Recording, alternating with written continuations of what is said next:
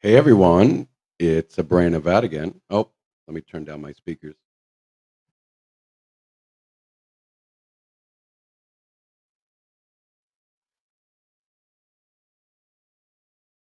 How's everyone doing today?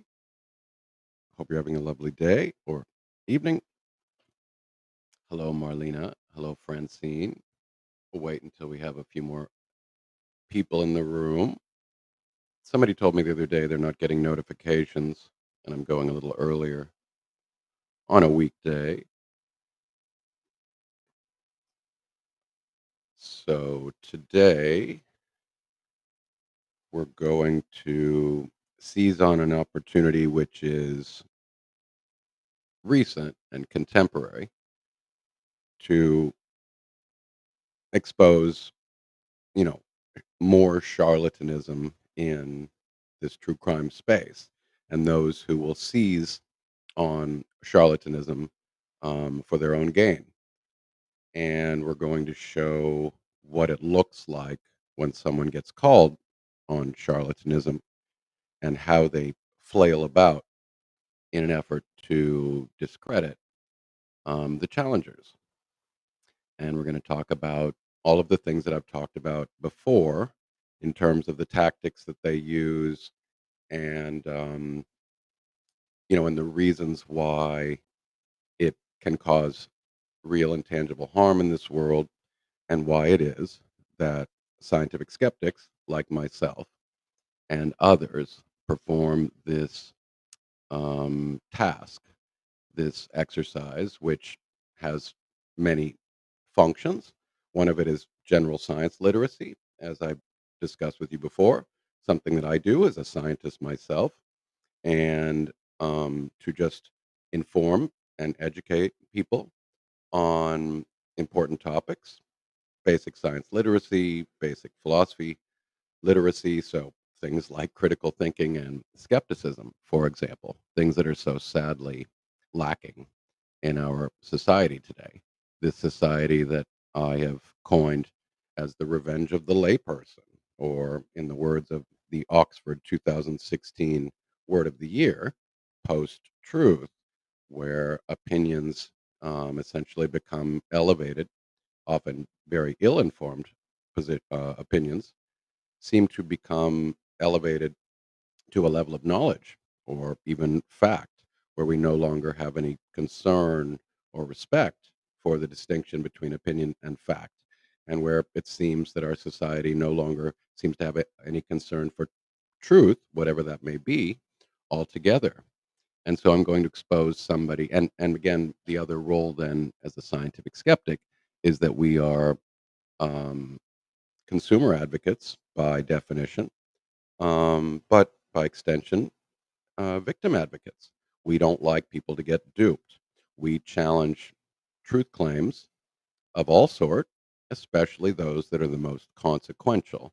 If you claim to be able to know something, or if you claim to have some skill that's value added, or if you claim to know a cure for cancer that's being covered up, or you claim that the nature of the world is that it is all a big conspiracy, um, controlled by puppeteers who pull all the strings and sit around in some lounge somewhere in Gestad or something and roll their little handlebar mustaches and furiously pat black cats and plot to control us all. I mean, if you believe these things, these are truth claims. And in philosophy or science or any serious endeavor, we should demand that people be able to back up their truth claims with evidence and reason. And if you don't have empirical evidence on hand, that you at least make good faith arguments in favor of your truth claims. And so, as we've discussed, the reason why I came here, of course, was to bring critical thinking education, as well as um, skepticism about this true crime space, how it's become a viral phenomenon, how there's a lot of money to be made, and how there are a lot of grifter frauds, charlatans, snake oil salesmen. and all sorts of people filling into this space, this vacuum, in order to make a name for themselves, grow a channel, um, and make some money and gain some social media clout. And we've talked about all of the various common tactics that we, as scientific skeptics, analyze and evaluate in order to help you guys be able to identify people that are not playing by fair rules. So let me kind of go back. Who have I missed? Hello, Agnes. Hello, Tech Death. Hello, Margie. Hello, Kaz. So again, we as scientific skeptics, we believe that we fulfill and carry out an important societal task, which is helping people be able to differentiate between good truth claims and less than good truth claims, and to um, help you guys become just generally more critical and better evaluator of truth claims so you can decide what you want to enable, what you want to support as causes or individuals, how you want to use your consumer power, your money, to enable and promote certain ethics and certain phenomena in our culture, in our society, in order to better the world. Um, you, as a voter and as a consumer, have tons of power. How you decide to spend your money and who you decide to promote makes a difference in how our societies evolve. And if we promote and fund bad actors and bad acting, then we will get a particular type of society.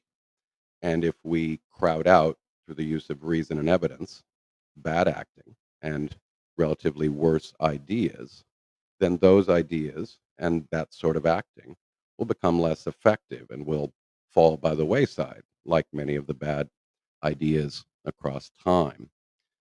So again, my our role and what I've been trying to do here in this true crime space, and for the last year, but in the larger space of society, I've been trying to teach science literacy and philosophy education for a decade, along with my co-admin doctor. And, I'm part of a group of other like-minded individuals. We call ourselves scientific skeptics or simply scientists.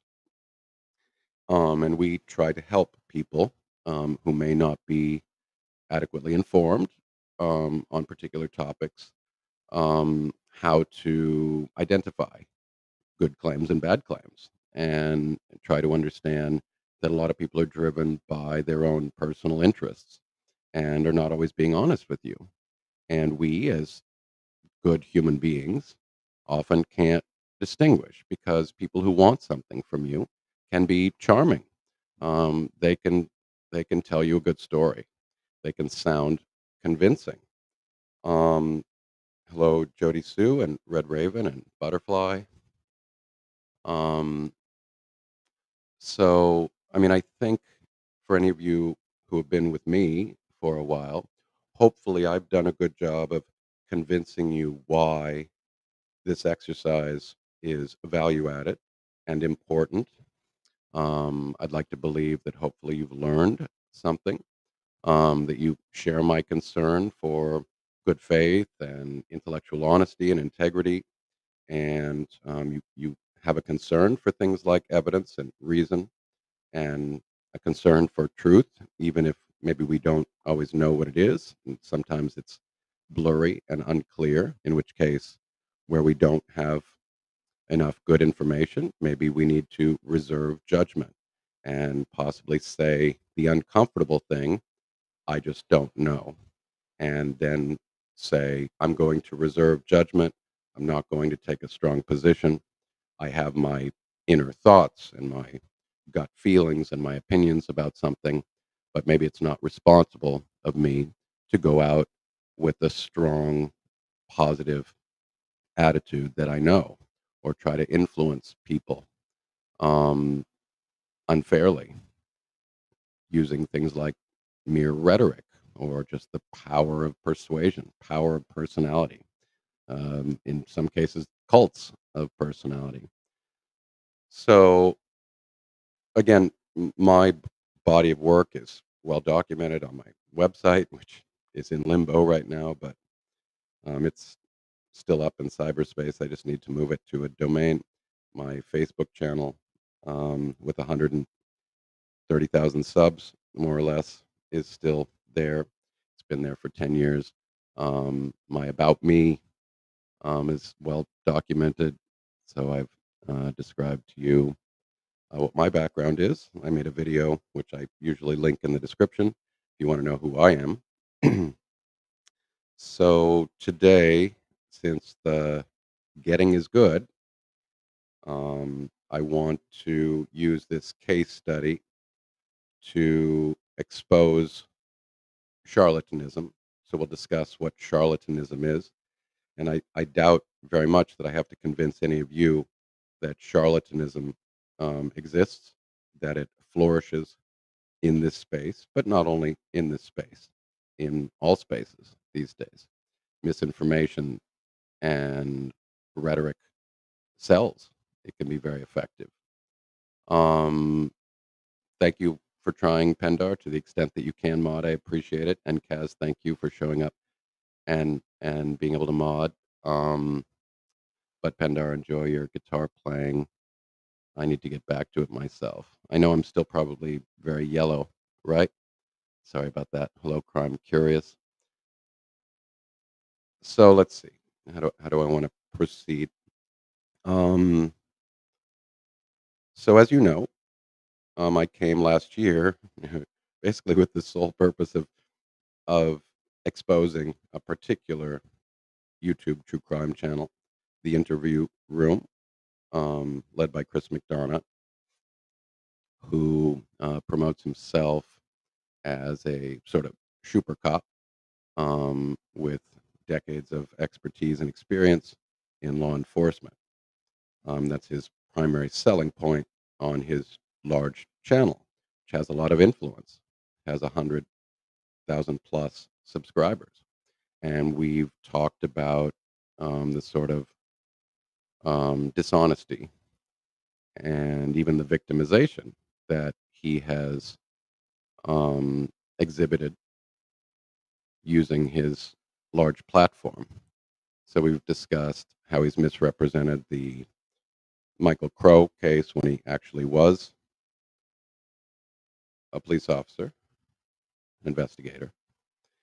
And I've made a series of videos exposing that, what I would consider fraud, certainly misinformation, certainly a misrepresentation, false account of what happened in that case and how serious that case was.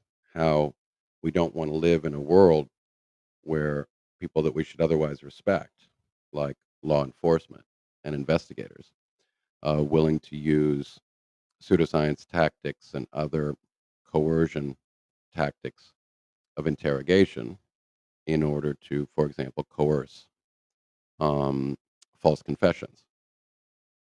So we've demonstrated, I would like to believe, fairly compellingly how McDonough, along with his, um, YouTube hitmen, for lack of a better expression, to cloud the truth about the final rulings and the outcome of the Stephanie Crow case, and the civil ruling, which was upheld by the Supreme Court, and how to this day him and Doug Hutton and Josh from the lab have done a lot of work to try to discredit reality, what I would consider and what I've called legal revisionism. So I have a video on that legal revisionism, and I've talked about it in a lot of my lives. And I understand that a lot of my videos are long, and not everybody has the time or bandwidth or interest to know all of the arguments that I've made over the last year here. And I respect that and appreciate that. Not everybody can, not only do they not have the time, but they might not have the interest to know everything. So we can't always know everything that's been said. The problem is when you then go on the record, um,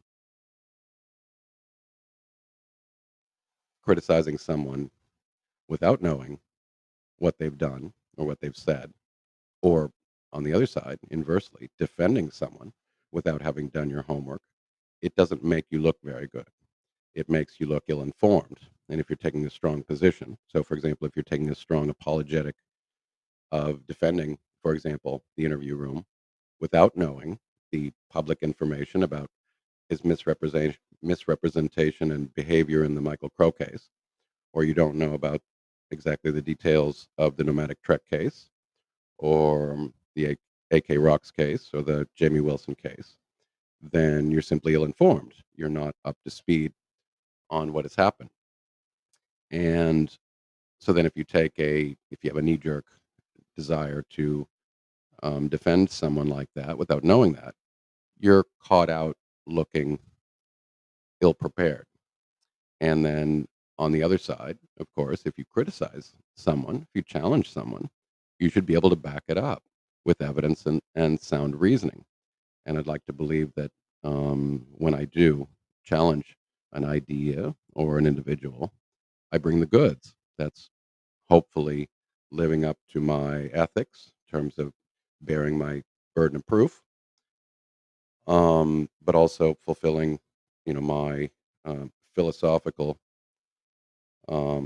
burden as a scientific skeptic. So, the first thing, as I've told you, the topic we're going to talk about today, which is this Dr. Mozelle Martin, who her and I, if you hadn't noticed, have had a little bit of a back and forth. And I think maybe one of the reasons it bothers me a bit more, as I told you, I don't go after low hanging fruit. Low hanging fruit is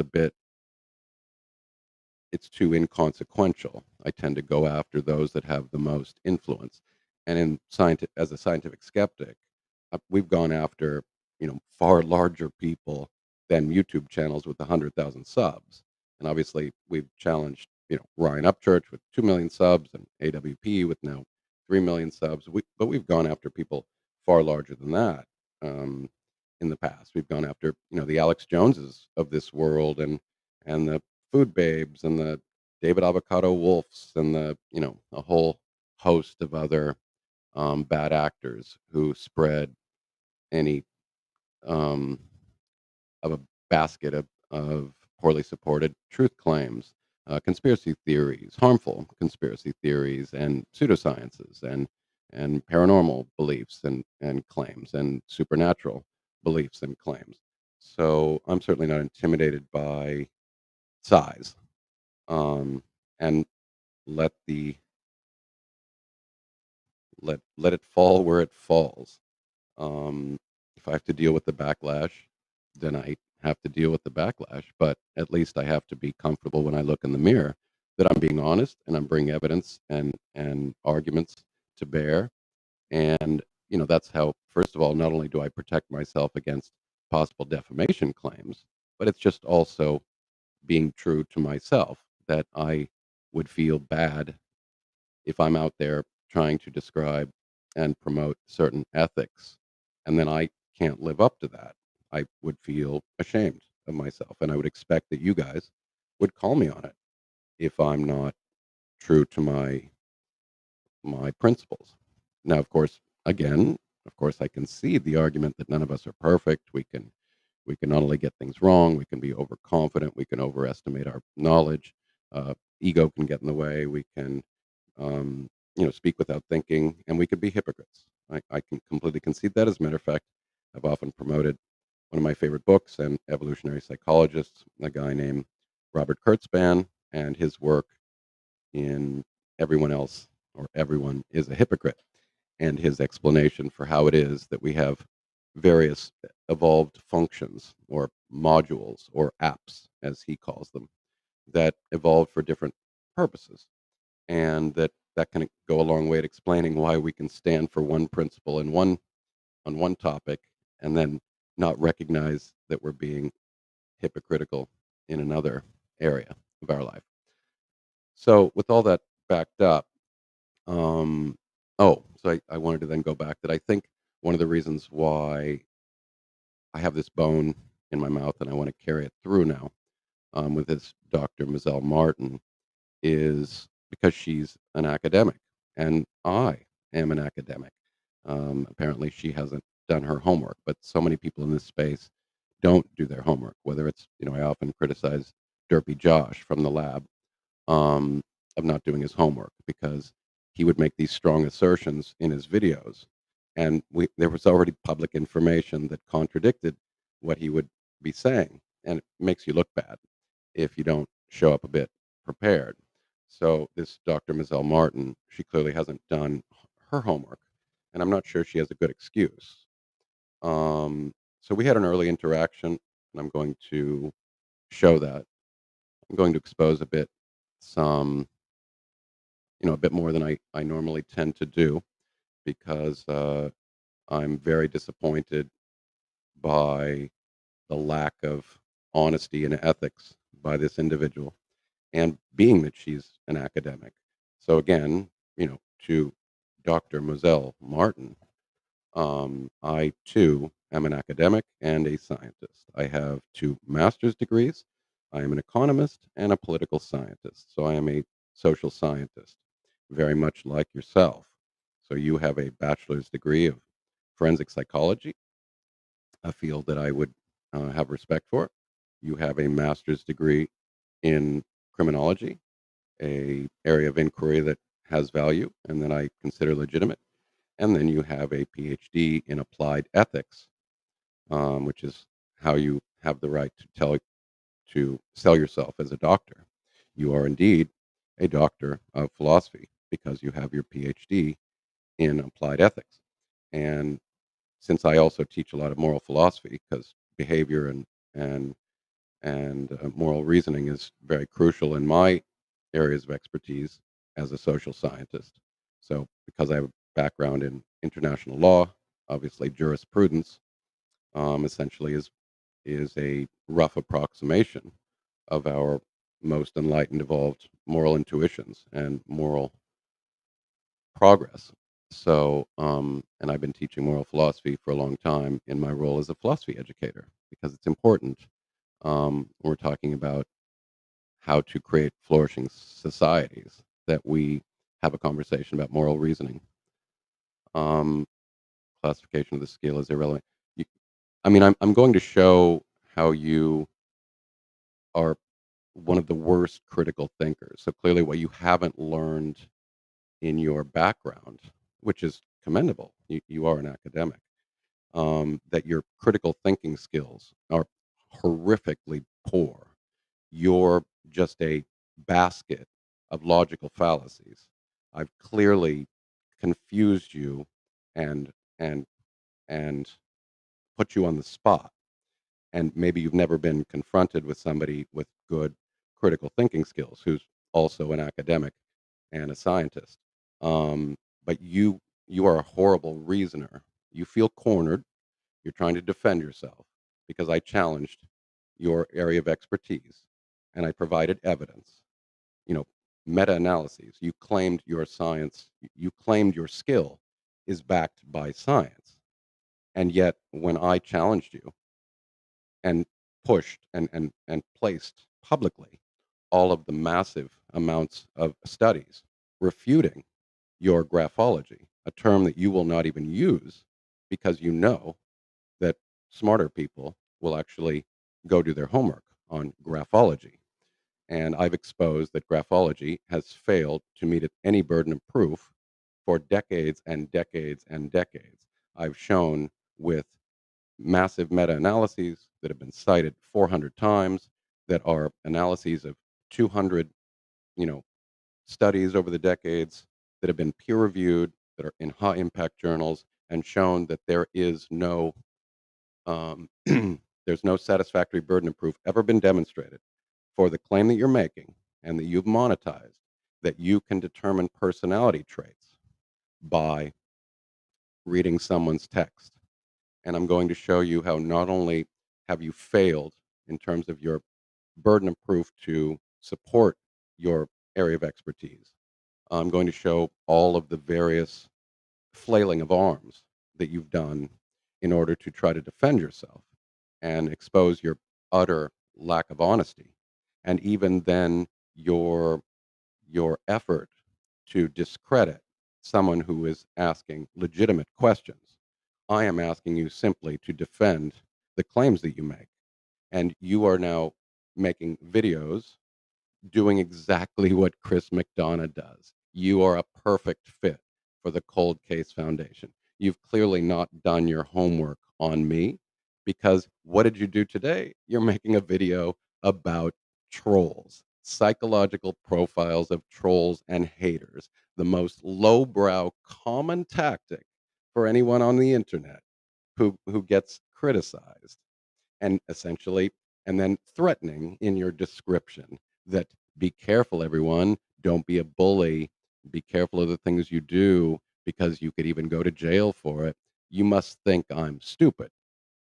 You must have, clearly you don't know who you're dealing with, and you haven't watched any of my content, because I even have a video which I'm going to show, where Chris McDonough and his hacks, non-academic, non-experts, attempted to make the exact argument that you just made in your last video, suggesting that people that criticize must be trolls, not being honest enough to differentiate between legitimate criticism and actual trolling.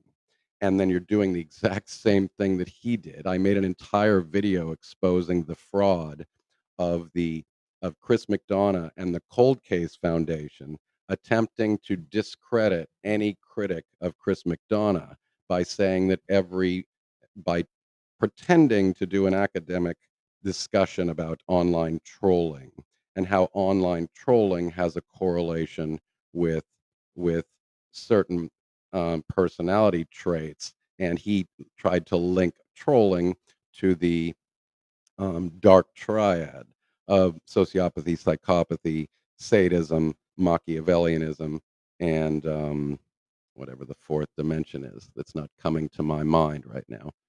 Can't do you can't do your homework. Well, then I don't. I mean, these messages are being retracted. I don't know if my mods are removing them.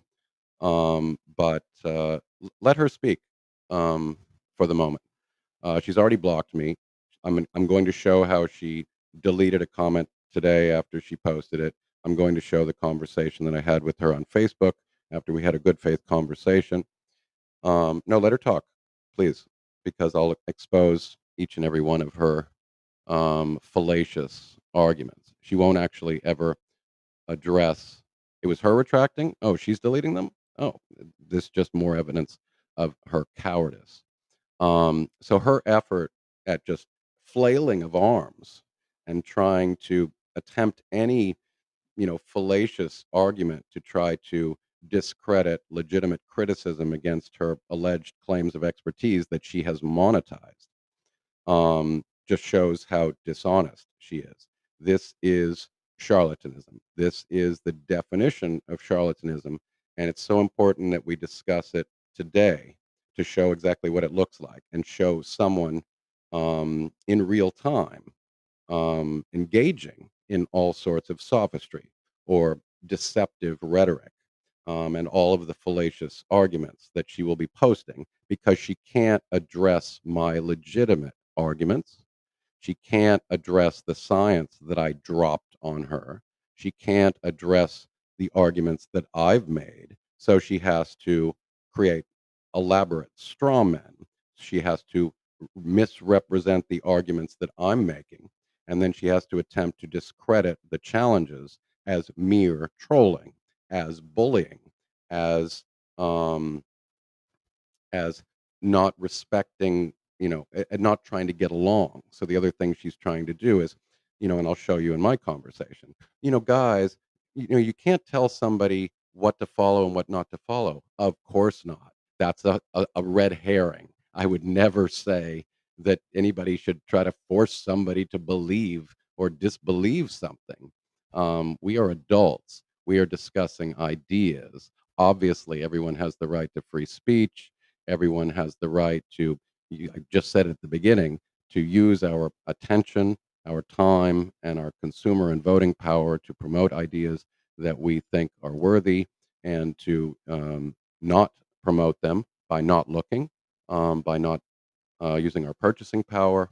So clearly, this is again these fallacious straw men where people say that this is a right to an opinion, free speech. Nobody is questioning your right to free speech, lady. Nobody is questioning your right to be a charlatan. Nobody is questioning your right to be wrong. Nobody is going to try to lobby the government to get you shut down or put in jail for spewing misinformation and being a charlatan. So again, these are all straw man arguments. I'm simply challenging you as a fellow academic and as a scientist myself that if you're going to be out there claiming that you have an expertise, that you can perform a certain value added task, then you need to demonstrate it. And when somebody demonstrates that it's been studied a million times, so you're attempting to say, make some distinction between parascience and pseudoscience. It's the same thing. It means it can't be. You are claiming that it can't be subjected to testing, the scientific method. Well, I demonstrated by providing two massive meta-analyses that have been cited in 400 studies, showing in every quality investigation into the claim that handwriting analysis can determine personality traits, has been demonstrated to be false. That hypothesis does not hold up under empirical scrutiny. So your claim that it can't be subjected to testing, which is what your effort was at making some meaningless distinction between pseudoscience and parascience, is dishonest. You are lying. You are saying that it can't be subjected to testing, except that it has been subjected to testing, and it's been subjected to a lot of testing, and it has failed under empirical scientific scrutiny. So then you made the effort of trying to claim that my science is not science, but it's science, by then discussing that you follow the scientific method. So on your video, you place the well-known circle of scientific method of hypothesis and investigation and testing and publishing. The topic that I've covered in my last video, I showed the hierarchy of evidence in science, discussing that meta-analyses were the highest level of scientific knowledge that we have. Well, scientific theory is the highest level of scientific knowledge, but the highest level of evidentiary standards is a high quality meta analyses. And you didn't address any of my claims of having refuting evidence. You play where you appealed to the law, and then you attempted to say that somehow the law affording people the right to do handwriting analysis is somehow proxy for proof or evidence that it can do what it accomplishes. And you're also being dishonest because you're not differentiating between trying to differentiate between a fraudulent forgery, which is one set of claims, and what you're doing, which is asserting that you can determine personality traits by reading handwriting. So you're not being honest about anything here. You're just engaging in sophistry, in dishonest, deceptive behavior, and you're not admitting it to your subscribers. And you're monetizing your skill. You're claiming to be an expert, and you're being dishonest if you're claiming that this is not evidence based or it's not a scientific discipline. So even in your description on that video, you say some people. I've gotten a lot of comments claiming that what I do is not science. I disagree. Well, which is it?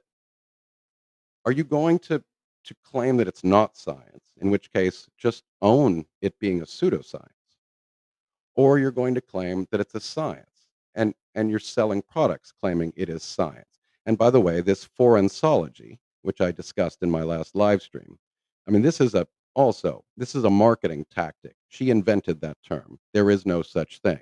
She's trying to bring in the term forensic because we all know that forensic science is a legitimate exercise and a legitimate domain with a various basket of different scientific expertises. and you're trying to bring in forensic in order to buttress or from a marketing perspective make what you do look more legitimate. You've invented forensology. I even made the tongue-in-cheek quip that it reminds me a lot of Scientology. It's got the ology part in there, it's got the ology suffix, it's got the science thing in there, makes it sound a bit more legit. I think that's why you have invented the term forensology, to make what you do appear more legitimate.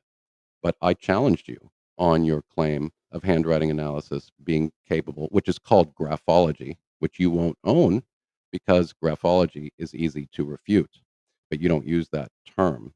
And I provided all the evidence. And what did you do? You blocked me. And then you now I want to know what's going on. Can anybody see the video? Because I'm going to show how dishonest she was. She came and made a comment on my community post, which I can't reply to because I'm blocked. And then she deleted that afterwards because I suggested, okay, I keep trying to post a comment, but I'm sure it will be removed again. I've not removed any of your comments. You removed your comments. And I can't reply to your comments because, as you said, you blocked me. That's why, and I'll show you the screenshot with your comment on my community post, which doesn't have the reply button next to it. So, which is it? I did not delete anything. I've not deleted anything you have ever posted. You claim that you blocked me. I cannot. You shadow ban me on your videos, and I'll not I mean, are you a pathological liar? I'm asking you straight up because now I have you and all the other handwriting analysts on here, such as Bart Baggett as well. Why are you going to drop names? I've already discussed the behavior panel. I've discussed um, um, how how body language is certainly likely a thing, but that we just don't have the strong science to support the interpretations of body language before. So you clearly haven't done your homework. You want my comments on there. Well, then why did you delete it? You deleted it, Mozelle, and you blocked me. So I mean, are you a pathological liar at this point? I mean, come clean. Did you delete your video? Because my co-admin went to see your video, and she can't see your apologetic video that you made yesterday addressing my criticism. She can't see it either. How could you have blocked her? Did you pre-block her? Because she can't see it. Can any of you guys see the video? Because she claimed that she hasn't deleted that video. She claims that she's just blocked me. So, to the room, go over to her channel and see if she has a video up. I think it was produced yesterday or the day before, claiming that handwriting analysis is it pseudoscience or parascience. By the way, that is a difference without a distinction. Can somebody please go onto her channel and tell me if you can see that video? Because she's claiming I'm the only one that can't see it. And yet my co-admin, who's a doctor, by the way, Mozelle, raised by physicists. And in case you didn't hear, I have 2 master's degrees and I am a scientist, a social scientist as well, in 2 domains. And I have been an academic. Why is it? See, again, stop making shit up. I do not only target people who work with the Cold Case Foundation. Stop making shit up. I have a whole body of videos. I have a decade of content on my Facebook forum. I go after people who engage in unethical behavior and who make claims that don't hold up under rational scrutiny. I've gone after Doug. I've gone after Josh from the lab, who then you claim the other day that you don't know who Josh is. You claim that you don't know who CVSA is. That means you haven't even vetted your colleagues. You didn't vet Chris McDonough. I tried to warn you. I've gone after the Tiffany Maries and the ABs, and I've gone after the psychics, and I've gone after a whole host of other paranormal people in the true crime space who claim to have skills basically like you. They can't support them, but they pretend that they have value, like Ouija boards and dowsing rods and tarot card reading and psychic powers. That's essentially why you are equivalent. You're in that space. And the fact that you will never address the question, show me the evidence. Why don't you refute the meta analyses that I dumped on my community post before you blocked me? Why don't you go look at those and don't claim that your your area of inquiry can't be subjected to testing. It has been tested and it has failed. Address that, acknowledge that. Say scientific skeptic is true. He produced a whole body of evidence, massive meta analyses from high impact journals showing that graphology has been extensively studied. You said that you don't even seem to know your own field. Graphology has been extensively studied and it has failed. And if you know anything about the scientific method, you know that if and you claim that you are what you're doing is according to the scientific method. No, you're not. The scientific method demands that you support your hypotheses with evidence. And your hypothesis has failed. Thus, the null hypothesis stands. We discount the claim that graphologists and graphology can do what it asserts to do, which is determine personality traits from an anonymous reading. And the fact that you and I showed in my video the other day that you're being dishonest.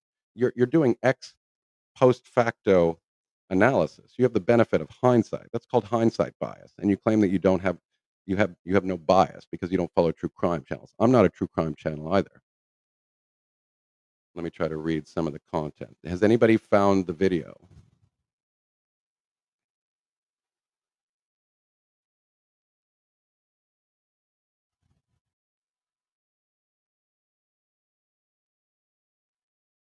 I don't know if did anybody come back and say they can see the video since she claims that I'm the only one that's blocked, despite the fact that my co-admin says she can't see it either.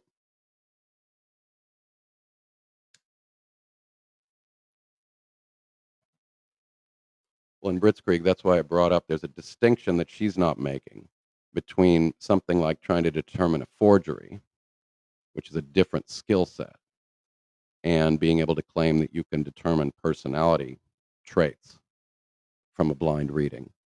She's not doing blind reading. She made a video the other day showing the guy that's been indicted for the double murder with a picture of the guy claiming that she knows nothing about the case, and then goes on to show how he's got anti-personality traits, that the spacing between the letters shows that, he has no respect for personal privacy, and this is a guy that could have gone under the radar for a long time, like the BTK murder, except that you know that by default. So you're being dishonest. You know that this has been a cold case for 6 years. So you're not being honest. You know that the guy's been indicted for murder, and you know that the case hadn't been solved for 6 years, which is essentially what you read on your video into this guy's personality. How convenient. An ex post facto analysis. Now, as I said in my community post, I want to see you do that with controlled documents and even from an AI document and show that you can do that. And all of the studies under controlled conditions show that you can.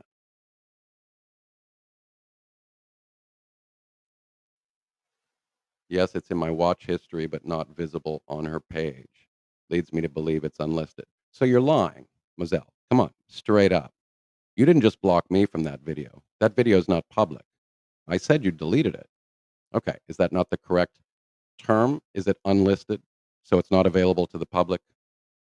Who can see that video? Am I the only one blocked? So stop lying. Be straight.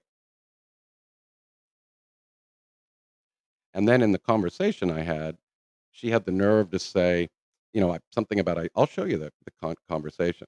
It began well and ended poorly. But she then said, like, I was afraid to allow her to read my handwriting. I'm a scientist, lady. I've looked at the data. There is no supporting data to suggest that you can read personality traits from text. Why would I consider you reading why would I be afraid of that? Is that a threat? Am I afraid to let you read my writing? Because what? You're going to read that I'm a psychopath or a troll or a hater in my text? Is that what the insinuation was? I'm not afraid of you reading my text. I think it's nonsensical. I think it's a pseudoscience rubbish. I think you're a charlatan. And I'm going to demonstrate in this video how it is that you are a charlatan. And you're not going to own it. You're flailing of arms and misrepresenting the argument and straw manning me, trying to discredit me, trying to threaten me by claiming I could go to jail. I played this game before. McDonough has threatened me to sue me He said it specifically in this room, as well as Trisha, because we challenged him on the truth. I have evidence on my side, lady. You can't try to intimidate me by threatening me with jail time. That's an allusion to I'm defaming you or I'm a bully. I'm not a bully. This is not bullying. I'm challenging you on a claim to expertise with somebody who has a doctor in front of their name, who's associating with the Cold Case Foundation, with another guy who's pushing CVSA, which is a false pseudoscience. And then you said you don't know what CVSA is. Then you said you don't know who Josh from the lab is. And right on your comment section, people were bringing up Josh from the lab, and then you said you had to do a search to find out who he was. So you knew who he was. I referred to Josh from the lab, who's still going on live streams with Chris McDonough. I mean, I've just caught you in a series of, I can't call it anything really besides just straight up lies.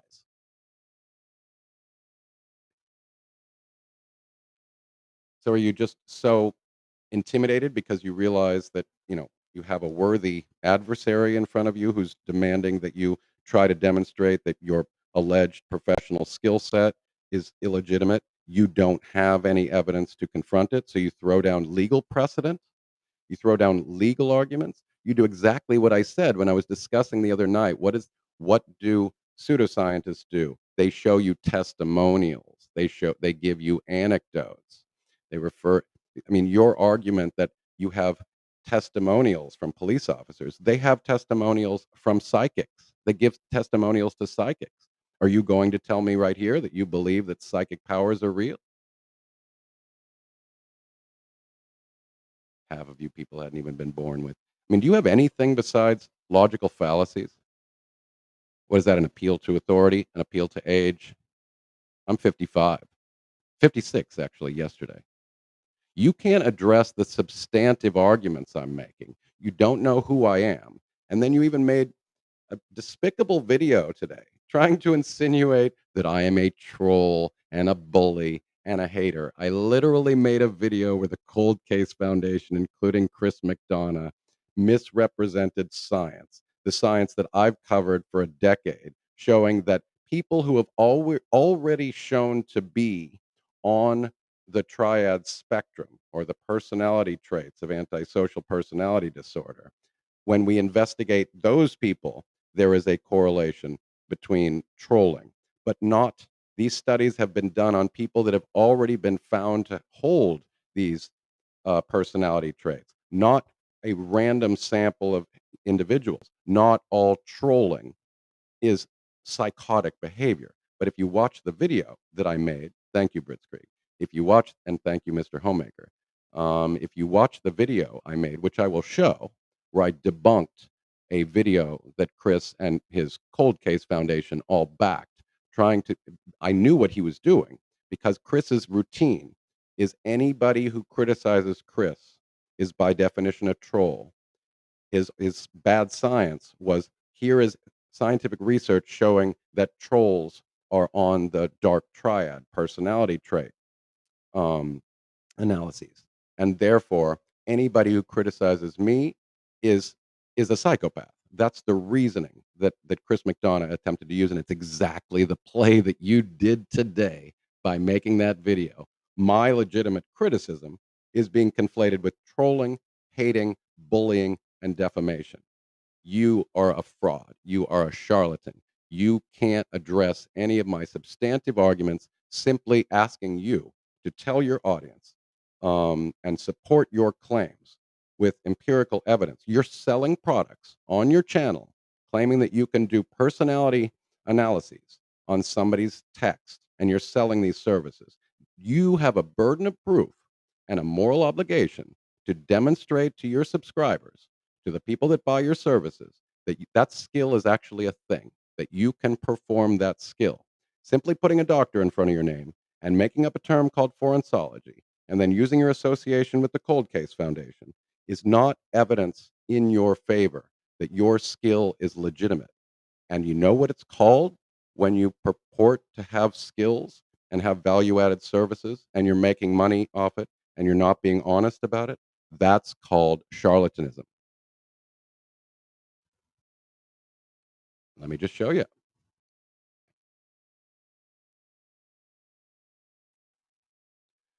Charlatanism. A charlatan is a person practicing quackery or a similar confidence trick in order to obtain money, power, fame, or other advantages through pretense or deception. Your behavior and your inability to defend your pseudoscience is, in essence, charlatanism. You are practicing it. You are a charlatan by definition. Your skill set is a fraud. Own it, be big about it, tell your audience. You can even refer to my community post and the hundreds of studies on graphology and show them that graphology has not met its burden of proof. And if you want to claim it's an art, your followers will believe you, just like Chris McDonough's followers will believe in his CVSA nonsense that I completely refuted and rejected, that was used to coerce 3 boys into false confessions, and their civil liberties were violated, upheld by the Supreme Court, and they had, and his police department, the police department that he was lent out to, had to pay damages to the tune of over 7 million. And when you contacted me, when I first tried to warn you, you were very receptive, and I'm going to show you that. I'm going to show you the conversation you had and how you admitted that actually, um, what I had shown you, what I exposed to you, was a bit disturbing, and that you were awake and you were aware.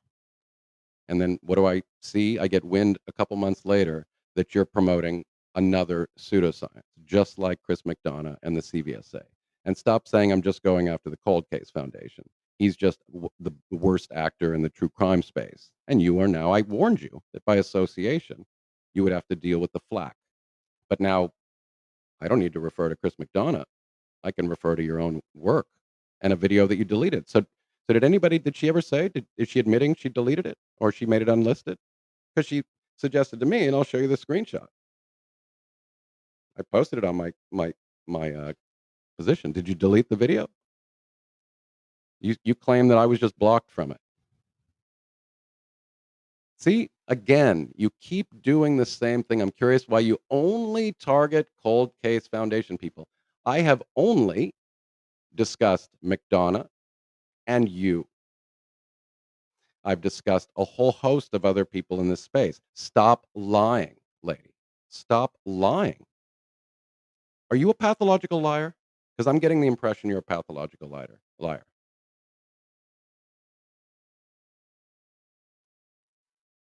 That's all I've been able to see. Well, then you're ill-informed. I already explained to you earlier that that's not the case, and I referred to other people. You guys in the room, give me a 1 if all that I do here is go after the Cold Case Foundation. First of all, even if I did, so what? Maybe the Cold Case Foundation deserves to get criticized. But no, I told you what CVSA is, and you didn't even do any homework. And you were having a conversation with your subscribers about who Josh from the lab is, and you said that you had to do a query to find out who Josh from the lab is. Josh from the lab is the right-hand man of Mr. Chris McDonough, your associate. It's not my job to vet people. Then don't straw man my arguments. Don't assert to know things that you don't know. You are a basket of fallacies. You clearly know nothing about critical thinking. I can expose 100 logical fallacies. You tried to conflate my valid criticism of you with bullying, um, with trolling, with haters, not addressing any of my substantive arguments. I tagged you and showed you a massive body of scientific evidence refuting graphology. And you didn't address that. You took your video down because you realized you were embarrassed. Because do you know how bad it makes you look to make a video where you claim to be doing science up here, and then you make a video trying to defend the credibility of your work by trying to say, well, it's not pseudoscience, everyone. It's parascience. Same thing. Same thing. Then you're trying to suggest your audience it can't be subjected to testing, but then in the same mouth, you say that you follow the scientific method. No, you don't. If you followed the scientific method, then you would be able to meet your burden of proof. I mean, do you understand that that's what the scientific method does? You make a hypothesis and then you test it, and then it has to um, meet a level of burden of proof which is beyond. Um, now I'm losing my train of thought. You have to meet a burden of proof and demonstrate that your hypothesis is statistically relevant. And all of the studies done. So don't claim it can't be tested. Your claim is falsifiable and it has been falsified. It's been repeated, it's been falsified. Two of the major criterias for the satisfaction of a scientific claim. And when it fails under scientific scrutiny, it becomes a pseudoscience. It's either been proven to not work or it has been proven or it has not yet been proven to work. So just admit it. I tagged you on my community post with 4 studies and even the underlying meta-analyses and another study that's been cited in over 400 studies. 2 meta-analyses, 2 major meta-analyses. I also showed you the Rational Wiki. All you need to do is type up Graphology, and any legitimate source will show you that it says pseudoscience. But you attempted to say, "Guys, it's not a pseudoscience, it's a parascience." Same thing.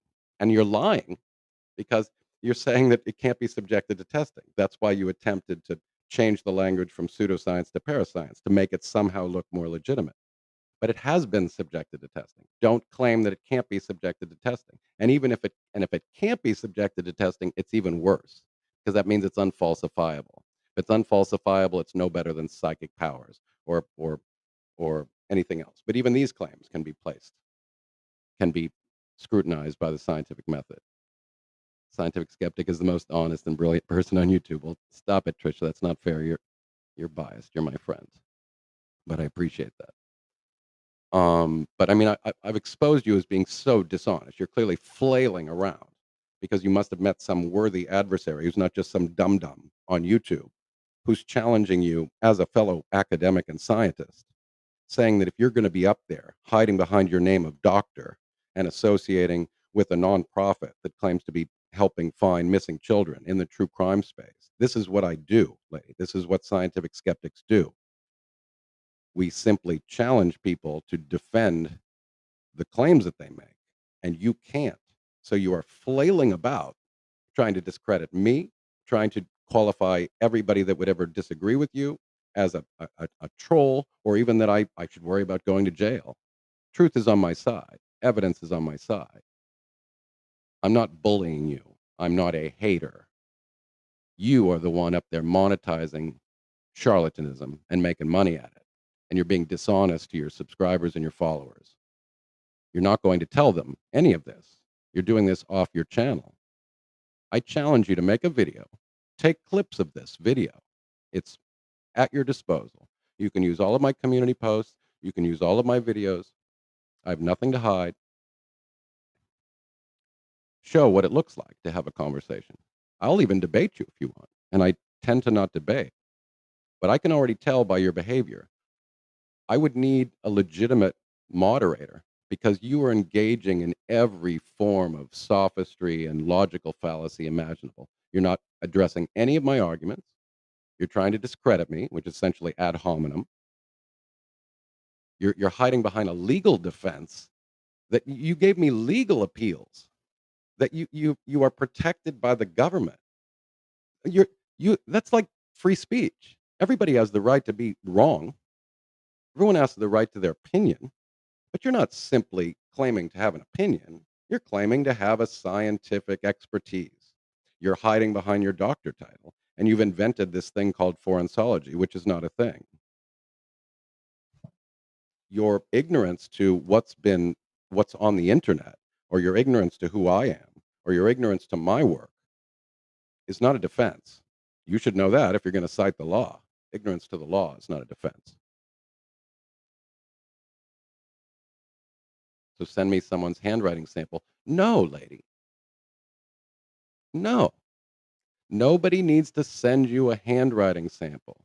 If you believe that you can read personality traits, Go publish a peer-reviewed study following the scientific method with a large sample using control groups, using using non-graphologists and graphologists, using blinding all through the test, from blinding the graphologists and the non-graphologists, blinding the documents that they're going to be trying to decipher, and then try to define what we mean by personality types, what would be a successful test, submit it for peer review in a high impact journal, overturn the overwhelming consensus that there is no positive supporting evidence in the science supporting the concept, because right here again, you're trying to assert that you can do this thing, that it's a real thing. So you're claiming that it's legitimate. You're claiming that it's science. And yet then you made a video the other day claiming that it's pseudoscience or parascience. That's a complete abdication of your burden of proof. You have scientific degrees, Dr. Martin.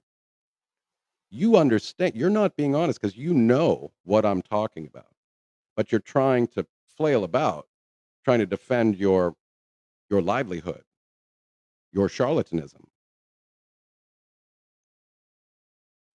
Reading somebody's text right now is no proof of anything. That's no different than an astrologer or a psychic. And then the psychic, the person that believes in this sort of stuff will say, "Oh, yes, you've read deep meaning into my personality and you can read the future." Submit it to the scientific method, submit a research study, and have it overturn the overwhelming consensus that there is no positive evidence supporting the claim that people can read personality traits from anonymous text with control groups, have it peer reviewed, and then build up a massive body of scientific studies that are repeatable and support that same claim. And if you can do that, you will overturn the current consensus, which is that graphology is pseudoscience rubbish. And then you can go about making money off this charlatan claim, and you can show the scientific evidence supporting that you can do what you purport to be able to do. If you're not willing to do that, you're a charlatan. You're a fraud. And that's not defamation. I have the evidence to support it, and I've already provided it. So stop with all the other nonsense that this is bullying, or that we should all get along, or that I'm saying that somebody, doesn't have the right to say what they want on the internet. These are all straw men. These are all red herring fallacies. None of these things are relevant. Even if I did just go after the Cold Case Foundation, which I don't, so what? Don't you think it would be reasonable if they're promoting bad ideas? You even told me that you thanked me for what I did. You thought it was a good thing, and I'm going to show that a little bit later. But I'm going to take a little bit of a break.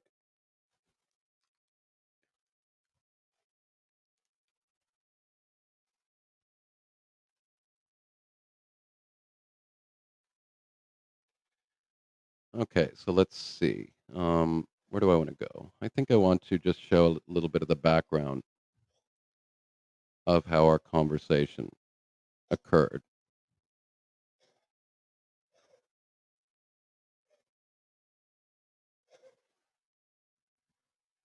She has since blocked me on Facebook, but I made, and I'll acknowledge, the first time somebody had brought to my attention that she had interviewed Chris McDonough, and of course, you guys know I've documented Chris McDonough's behavior ad nauseum with all of my videos in the AK Rocks case, and the Jamie Wilson case, and the Michael Crow case, and the Pneumatic Trek case, as well as the video that I call Bad Science, the troll fraud, which is exactly the video that she made today, trying to essentially distract from the substantive arguments I made, discrediting her alleged field of expertise. She made a video talking about trolls, haters, and then in the description talked about how you can go to jail and we should all get along.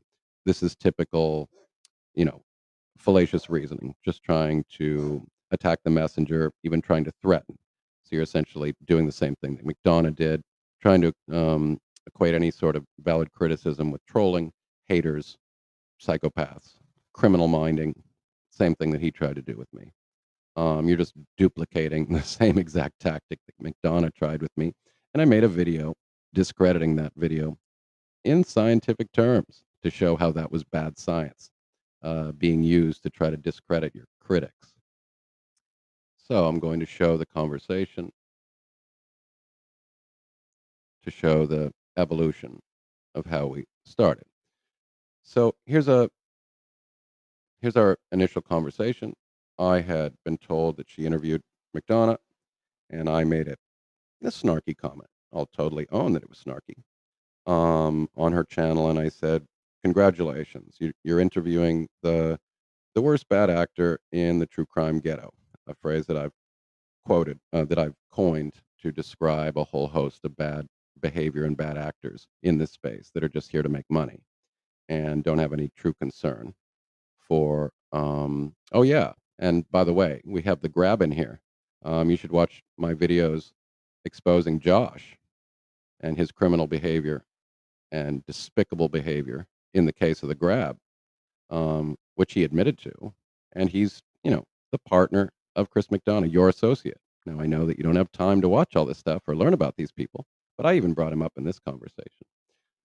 So I made an initial post where I said, "Good job. You're giving platform to Chris McDonough," which is, yeah, go have dinner. Um, send a bunch of your listeners handwriters. I already told you that's not going to support your claim. That's like you being an astrologer or a psychic saying, "Send me some of your personal belongings and I'll analyze them," or I'll give you an astrological reading. Submit your evidence to um, scientific scrutiny, get it peer reviewed, and then collect a body of studies that are all repeatable and falsifiable. And in the meantime, address the massive amounts of studies that I've already presented to you and to others that completely refute the hypothesis that people can read personality traits from anonymous text in a controlled setting, proper science and stuff, you know? Okay. So I'm going to show how our conversation evolved and how she was acting in good faith, seemingly, at the very beginning till she banned me. So this used to be her name, but now it's, oh, sorry. Let me share my screen. I'm just going to, since this person attempted to then discredit me as nothing more but a troll and a bully and a hater, and even threaten in her description that, this sort of behavior could put somebody in jail. I feel like I have the right to respond to that sort of rubbish and sophistry and dishonesty. Okay, so let's go over the text. So she chased me down after I made a comment on her YouTube channel where she interviewed Chris McDonough, where I said, "Congratulations, you're giving platform to a bad actor in the true crime ghetto." So she responded and she said, "Hi, you emailed me on YouTube about my interview of Chris McDonough." I didn't email her, I just made a comment on her YouTube video. That's fine, just a tiny detail. I don't know anything about that for a couple of reasons. One, I just met him last month. Two, I don't follow any true crime of any kind. So the only thing I do with everyone I meet is the same. I go by how they treat me. There is so much fakiness, toxicity, and hatred, along with cuts and pastes and rearrangements of other videos to make them appear different than they maybe were. So you see, that's why the only truth I can trust is my own. I appreciate you bringing it to my attention, though. I have bookmarked it for later. This begins quite well. I agree with her that people take things out of context and misrepresent things, as I've just pointed out by her recent videos. But she's right to not trust me or know anything about me. But she chased me down on my Facebook channel, Science, Critical Thinking, and Skepticism, and acted in good faith. And we had a lovely conversation. So she goes on to say, however, in the conversation that day before our segment, Chris told me about the nomadic trek thing, but I had no clue what he was talking about. He did say a bunch of people went after me because I accidentally said confirmed. It was a one word mistake. Until your segment, I didn't know that it was Brian Laundrie. That's all I know. Okay. Anybody who knows the Nomadic Trek case, and if Trisha, you're still in the room, you can see again how dishonest Chris is. He accidentally said confirmed. Come on. He made a series of videos uh, insinuating and then ultimately accusing Nomadic Trek, an anonymous Twitter guy who turned out to be an ex law enforcement officer, of being Brian Laundrie. If you think that this is an honest account of what Chris did, that he accidentally said confirmed and it was a one-word mistake, I have a bridge to tell you, to sell you. Now, of course, okay, let's give this person the benefit of the doubt. She has yet to vet her colleagues. Fair enough. Okay. But she had him up on platform. I mean, don't you think we have some, if you want to have a legitimate channel, that you would do some sort of minimal vetting? Now, okay, I'm not going to castigate somebody who doesn't do great vetting, but you really should because it's your reputation on the line. Yeah, the emotional arsonist video, and then my video exposing the bad science, the troll fraud is the name of the video. Fraudulent says I vetted my mailman. So, okay, so Chris lied to her about the Nomadic Trek case and tried to minimize it. She doesn't know anything about the case. She, that's fine. Okay, she doesn't know anything about the Michael Crow case. She doesn't know anything about the Jamie Wilson case. She doesn't know anything about the AK Rocks case. Fine. Obviously, I can't expect her to have known my videos or the criticisms of Chris without doing some homework. She assumed, like many of us have, that McDonough you know, is who he claims to be, and he's got a big channel. So why wouldn't you want to have him up on your um, on your YouTube channel if you want to grow your channel? She's got 12,000 subs in a pretty quick amount of time. You know, I'm pretty sure it's because she's got that doctor name and she's associating with the Cold Case Foundation, and she had Chris McDonough, a big YouTuber, up there. I'm sure that's why her channel has grown so quickly. So here's my response. You can see I acted in very good faith. I understand, and thanks for contacting me. I'm also not a true crime channel. I'm a scientist and science and philosophy educator, and my co admin is a doctor. I noticed the dangerous and reckless behavior of McDonough last year and decided to expose him and his associates that make a living by pushing conspiracy theories and victimizing innocent people on the internet for drama and money. He's lying to you. People can be very charming when they want something from you, and as long as people kiss up to him, he can fake the good guy ex cop persona. But you, of course, need to figure that out for yourself. I have an entire series of videos on him and those who work for him, and by that I mean Doug and Josh, but and even Tiffany Marie and AB have also, um, gone to the mat for him, as well as plenty of other people. But you will need to do your own homework, some acting in good faith, recognizing that you can't know everything. The easiest is to look up the details of the Michael Crow case and the settlement. He lies about the legal ruling to this day, and as for Nomadic Trek, he's also lying. He had his channel removed by YouTube for harassing an anonymous person on Twitter who is, ironically, a retired ex cop. He was doxxed, and he and his family received several thousand death threats. I interviewed him, and he revealed that he indeed found out his real name, his old law enforcement department, and McDonough's cult sent him scary packages to his home, called his home phone, and he was worried about the safety of his family. And that is just a few examples of what this horrific man has done. You might also want to watch this. A well respected channel also made the mistake of interviewing him, and she ended up having to apologize and remove him from her website, where he had been a confirmed and credible law enforcement source. And this is Web Sleuth's apology video, where she refers to me, and um, Websleuth was in my chat earlier. We've gone on to be friends, and many of you may have seen me up on her channel. And she has thanked me for having exposed that. And I have lauded her for her having the courage to not only apologize and admit, um, to her audience what happened, but also to call him out in no uncertain terms and to feel bad about it and to have the the courtesy and the compassion to reach out to Jamie Wilson and to apologize to him. She was clearly affected by this. Her response is telling of what it looks like when somebody makes an honest mistake and then owns it. And I have nothing but respect for, we all make mistakes. As people like to use this argument. Well, here's a legitimate case where somebody made a mistake and owned it. Yes, we can all make mistakes. We don't all murder people. We don't, some mistakes, not all mistakes are the same scale of mistake.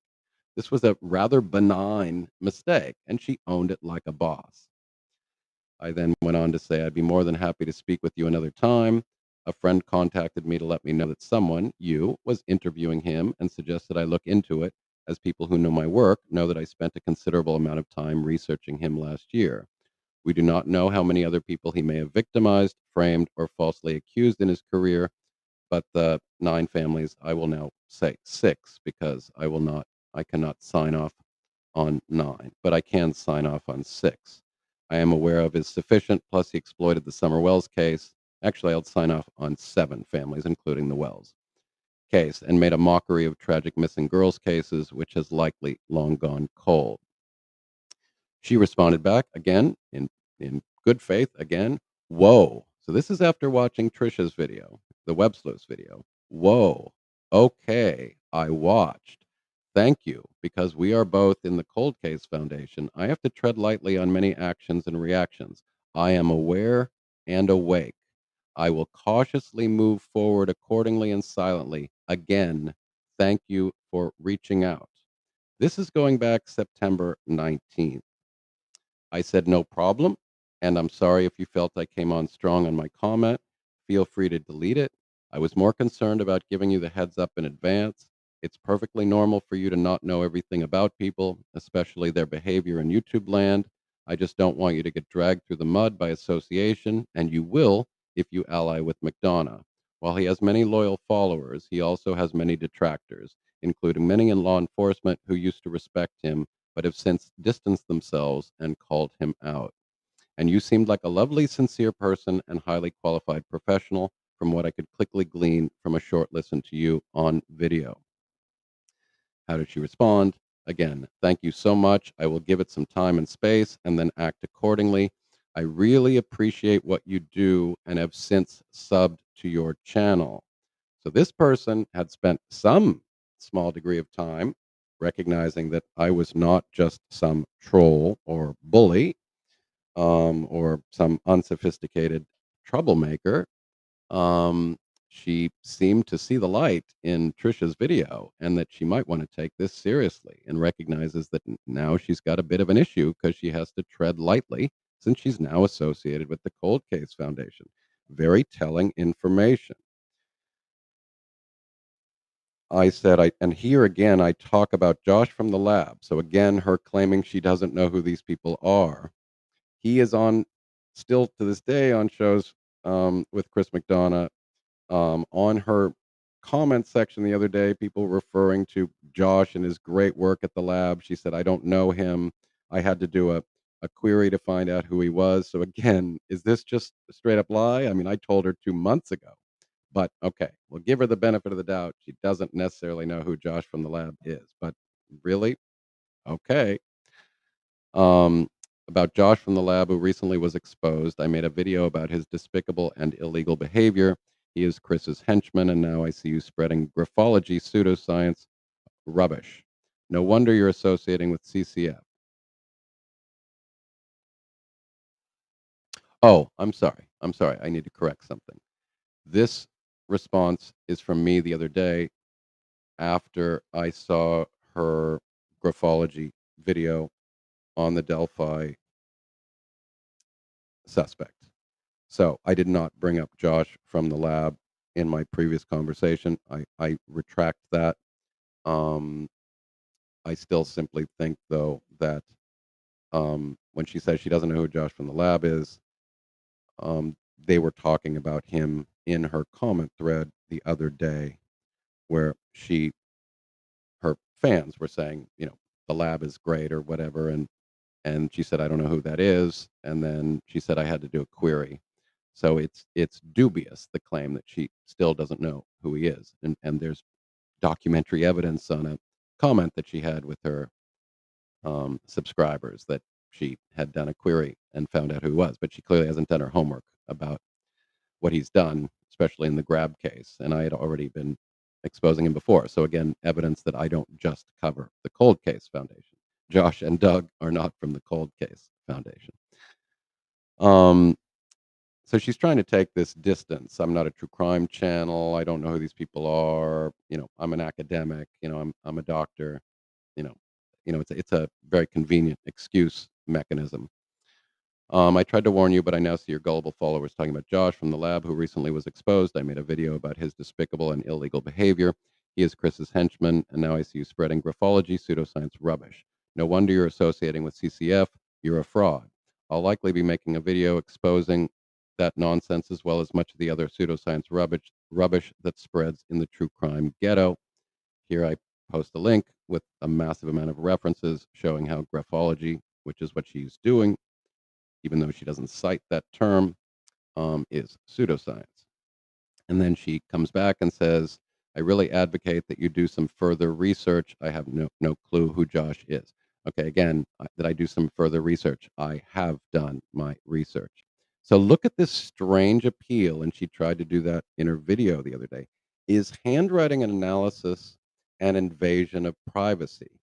Why does she make an appeal to the law when I am calling it pseudoscience? I'm not claiming what she's doing is illegal. I'm not claiming what she's doing is a violation of civil liberties. I'm not talking about the law.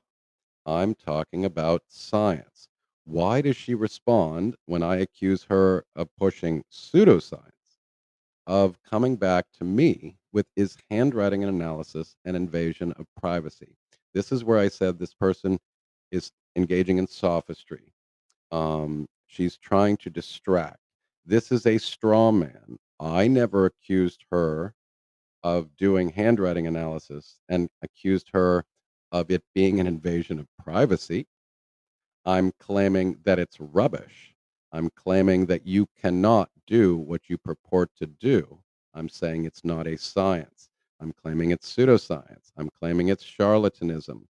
I'm claiming that you selling products and services on your website, charging people money, claiming that you can read their personality and do a personality profile on them from handwriting has not been borne out by the scientific evidence, and so much so that it's been refuted by a massive amount of scientific refutation, of scientific research and meta-analyses that I provided to her. Two massive meta-analyses that collated hundreds and hundreds of studies on graphology under controlled conditions and demonstrated that the hypothesis that somebody can read personality traits from text has been debunked. It has been refuted. It has not met a burden of proof. It is therefore pseudoscience.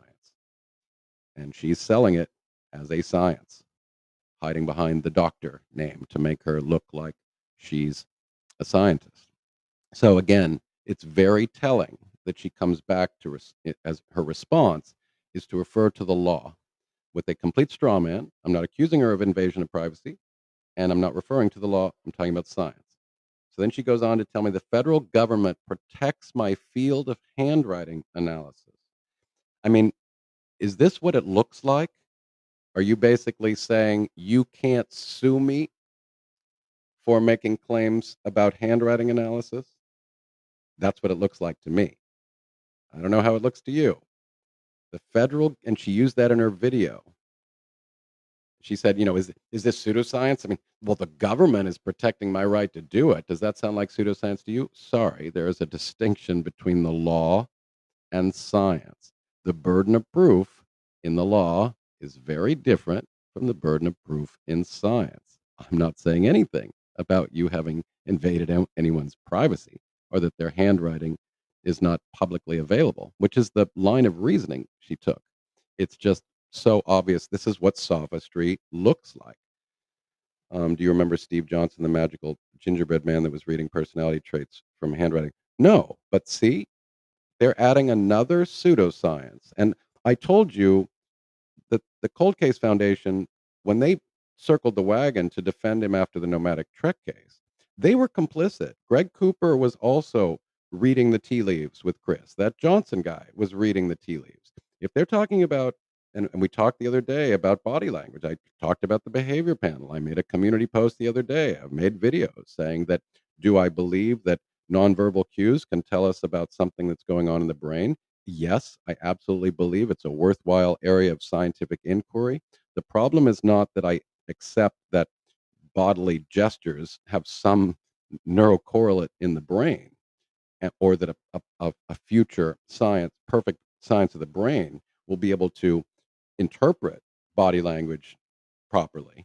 I'm saying that those who claim to be able to tell you what body language says today, you should take with a very big grain of salt. Body language is in its infancy. The vast majority of claims made in the name of body language are not science. They are pseudoscience. They are not supported by evidence. The overwhelming majority, even the behavior panel, will openly admit that. So they know that they need to be honest, but they're still overselling the power of body language expertise. So be careful, be critical, be skeptical. That's all I've ever said. I've never said that there is no value to studying body language. I'm not even saying there's no value to trying to study um, handwriting. I'm saying for the moment, there are no good reasons, or very few good reasons, to accept, and especially when people are not even experts. And again, as I said the other day in my video on pseudoscience, there's a reason these people don't call themselves body language scientists. There's a reason why she, on the Cold Case Foundation, is not called a scientist. She's called a consultant. So I talked about the other day, people call themselves experts and consultants when they're dealing with something that's not supported by scientific evidence. Otherwise, they will call themselves a scientist. That's a red flag. An expert, I'm not saying that there aren't expertise. You know me, I'm promoting intellectual expertise. There are a whole host of areas of expertise that are value added, but you know, these are professional skills, not necessarily backed by science.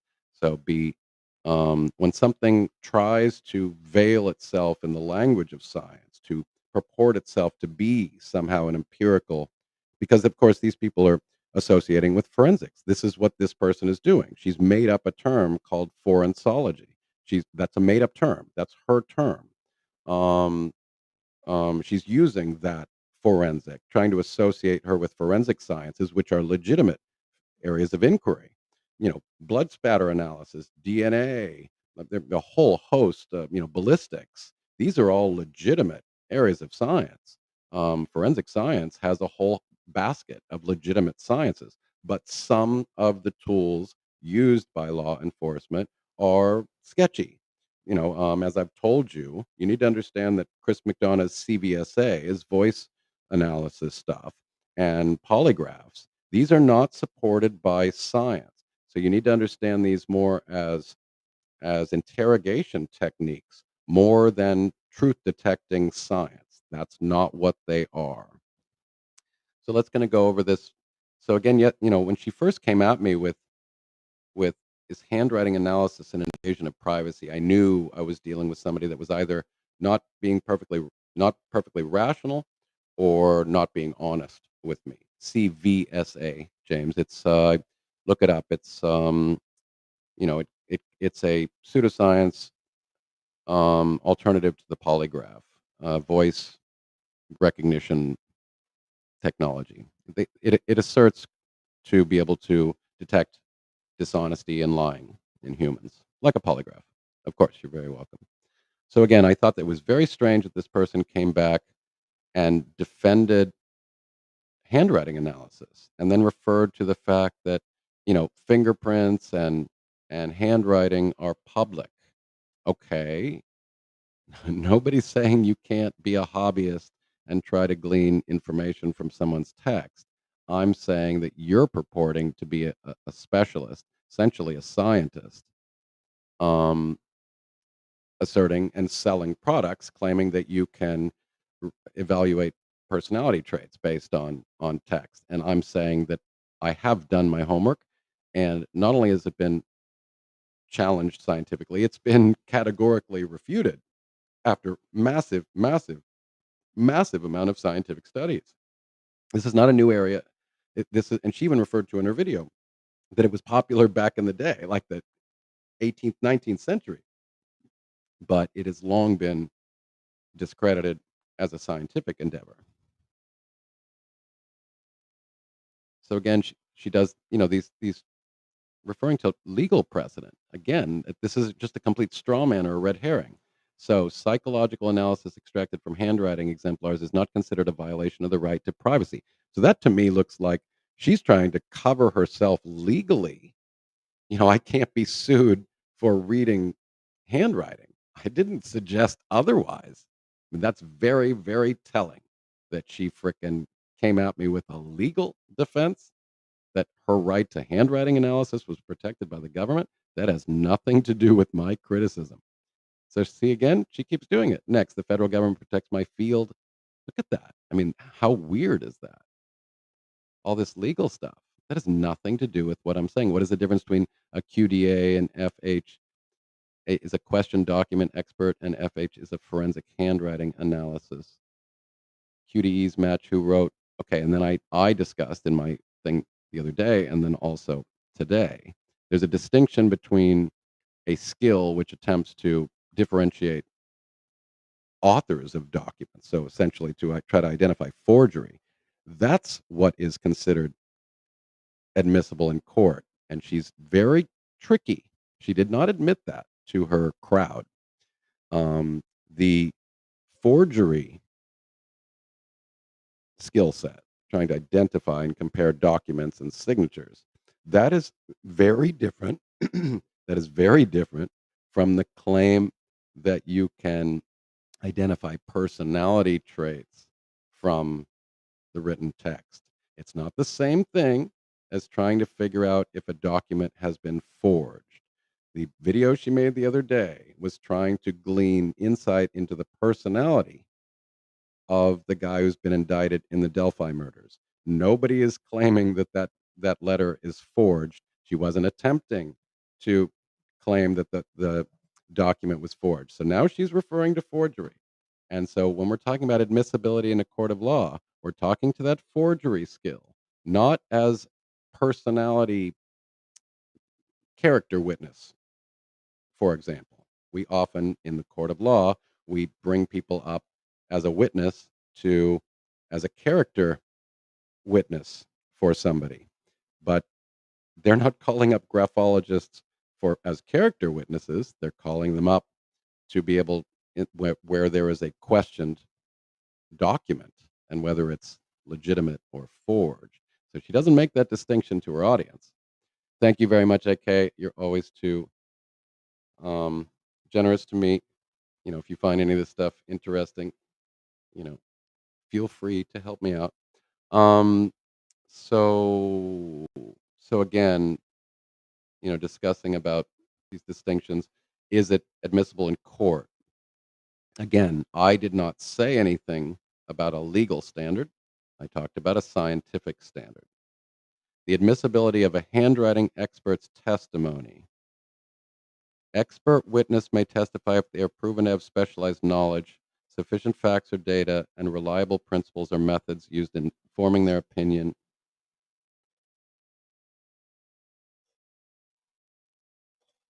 Okay, this just talks about that experts in handwriting may be admissible, but that amateurs are not. But again, you'll notice when I looked it up, I noticed that when they're talking about admissibility in court, they're talking about forgery analysis, not personality evaluation. She's not making this distinction. Here, she says no longer considered junk science. While some believe that handwriting analysis is a junk science, the U.S. Department of Homeland Security's Forensic Information System for Handwriting has elevated handwriting analysis from a junk science to an actual science. In the court of law, any scientific evidence can be admitted in the court, feels that the information provided will assist the jury in understanding the case and its evidence. Again, she refers to her own document. Again, the fact that the Homeland Security has called it a science. So again, she's trying to claim it's science. And yet I've shown her the science. I don't care what the Department of Homeland Security says. I care about what the National Academy of Science has to say, what the most reputable scientific institutions in the world say, not a government organization. And so again, here she's trying to claim it's science, and she's not making the distinction. Are you talking about forgery analysis, or are you talking about using it for personality analysis? There is no positive evidence in the scientific knowledge base showing that graphology is capable of determining personality traits any more than a random guess. Okay, and I demonstrated that. So is an apologetic, and she's trying to claim here it's science, and yet she made a video yesterday, which she's deleted or taken it offline or made it unlisted, whatever, saying that it's not pseudoscience, it's parascience. So which is it? That's why I said in my community post, you're selling your products, asserting it's science. Here you're trying to convince me it's science. And sorry, the Homeland Security is not the arbiter of what is science. Um, and then she makes a video saying it's not pseudoscience, it's parascience. So she's acknowledging it's not science. So which is it? When you sell your products, you claim it's science. But then when a scientist like myself challenges you, you call it a parascience, which there's no distinction. This is a difference without a meaning. Pseudoscience, parascience, same thing. And essentially, you look up parascience, it's suggesting that it's not um, subjectable to scientific testing. Well, that's untrue. Graphology has been subjected to scientific testing at a massive scale and is shown to not be able to do what it claims to be able to do. Well, I thought her description on the cold case and on her website that she had found several dead bodies by the age of 11. I don't know if that stuck out with you guys, but I was like, what? Okay, but what? So she says, "This has been my career for 35 years. This is not a hobby." I'm not claiming it's a hobby. I'm claiming that you're making claims that you can't support, and you're making money off it. My credentials and references speak for themselves. Your credentials, um, as I said, you have a bachelor's degree in forensic psychology. I don't question that. You have a credential. You have a master's degree in criminology. I don't question that. You have a couple certificates, some trainings, and you have a PhD in applied ethics. None of that is support for graphology. And then when you say you have references, okay, references also. This is not, these are, I'm showing you guys how this is somebody that can't address the substantive criticism using sophistry and distraction and straw men and red herring trying to justify graphology. I'm not claiming that she doesn't have credentials. I'm not claiming she doesn't have areas of expertise. I'm talking about her YouTube channel, her claims of being a graphology expert and selling products online in association with the Cold Case Foundation that you can determine personality traits. That's the only thing I'm challenging. Everything else is something else. If interested, you can read my dozens of letters from law enforcement officers. So, again, what did I tell you in my video the other day about pseudoscience? What do they do because they can't provide scientific evidence to support their claims? They give you anecdote, appeals to authority, and testimonials. Testimonials are the lowest level of evidence that you should ever accept. It's not science. We don't demonstrate cause and effect based on testimonials. People can believe that what you do works, and then they can give you a letter says, "I love this person. They were great. I learned a lot." definitely works. Wow. They do that for astrologers. They do that for psychics. They do that for ghost hunters. They do that for spirit box readers. Look at YouTube comments on channels that are obvious frauds. Every one of those comments telling them how amazing their supernatural powers are, those are testimonials. So frauds use testimonials all the time. They put them on their website. And very often, the most fraudulent companies, their testimonials are from their cousins. They're fabricated. Hi, I'm Bob, and I've been engaging. I've been, you know, using this person's services for years, and they've always come through for me, and it works great. I highly recommend them. That's a testimonial. That's not scientific evidence. It's wrought with human bias and impartiality, or sorry, partiality. So there's a reason why this person tried to give me testimonials, not science. Where's where did this person try to send me high impact peer reviewed meta analyses studies showing that graphology is a legitimate science and it can predict with a statistically relevant degree of accuracy personality traits? She didn't, because there is none. And I showed you in my community post a massive body of evidence saying it just hasn't met any burden of proof. It's been completely refuted. Um, So then again, these are again just red herrings. But do you also email this to body language and polygraph experts? Well, if you guys have followed my work, I've addressed both body language science or body language pseudoscience and polygraphs extensively. I've completely refuted and destroyed Chris McDonough's CVSA, which is even less interesting than polygraphs. And I've told you that I wouldn't take polygraphs because I know that the science doesn't support them. And I understand that they are interrogation tactics. They're not science backed claims of being able to identify human deception. What about content analysts? I mean, again, as a scientific skeptic for the last 10 years, I've covered more topics than I could possibly list. A gazillion paranormal and conspiracy theories and pseudoscience and superstitions and urban legends, a million things. And of course, content creators. And I don't know what content analysts mean. I guess maybe she considers herself a content analyst. Just curious because they are in the same caliber as forensic handwriting analysis. Thank you. Have a great day. Well, yes, I think that all of the other things that also don't meet the burden of proof of graphology are also rubbish. I try to be consistent that way.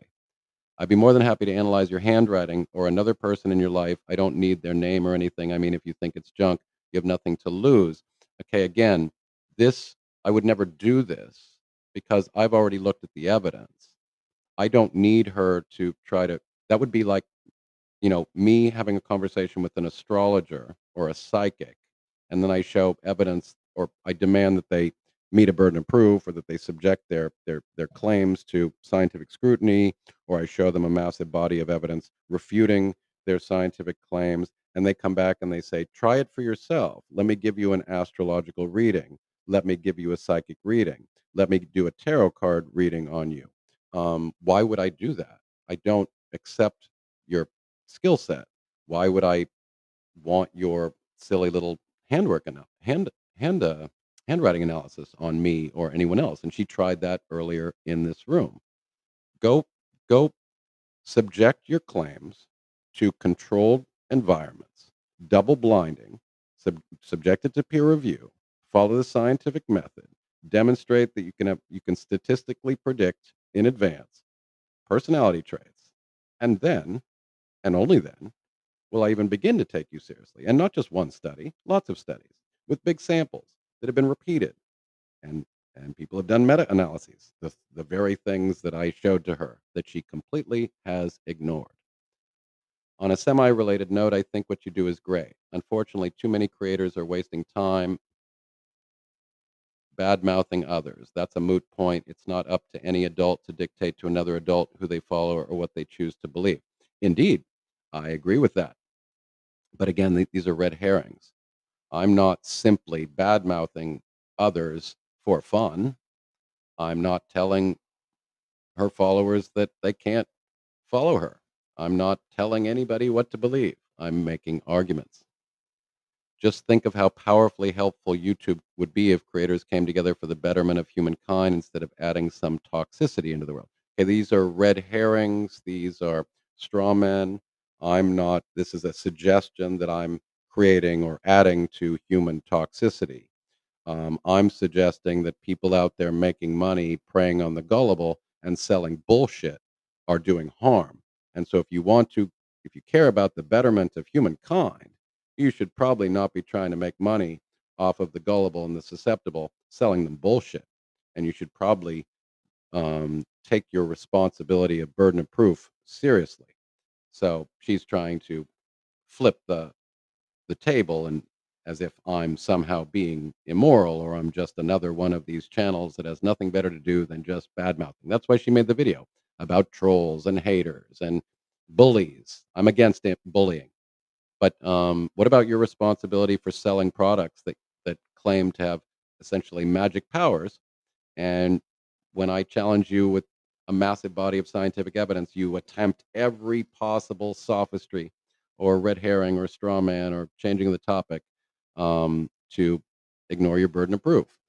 Sadly, some people live for drama and love making others miserable. That's never been me and never will be. I believe in you do you and I'll do me.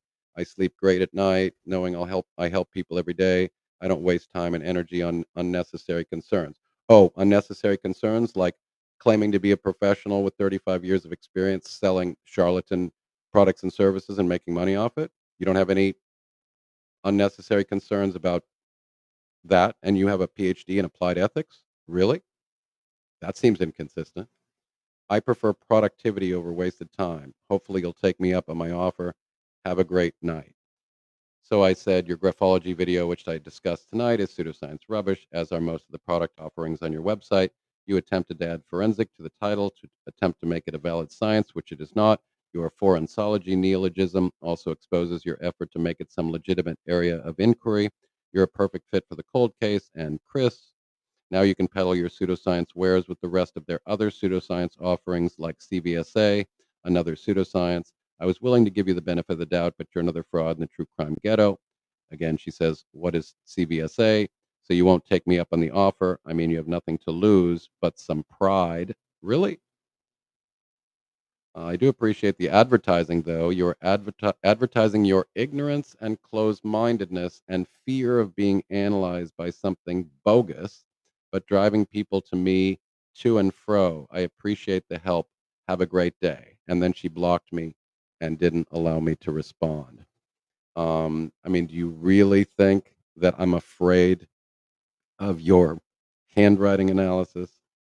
Do you who's being ignorant and closed-minded here? Who is selling false products and services on YouTube? Who's hiding behind the doctor title and not willing to accept their burden of proof when challenged to demonstrate it? Who is engaging in all forms of sophistry, distraction, red herring fallacies, straw man fallacies, insinuating that I'm a bully and a hater and a troll and essentially a psychopath, because that's what her video is doing, exactly what I exposed Chris McDonough doing. So they're a perfect match.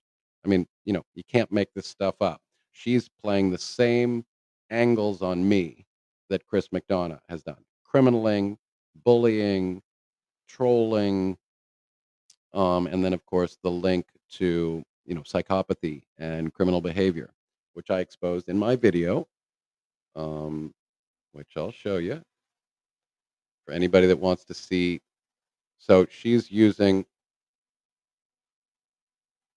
So this is the video that she just made after she deleted her other video. She's claiming she didn't delete the other video, but nobody else can find it. My girlfriend couldn't find it. You guys, I think, said you couldn't find it, but she claimed that. So look at the video that she made today. Personality profile of online trolls and haters. Right there. That's what her response is to me. Okay, let's show what video did I make about Chris McDonough and the Cold Case Foundation doing the exact same thing. Here's my video from a year ago where I show peer-reviewed science. I describe exactly what Chris never did, which is actually show the Psychology Today article that he was referring to. I actually, in my video, look at my video. The interview room bad science, the troll fraud, exactly what she's doing. Look at my links.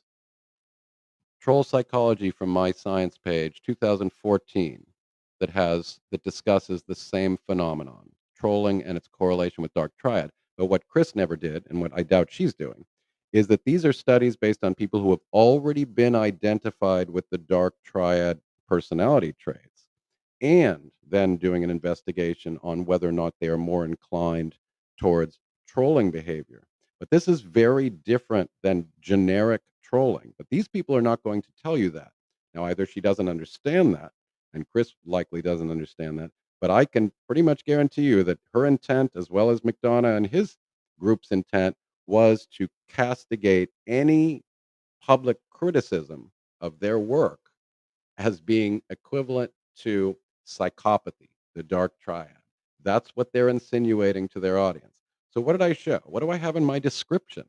Troll psychology from 2014. I've been studying and educating on this stuff for a decade. Chris just discovered that there's some research. And this person, she claims to be the one I just showed you, claims that she's also doing profiling on trolling and haters and bullies, right? Well, I've been doing this stuff and educating on for a long time. I have a fairly rich background in psychology and behavioral analysis. I'm an economist, political scientist. Behavioral economics is a thing. We study human psychology and human behavior and group behavior. So I have a certain expertise in this field. Troll psychology from 2012 going back. New psychology research. I have, scientific researches here, studies on conspiracy theories, longitudinal studies on psychopaths, and not all psychopaths are violent, debunking the myth about psychopathy and leadership. And then I refer to the emotional arsonist video. So I have a whole body of arguments. I have a whole body of scientific research. Chris didn't even put the underlying article in the description that he was referring to. I read this article about in Psychology Today.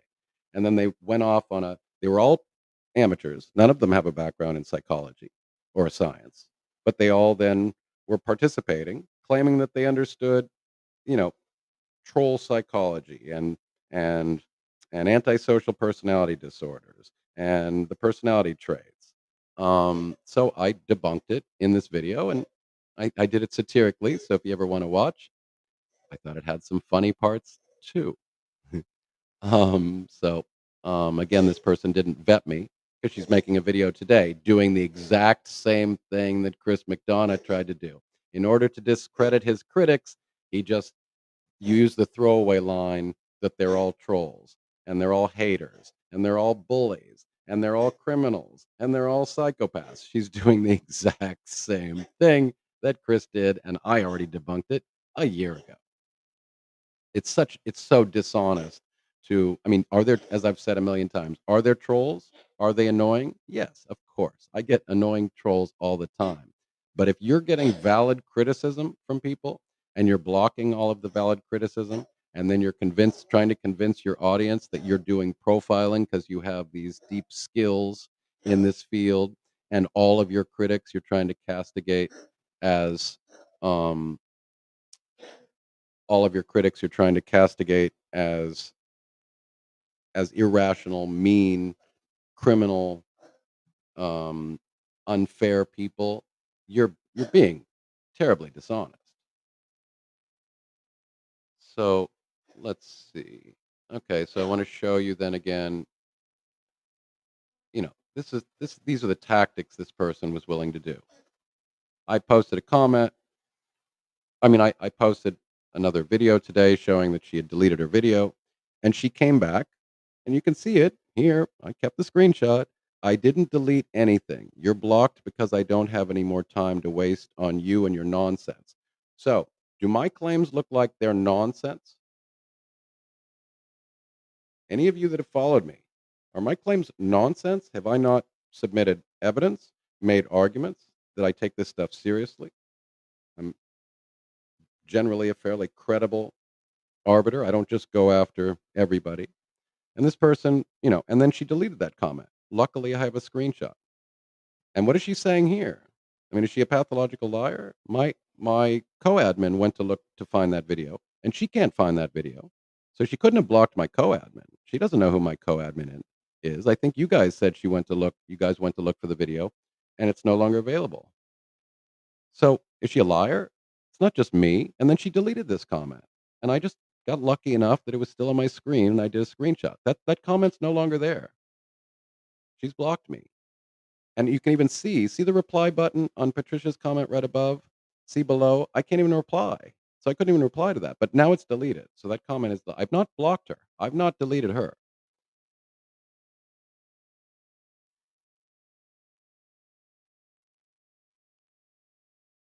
So what else did I want to show? Okay, I want to show again for any of you that didn't see.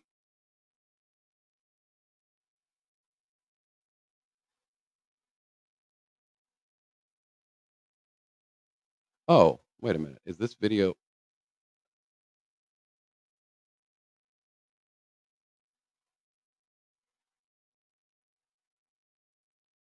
Oh, wow. Okay, ladies and gentlemen, there is a status change. I made a post today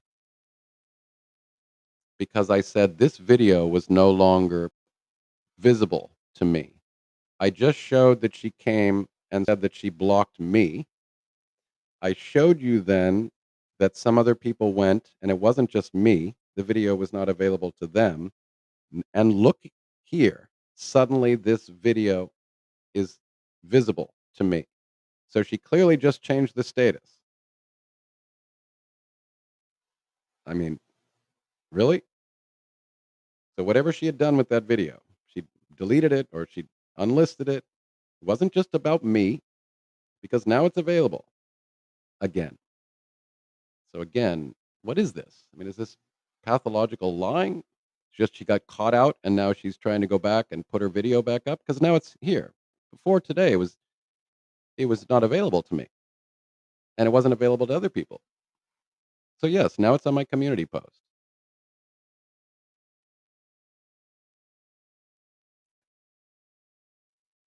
So I just wanted to then show that I tagged her the other night,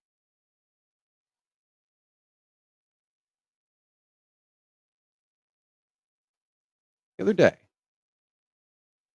I'll read it to you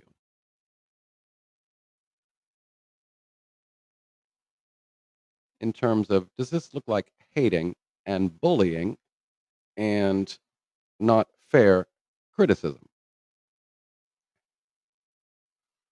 with the goods? So, Forensiology with Dr. Mozelle Martin responded before blocking me and calling me closed minded. So, this is after she blocked me on Facebook. She responded before blocking me and calling me closed minded because I suggested her graphology is pseudoscience rubbish. You'll note she provided no scientific evidence to support her claims. She did thank me for driving some traffic to her channel, which is very telling. She will be a perfect fit for the Cold Case Foundation to read the tea leaves like Cooper and Fish at the interview room to implicate more innocent people and grow their channels. Do I have any science? How about a meta-analysis of over 200 studies on the subject that has been cited in over 400 other studies? Study after study showed that graphology fails at predicting any personality traits. A 1982, going all the way back 40 years ago, a 1982 meta-analysis of over 200 studies found that graphologists were unable to predict any kind of personality trait on any personality test. The analysis has since been quoted by over 400 other studies. The creme de la creme, a meta analysis of 200 studies. That's not one study. Or how about this more recent meta analysis? What was the conclusion? In the few cases where neutral scripts were used, the validities of the graphologists were near zero.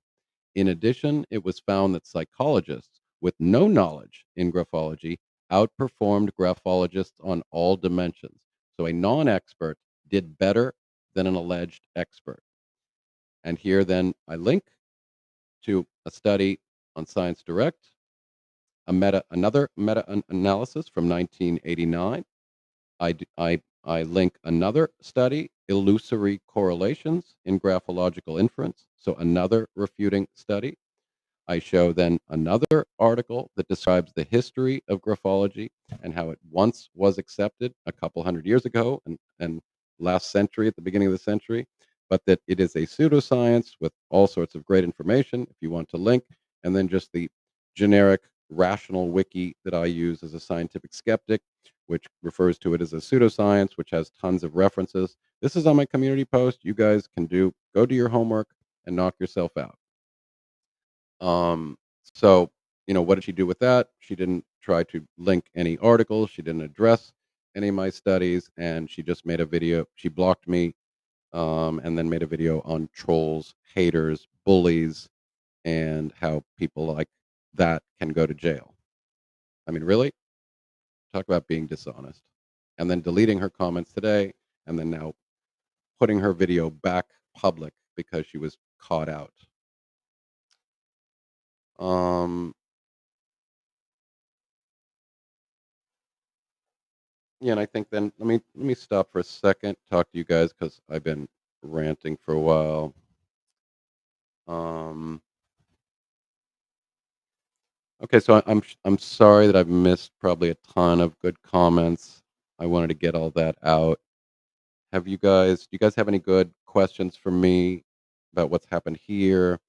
If you consider it legitimate to, to hide behind academic credentials and titles. I mean, like that's why it hurts me because as an academic and scientist myself, I have to defend against those who have no respect for legitimate professionals, academics, and scientists um, all the time.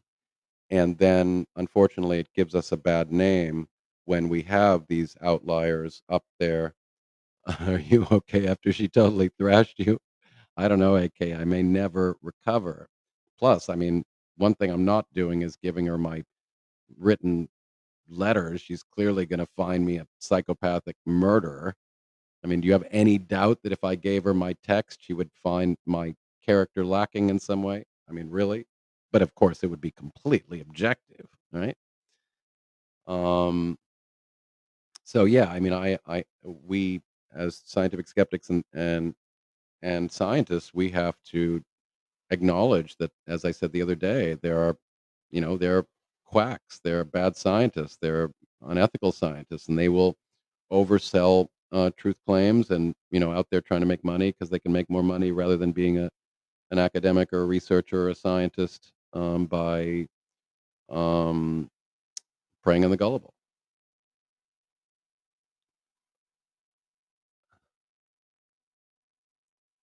Was she invited to have a conversation with you on Cam Voice, and did she decline? I did not invite her. I had a conversation with her on Facebook, as I told you a couple months ago, whenever that was, September. She acted in good faith. I wasn't watching her content. I wasn't chasing her down. I wasn't bullying her. I wasn't saying anything about her. It was brought to my attention the other day that she was trying to read a text from this guy in the Delphi murders, and it just rubbed me immediately wrong because she was claiming that she was objective and she knew nothing about the case. But of course, I mean, she's got the mugshot of the guy, and up on the screen it shows that you know he's been indicted for double murder, and then her first reading is this looks like some guy like in the BTK murders that could have remained under the radar for 6 years. You're telling me I'm supposed to believe she got that from the text and she didn't know that this was a cold case for 6 years? I got a bridge to sell you if you believe that. Thank you, Pendar. Doctor Doctor Pendar. Doctor, what are you are you like Dr. John? Like you're like a badass musician, or are you more like Brian Cox? The handsome physicist who used to be a rocker. Dr. Kaz. Oh, I didn't even see Dr. Kaz. So are we all now? I think you guys all need to change your names. So we have Dr. Kaz, we have Dr. Pendar. I'm so proud of you guys. You guys are great. So again, if you think I'm a bad guy, I mean, if you think I just get my kicks doing that, or hopefully you understand that I'm trying to protect consumers from these frauds who are out there claiming that they can do stuff, and they're in the true crime space, claiming that they have these skills, and making money on it, hand over fist, asserting that they can. I mean, how is this different from a psychic or an astrologer? I don't know. I don't see the distinction here between a psychic and an astrologer. They use the same tactics. They use the same defenses. All of the straw men and the red herrings that she used to try to not address my claim. If you have science to back it up, you'll find that when people can back up things with science, they use science. And when they don't, they use sophistry. They use logical fallacies. They try to attack and discredit the person that challenges them. I'm the cute nurse, Skep. I can still sit long enough for DR school. So again, yeah, the Richard Allen letter, Aletha. So again, how is this different from somebody, an astrologer or a psychic, claiming that they'll give you, charging $50 for a psychic reading on their page? Um, it's not different. She's saying that she has testimonials from the police. Well, the police also use psychics, and I talked about that in my video the other day. Does that mean that that's evidence that psychic powers exist? No. It means that police are willing to try to talk with anybody that might give them an advantage. And maybe these people think about something or throw out an idea which might end up help solving a case. That's not positive evidence for psychic powers. It's not positive evidence for graphology. It's not positive evidence for body language. Phrenology, but phrenology is real. No, phrenology is pseudoscience.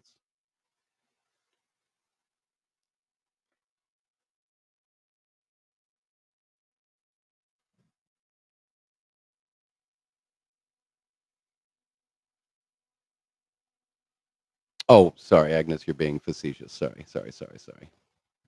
Sorry, I'm a bit probably in my intense mode right now. I can't even see a good funny joke. I know, and it was a good joke. And I'm sorry for.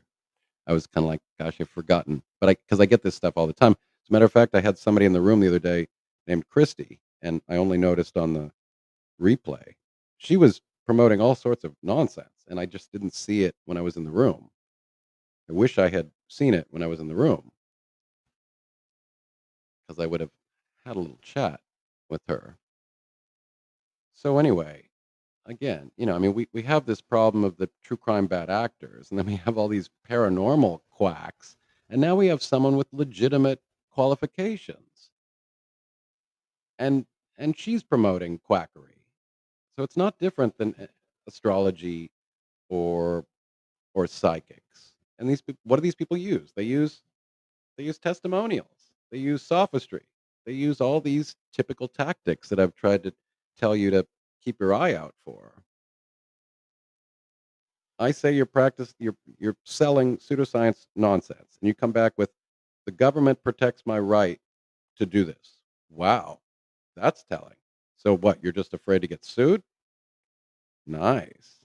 I'm not claiming you don't have the right to sell nonsense. I'm trying to protect other people from buying your nonsense because it's unfair. It's dishonest, and you're hiding behind a doctor title, which is a doctor of ethics.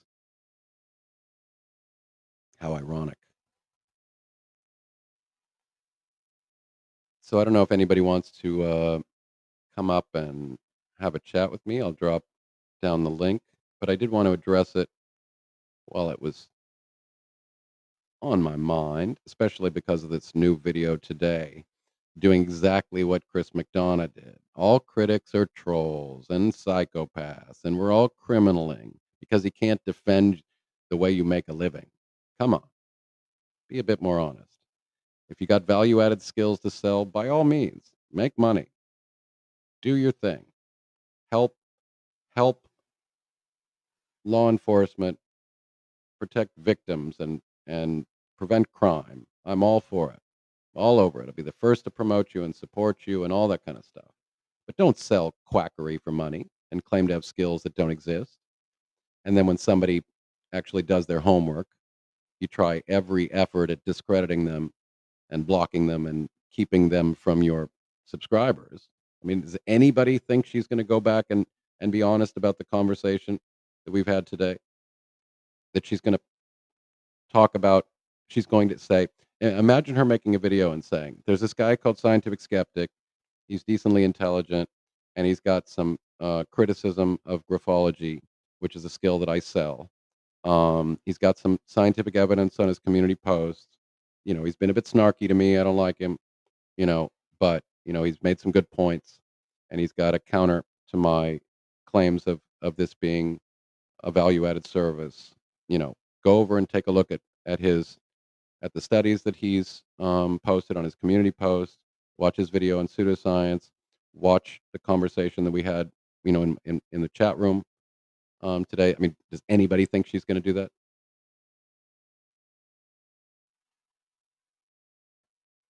The heck am I doing?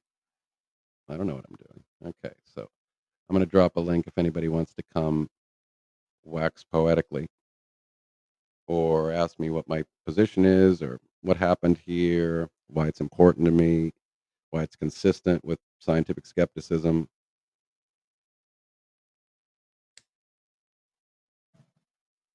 By the way, even if I am an idiot, that's not that doesn't mean my argument's wrong. That's what an ad hominem is, by the way. You're wrong because you're an idiot, which is different from something that's not an ad hominem, which is you're wrong.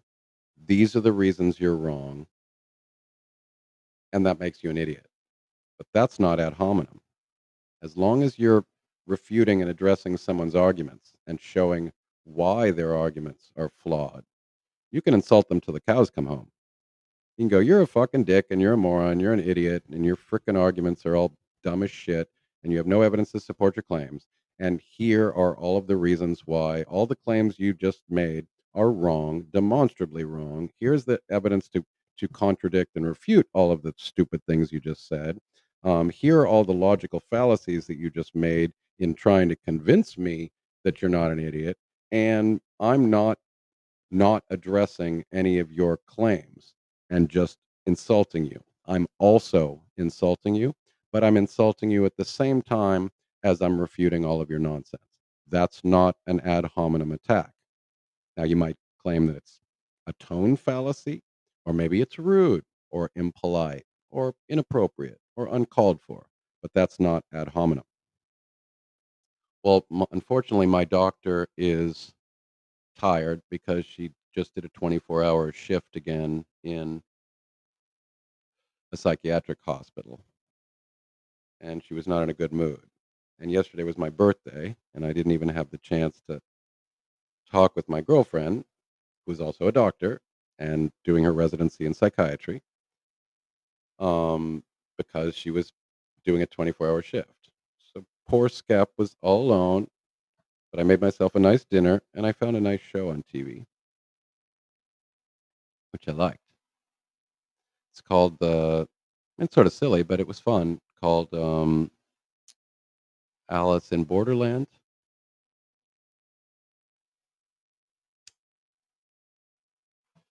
Yeah, she does these 24-hour shifts where she has to sleep in the hospital when she gets a chance.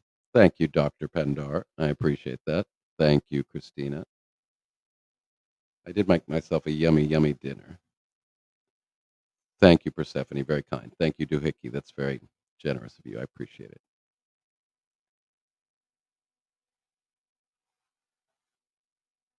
So nobody wants to come up and talk with me? So, if you guys do, I don't have any cake, but I did make a big thing of marinated carnitas or barbacoa pork, whatever, some combination of carnitas and barbacoa with tons of marinated citrus and all sorts of yummy spices. And then I made homemade salsa and homemade guacamole and fried up some homemade chips and salsa. Great. Nelly, it's soon. Yeah, till December. We'll try to celebrate it together then with you. She deserves to chill out. Yeah. And then, I don't get to talk to her, and then she's coming down from having to deal with psychiatric patients, treating their medical needs. And, that's got to be stressful. And then I'm talking about silly intellectual disagreements on YouTube. It was a good homemade salsa. So I roasted guajillo chilies and chili de árbol and garlic and onion and jalapeno, and then I blended it with tomatoes and tons of fresh cilantro or coriander for my European friends. I did get a chance to talk with Platty, but Platty had something come up. Something came up last night, so we were only able to talk for a few minutes. And then I think she felt bad because she wanted to hang with me on my birthday, and then she got busy, and then she came today and said she was sorry. So maybe I'll chat with her later, but no problem. But yeah, I had a rather uneventful birthday, although I ate well, and my mother sent me a big care package, so I need to open that. I'm sure it has all sorts of yummy snacks and spicy salamis and all sorts of yum stuff.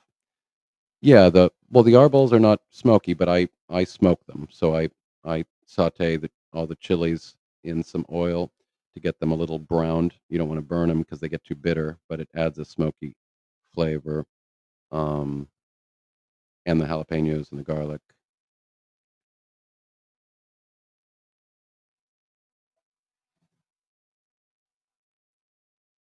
So it was interesting to have Mozelle show up in here. I mean, I didn't see a lot of her addressing the arguments. Again, I saw a lot of fallacies, a lot of misrepresentation, a lot of distraction. Um,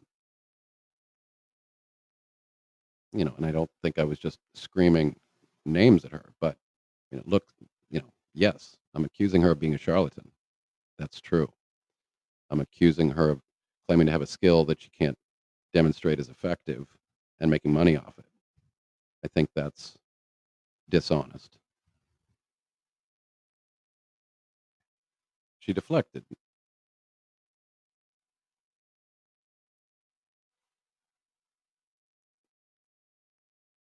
I mean, I did show her video in my last video, and I mean, I can show it again. The first few. I mean, I was going to play her video today, but now I don't trust that she won't strike it or something like that. But in my video from the other day, I mean, I can play this again. I only needed a minute to discredit her claim here. It was so. I mean, I'll play this for you guys because it was so glaringly dishonest. I mean, I knew it right away just by, the first thing she says is she's objective, and yet she's got the guy's picture up the screen, and oh my God, I really am yelling. So I'll just play this part again. This was from the video that she seems to have deleted or probably made it private. Then now that I've called her on it, now it seems like, and then I showed you, she made a comment saying that I just blocked you, but then I sent a couple other people to look if they could see the video, and they couldn't see the video either. So she wasn't just blocking me, she was blocking other people. And then now that video is public again. So she obviously, because she got exposed, she must have made it public again to cover, which is fine. I mean, at least you got called on it and you made it public. That's good. If she had deleted it and left it deleted, that's more dishonest. So her making it public again is more honest, you know, as a correction. PhDs, very, very, very sophisticated and confident people until they thought I had magical powers. So I think that goes a long way at explaining why the Candace Stars and the Donna Seraphina and and the so if you guys didn't see this video that I made the other day, because my video got taken, my video just stopped publishing for some reason, and then I had to start a second video. So there's two parts. The first part I talk about critical thinking and the scientific method, and how we go about trying to establish things from a scientific skeptic and scientific perspective. And then in the second part two, I talk about, you know, her video and how this stuff is, similar in tactics to, um, astrology and tarot reading and all sorts of other pseudo science claims and paranormal claims and all that. And so I told a little anecdote for any of you that missed it, where I had read palms once at a conference with a bunch of postgrads, and how successful it was, and how I was cold reading people. And I knew it was nonsense. And these people then just became butter in my hands. They all then just became insecure, frightened little children who wanted me to read their future and give them advice. And it scared me, and how I never did it again. But I wanted to use that as an example of how I felt the power of being able to convince people that I had special epistemic access to the future or to their personalities, and how it scared me that I never read another palm again. And so how I see this sort of stuff as essentially very similar to the power that I had when I read palms that night, and how it's similar to astrologers and spirit box readers and psychics and all sorts of things. So I'm going to show this little video clip where it was just pretty much easy to expose her video the other day of being dishonest. Um, the conspiracy theorists and the all host of snake oil salesmen can be so effective at getting over on people, because we're so needy for answers to the big questions that we relinquish our independent thought and our rationality and our critical thinking for things that scare us, for things that we really really want to know. So I don't know if that resonates with you in any way, but that's my little anecdote. And so it's not surprising, when I was doing a bit of homework on the pseudoscience of graphology, that they linked it to things like palm reading and psychics. So I don't really see a big distinction. So now we're going to go listen um, to the video clip, and I'm only going to play a few minutes. But I did show you then. Oh, but I do want to go back to that individual's website to see she's charging exorbitant rates, with making claims that she can, read handwriting and personality types and all these things. These things are not science, people. They're pseudosciences.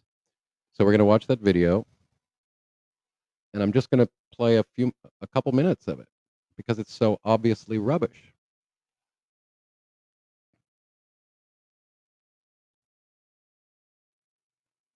Everybody said I look jaundiced. I do look rather yellow. I mean, I only have to play the first minute of it to demonstrate that it's rubbish.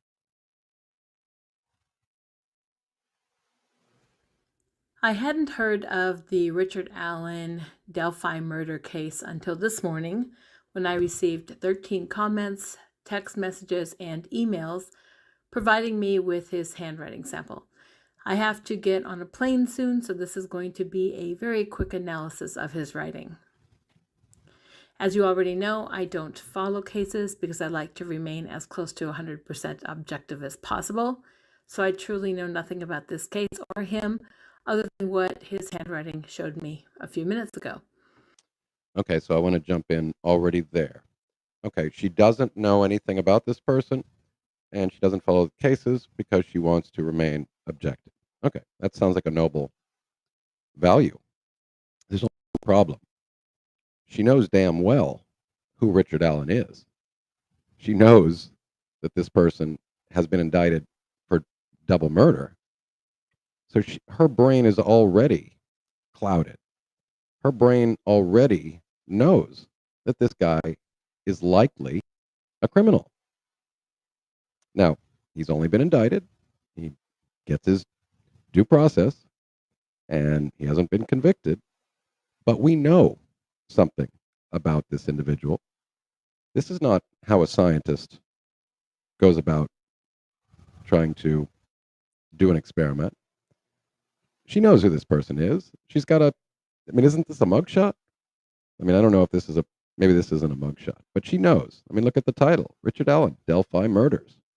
She knows that this guy, even if only unconsciously, she understands that this Richard Allen is the person that has been indicted for double murder. This is not an anonymous person. She's not just taking a letter from an anonymous person without a picture that she knows nothing about, trying to glean insight into their personality. Now, look at these things over here on the screen. This thing over here on the left, this symbol, that this H, this little curve in an H, means someone's passive aggressive. I want to see a research study where somebody has taken anonymous letters where the experimenter is unaware source of this letter, that they have control letters, that we have a whole random sample of letters. And then let's see these people read these anonymous letters and make predictions about their behavioral outcomes and about their personality types. And then, first of all, what does it mean? For example, what does passive aggressive mean? Where's the research showing that this type of H, is associated with passive aggressive behavior? Show me this T. Where's the research showing that this T, the way it's written, shows an awareness of need to control thoughts? Show me this cross T, and there's any research suggesting that cross T says anything about somebody's personality. All of these characters, this is all rubbish. These are made up things. Show me the research that any of those characters are associated with those personality types, that there is peer-reviewed meta-analyses suggesting that any of this way of writing is indicative of particular personality types. Show me even that we even know what a personality type is. We don't know very much about these sorts of things. That's why personality types, the Briggs one and the other well-known ones, that's why people are consultants and they claim to know about personality types and what these personality types mean. Recruiting companies use these alleged pseudoscience things to recruit people and decide who to hire. There are handwriting tests that HR uses in companies. Oh, this person shows a lack of ability to be disciplined or to be organized or something like that. This person is untrustworthy. They do use these pseudosciences, and yet when you actually go do your homework, there's no evidence suggesting that these personality tests are evidence-based. These are if anything, they're art forms, and it's very much like cold reading, where they sound fancy. They'll tell you that they can read body language and it sounds convincing. They'll say that you're going to hear her talk very authoritatively, like she can glean insight into an anonymous letter. A letter. I guarantee you, if she didn't know who this person was, she'd be saying something different. This could be the letter of an innocent little old lady that's never harmed a flea. Knows that this guy is indicted for double murder. And what do you know? She's going to see deep meaning and deep sinister behavior in words written on a page. If you believe that, I have several bridges to sell you. This is not a science. There is no such thing as graphology. It's a pseudoscience. And she conveniently calls it forensic handwriting analysis. Forensic it gives you a sense of context. So therefore, combine it with handwriting analysis, it's like this little inquiry. It's not backed by science. It's considered, this person is going to sell it to you and then sell it to you as a science evidence-based expertise, and it's not. Let's begin by looking at this sample overall. Okay, yeah, I can already see thank you for bringing that up, Persephone. Just like yesterday, I don't know what's going on, if it's a new thing with some problem with Restream, but I noticed my bars are going down, and then I have to wait until it goes into. And Blitzkrieg, I do see you there. I just wanted to plant the. Hi. Hi, how are you tonight? I'm fine. You said no one was wanting to chat with you, so I thought I'd pop up. Well, thank you. That's very kind. So yeah, I'm just going to wait until my bars go back to green. Yesterday they went back to green. Sorry about that. I don't want you to miss that clip. I just wanted to show you a little thing that I played in my last video that shows, how dishonest. Well, tell you what, since I have you up here, I won't play it, but the video's available. Oh, play the video. Play the video. Okay, let me just play this little piece. Throughout the sample, you will see that the indentations are what we learned in school. It appears that he is not one who is known as a rule breaker. Letters and words are so close together that he has zero respect for the privacy or personal boundaries of others. Okay, that assertion she just made, the spacing between the letters shows he has no respect for the boundaries of individuals. You show me, first of all, I want to see a scientific definition of of proper distance between individuals and what the empirical evidence has to say about safe boundaries. Now, I know a little bit about this topic. It actually it's a term I've been trying to remember for years, which actually shows that in different cultures actually have different safe distance norms. And actually, in some cultures, they get closer to each other when they speak. And in other cultures, for example, in the West, we tend to like far more physical distance between people. And we don't like it very much when a stranger gets in our face, within inches of our face and talks to us. We consider that an invasion of our privacy. But this differs from society to society. And I want to see the empirical evidence that shows that people who have spaces between their letters don't respect this vague concept of human safe distance, and that somehow correlates with how people write and the space they have between letters. And she asserts this confidently, like this is fact. This is opinion. This is made up stuff, ladies and gentlemen. But I will elaborate on that a bit more in a minute. The slight right slant is prominent, showing that he is social, can be superficially charming, and able to get along with anyone. She's making this up. Okay, this is made up. Show me the empirical evidence that says slanting of letters in your writing means that you can be superficially charming. You want to bet me that there's no research suggesting that? Anybody want to bet me on that? But she says it authoritatively. And if you look down at the Maybe it's comments, her this video got research. Oh, sorry. 29,000 views 3 days ago. Yeah, I'll talk to you in a second. Oh, look, there's me saying this is graphology, pseudoscience rubbish. How embarrassing. How snarky of me. Look at everyone saying, oh, is anyone else analyzing their own writing to make sure they're not a psycho killer? It's really amazing you can tell all that from analyzing one's handwriting. Had no idea. Looking forward to it. This was so awesome, doctor. Brilliant. You nailed it. Oh, gosh. I haven't watched more than a minute of this, but what do you want to bet me that this video is going to show how this guy's letter shows sociopathic, psychopathic, and violent antisocial behavior? Who wants to bet me that if you watch this whole thing, that's what her interpretation of this letter is going to be? And you really think that she's being objective? You really think that she's going to be able to glean that if I gave her 50 anonymous letters from people that she doesn't know a damn thing about, that she doesn't already know, or have been indicted for double murder?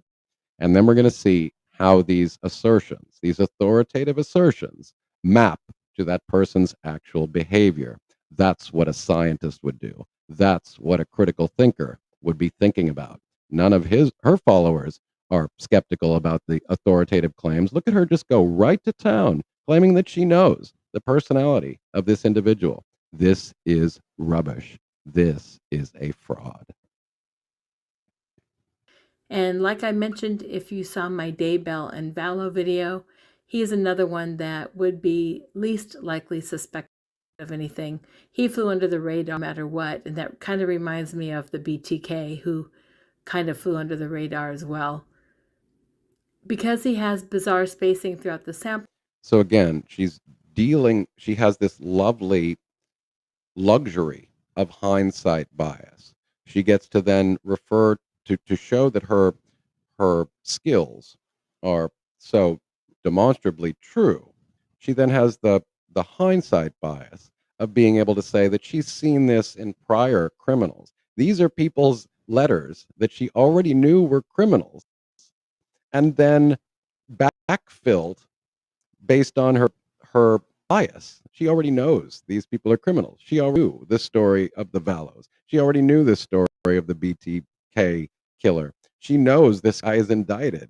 Her asserting that she knows nothing about this guy in order to be objective is straight up. She's either lying to herself or she's just outwardly lying to her crowd. She knows the guy's indicted for the Delphi murders. That's all that she needs to know to totally cloud her ability to be objective. Again, a scientist would basically show how she has been given 50 anonymous letters, and one letter I'd be interested to see why. Could you tell the personality type of the AI that wrote a letter? Because AI can write convincing letters these days. Could you also tell if they were serial killers, even though it was written by AI? What about the spacing of the letters? What if they used slantings in their letters? This stuff is rubbish. This is a fraud perpetrated on her followers, claiming that she has scientific expertise because she has a doctor in front of her name.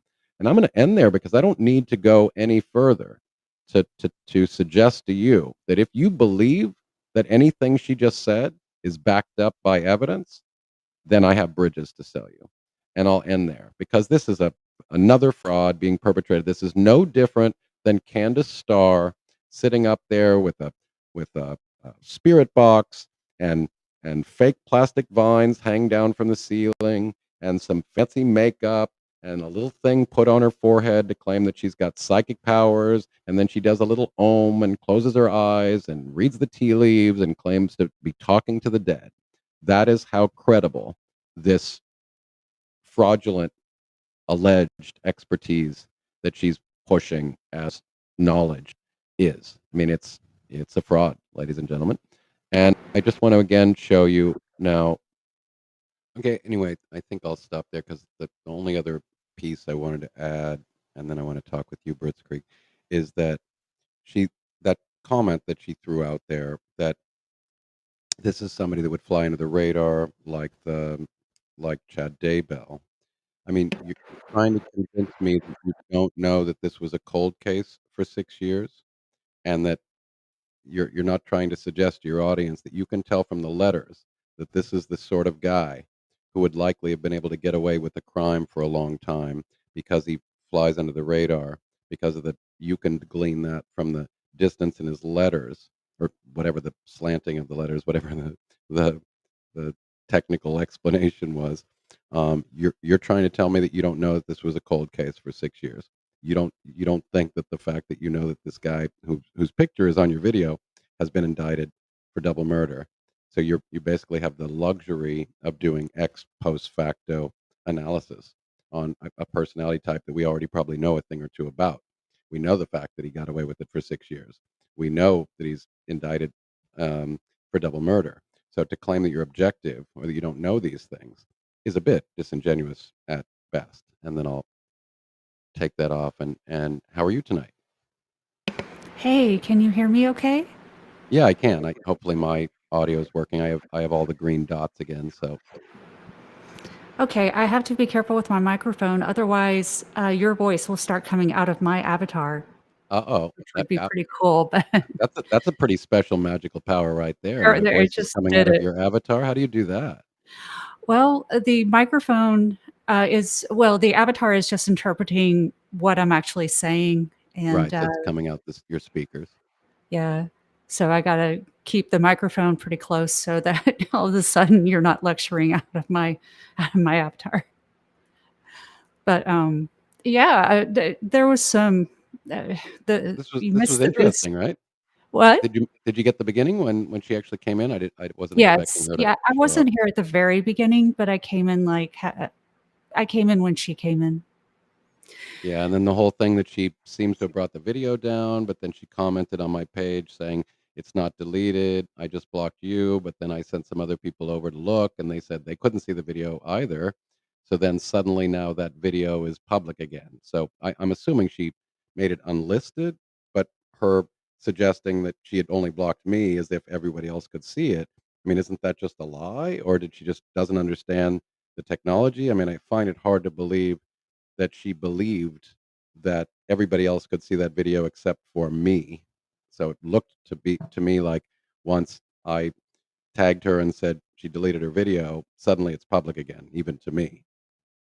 And She then has a sort of Zab girl sort of naivete about her about some things. something, and then she deleted her comment, to me, because then I asked a friend to go look at her comment, and it was gone, and it's gone to me now too. Luckily, I had one of my screens open, so I could take a screenshot just to show. I mean, it just looks to me like somebody who, you know, they're either unfamiliar with YouTube or they probably lived in an academic bubble their whole life, and then, they get challenged on the tube by somebody. I mean, I'm not a hack. I'm as credentialed as she is. We can have an argument about whether or not a PhD is better than two master's degrees, but it doesn't really matter because, as I say anyway, this shouldn't be about credentials. It should be about evaluating the ideas. So, she can either back up graphology or she can't. I'm not challenging her other um, qualifications. I'm not challenging that she doesn't have expertise.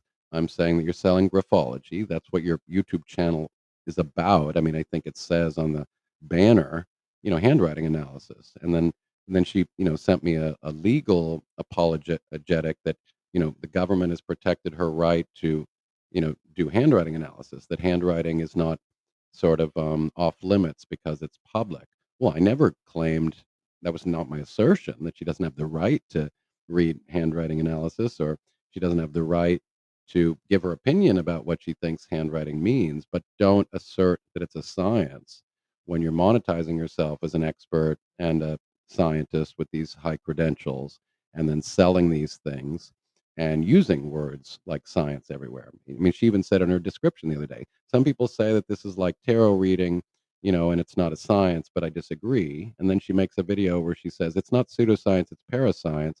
It can't be subjected to scientific testing, but we follow the scientific method. So which is it? Is it science or is it not science? And if it's can't be subjected to scientific testing, then why do I have 400 studies referring to massive meta-analyses over 40, 50 years studying the hypothesis that you can determine personality traits from a controlled reading of anonymous text, which has failed across the board. It has been subjected to testing. It can be falsified, and it has been falsified.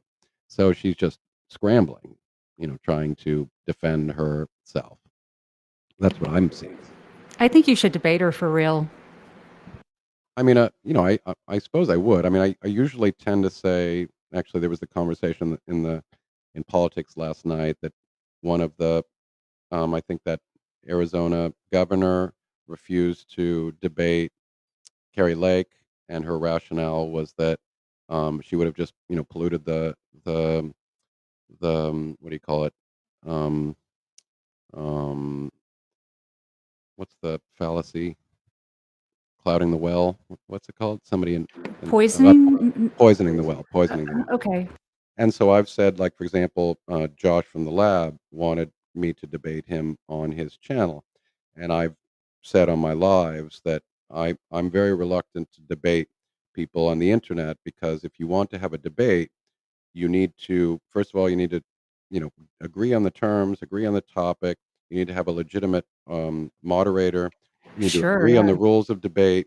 You don't engage in a knife fight with a bunch of gangsters in the alleyway. You don't fight that fight. So if somebody were to conform with, I mean, I teach rhetoric and debating skills and things like that. So I would debate somebody, but it would need to be in a neutral on neutral ground.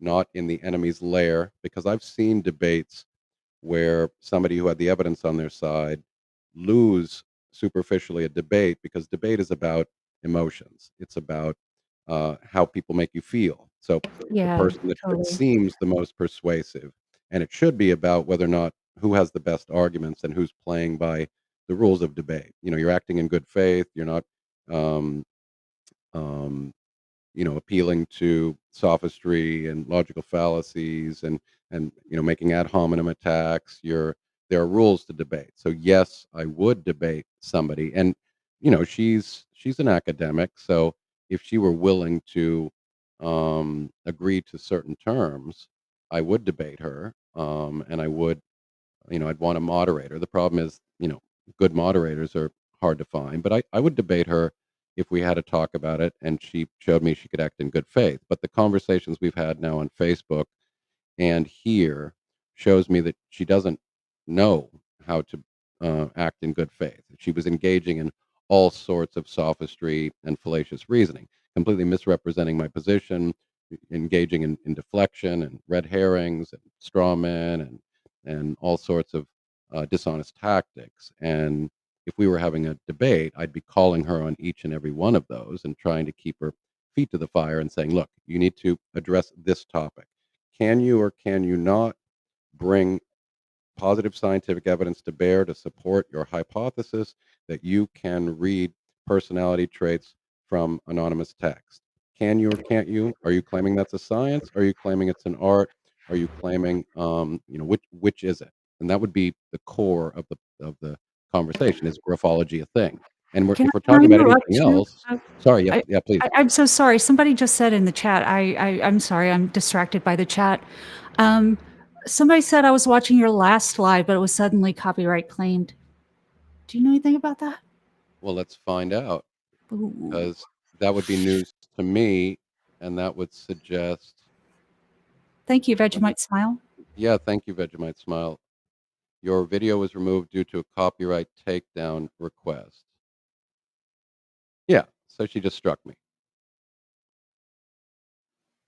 And I think she must have struck me for the 1-minute video clip I just used. So this is how dishonest this person is. Ah,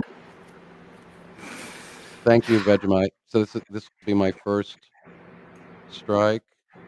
I can't even get into my YouTube studio. This is the first strike. Attend copyright school. Review details. that should have been fair use, but I showed a minute, and I showed a minute of her video. right. Yeah, you're a dishonest, disgusting person, Mrs. Mozelle Martin. I used 1 minute of your video. I stopped it after 12 seconds to show you're despicable. You're despicable. I would just fly into about a profanity, and that's something I wanted to say real quick is That's I'm just glad that despicable. that you can do these analyses on video because not everybody can. That's why I won't play videos. I took a minute. That's complete fair use. I mean, that is the essence of Oh fair use. yeah, yeah, totally. No, I'm just saying, if I tried Um, to uh, critique somebody like this, admit, I would explode. But I mean, that's just you're a disgusting human being.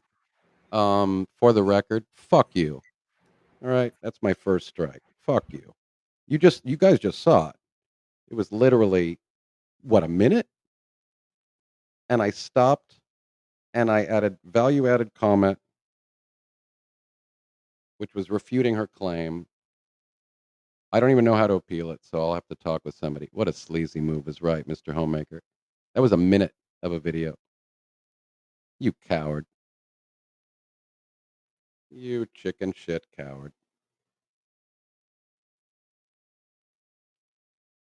I mean, if that's not fair use, I don't know what to say.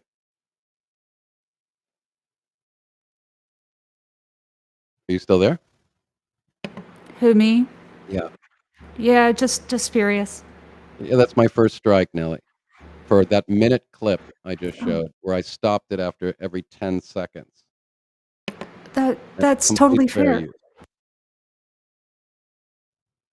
So first she deleted it, then I called her on it. Then she lied. and said that she didn't delete it, but everybody else went and looked and they couldn't see it.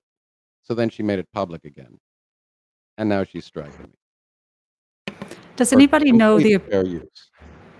the appeal process? Does anybody know that offhand? I've heard that bothering YouTube on Twitter is more effective, but Copyright owner. Well, what I might do.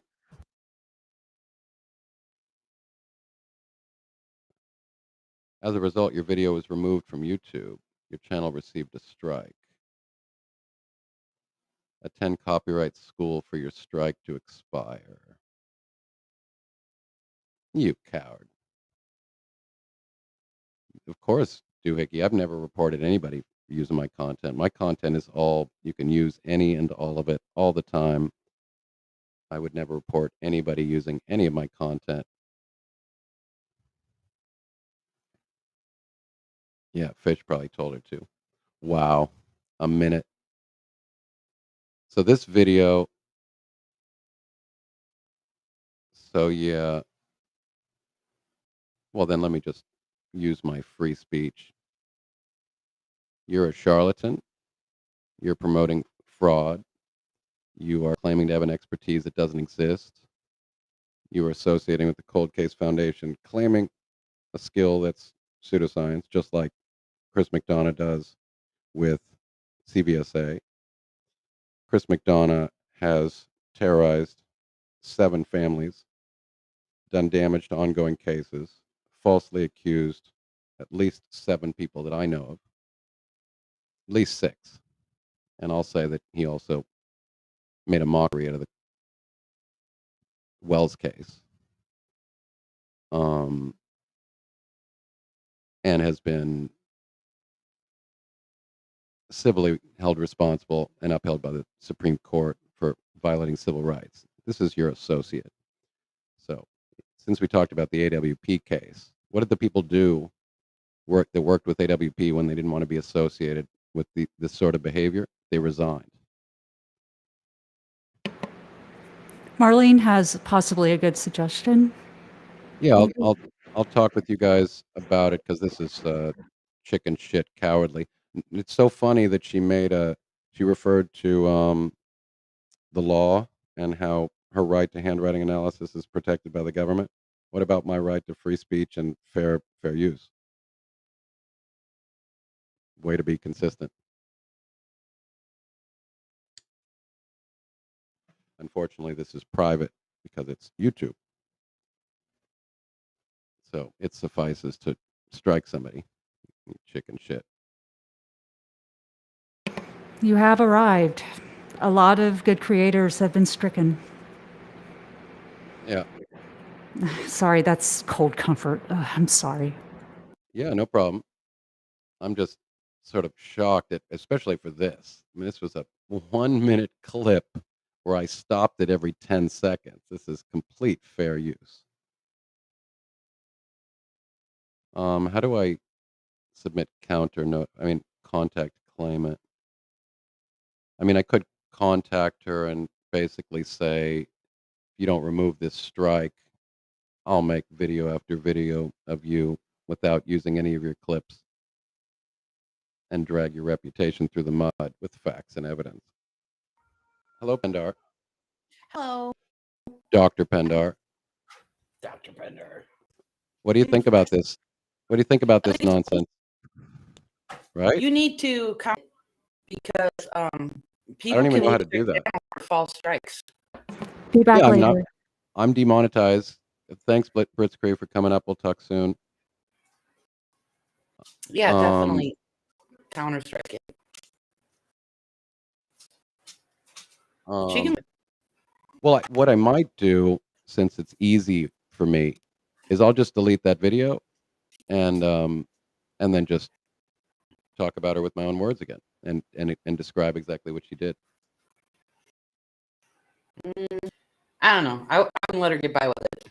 Well, I mean, I don't know. Just, I don't know. I'll have to think about it. This is the first time I've gotten one. So what a cowardly move. Yeah. I mean, cowardness, kind of bitchy. don't counter strikes get your personal info? Yeah, but or appeals or something like that? Because I don't want Chris McDonough. I don't trust Chris McDonough. okay. Well, He's you in have to cahoots do it with on your McDonough. address. Your Yeah, actual right. address. Mm-hmm. He froze, or is it me? Your bars are yellow. Okay. What a cowardly move.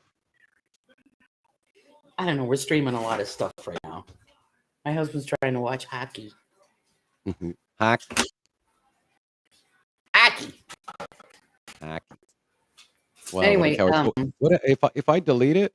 The strike is removed, right? no, it stays. If it's a copyright strike, a takedown strike, it will stay on your account for days, and then Okay. it will drop off if you do nothing. But what if I delete it? It's still it will stay there for 90 The strike days. stays? Okay. Mm-hmm. If you And counter strike, which you'll totally win, but you know what a lot of people do is they will go get a post office box for their address because it has to be a legal address, right?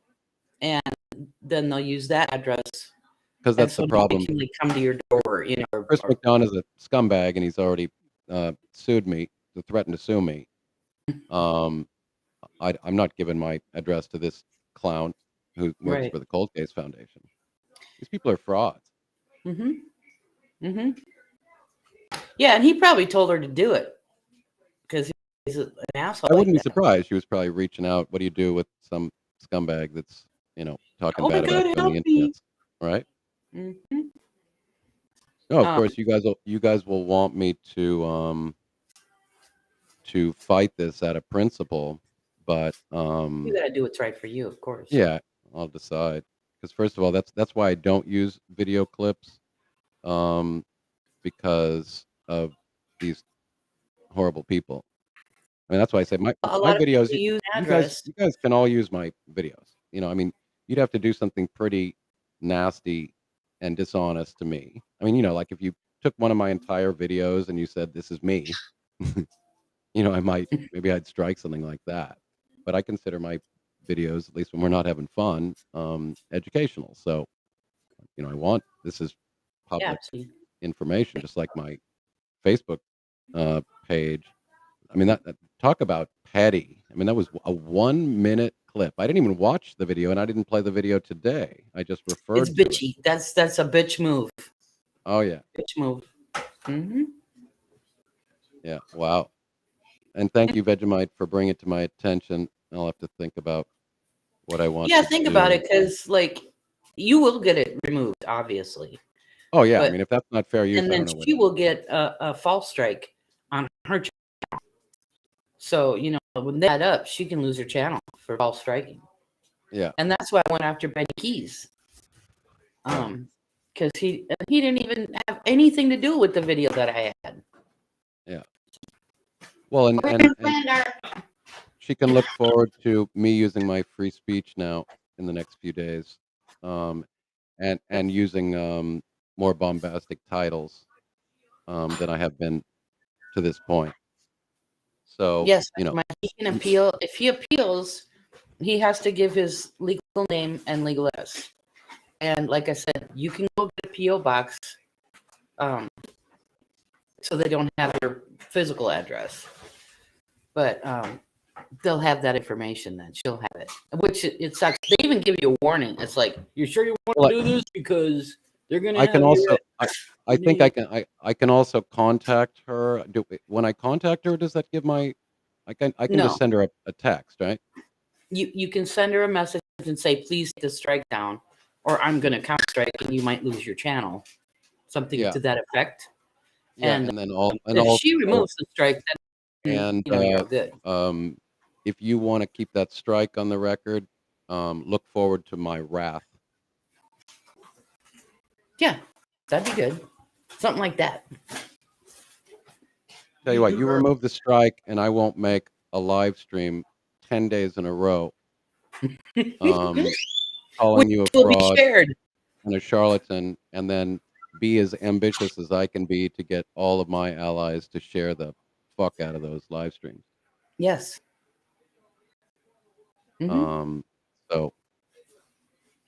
As a matter of fact, if I were really ambitious, I am loosely linked to a massive community of scientists and scientific skeptics, and I could use my 130,000 subscribers on Facebook to, oh no, I'll say it publicly. I got nothing to hide. So if you want to play these sorts of games, lady, those aren't that's not a threat. And there goes the parrot. That's not a threat. That's Thanks, telling you that if you're going to play games with fair use, that I will get a bunch of scientific skeptics who share my concern for charlatans presenting evidence as expertise on social media that causes a lot of harm, and the people that monetize fake services.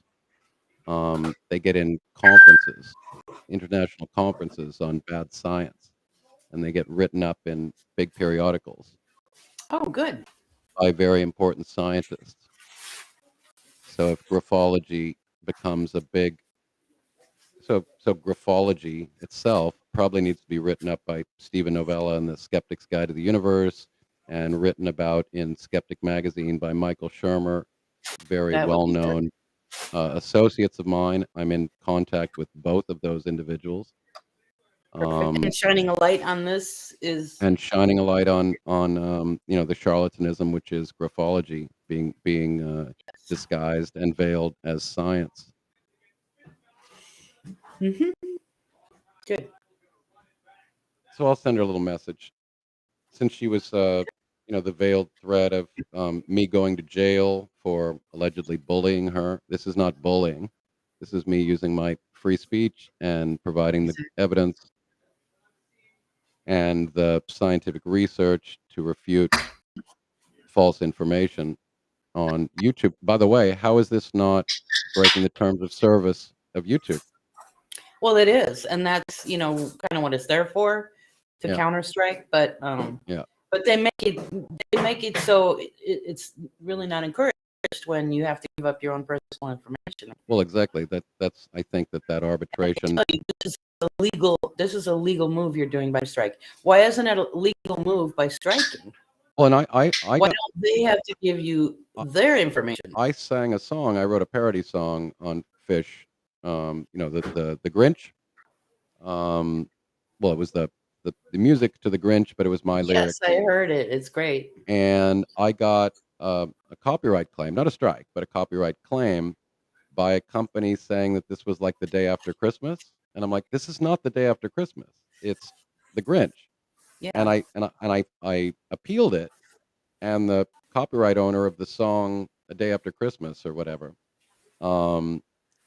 just told YouTube, no, sorry, this is our song. We own the copyright to it, and they have the wrong song. My song is not. Actually, hold on. Let me see if I can. Actually, I don't even think I can get to my YouTube channel right now. So what did YouTube say in response? Video removed from YouTube. Yeah. So that video is removed. The second video. So, but I want to see, where's my, how do I get to that? You're right, Nelly. Yeah, Heels had to fight Bullhorn Betty, and was it Dolly manually detected. So yes, manually detected. That means they're the ones that did it. Oh, the copyright ones here. Oh yeah, okay, here. Archives. I just want to find, because you guys know my Grinch song, and I think that this is just, I think it's just a database mistake. But the reason why it's important is because I had no appeal. So so YouTube is just taking the word of the copyright owner. There's no way for me to appeal unless, of course, I take it to, whatever, take it offline and do it, more formally. And for some reason I can't find it. I'm not going to waste too much time. But the song that they quoted, it was not the Grinch. It was a completely different song. And I even looked up the copyright owners of the Grinch song and the song. It was like a Sinatra song or a Dean song. Yeah. Da da da da da da da. It was like one of those the day after Christmas or something like that. It was not the Grinch. That's the point. But Wow. that's what it's the copyright claim to this day, even after I appealed, is the wrong song. And I even talked about it with the That's lawyer. crazy. I don't think the lawyer believed me. He thought it was probably, whatever the copyright owner has the right to that song too, or, maybe it has something in it. I'm like, I'm Well, pretty sure the I lawyer's was just watching wrong. some I think it's just kind a of. mistake I think the IDs are wrong in the database. But I was watching some YouTube guy took on their word YouTube, and I for think he does like music, and he was talking about how somebody got sued for using like 3 notes of somebody's song. They were saying it's my song, but it was only 3 notes. So he Right. said basically, you could sue anybody for copyright, especially with music. That's an interesting point, D, appeal through Rob. Because again, my concern is that she's in cahoots with Chris McDonough, who's threatened to sue me. Yeah. I don't trust him for a second. Yeah. No. I And wouldn't either. yes, these scammers use the weaknesses in YouTube's current administration to make work for creators who review them. Again, Mozelle, you are so dishonest. If you do not recognize this as an obvious case Dang it. of fair use, I mean, it was a minute clip. I stopped and gave value-added commentary, and you're just butthurt. I mean, stop trying to pretend you. I mean, you have a PhD in applied ethics, and you're behaving like a 7-year-old.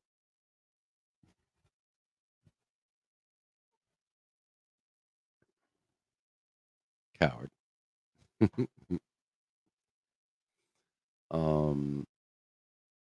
So yeah, I I'll need to think go about have what I dinner, want but I want to say happy birthday to you. Happy birthday to you.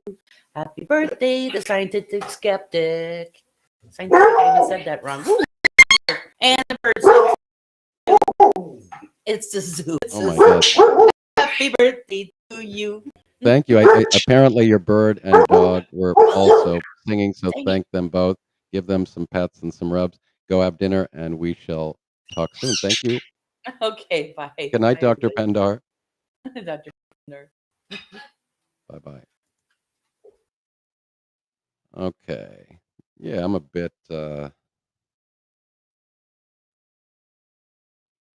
flummoxed, flabbergasted, taken aback.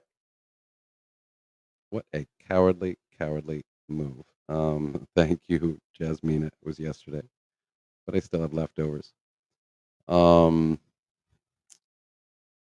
Anybody want to come up and give me anybody that thinks they know a thing or two about copyright strikes, and we can talk about that, fair use, and the process.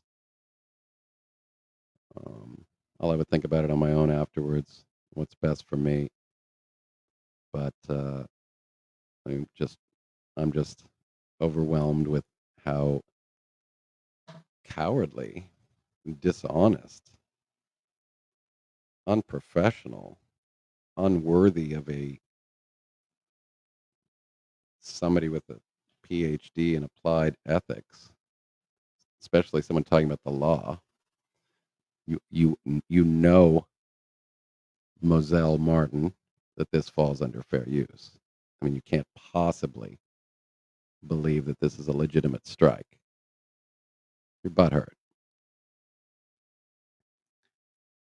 I'll use some lowbrow YouTube lingo. Andrew says, "Happy birthday." Thank you.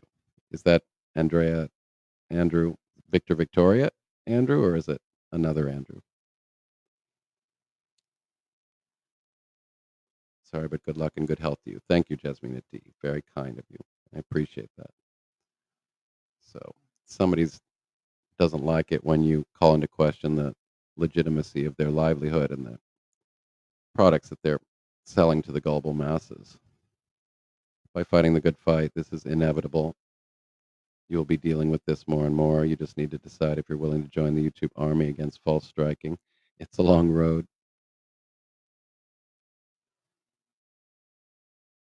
Now I need to put up my chat box so I can share some of these. What a wuss move.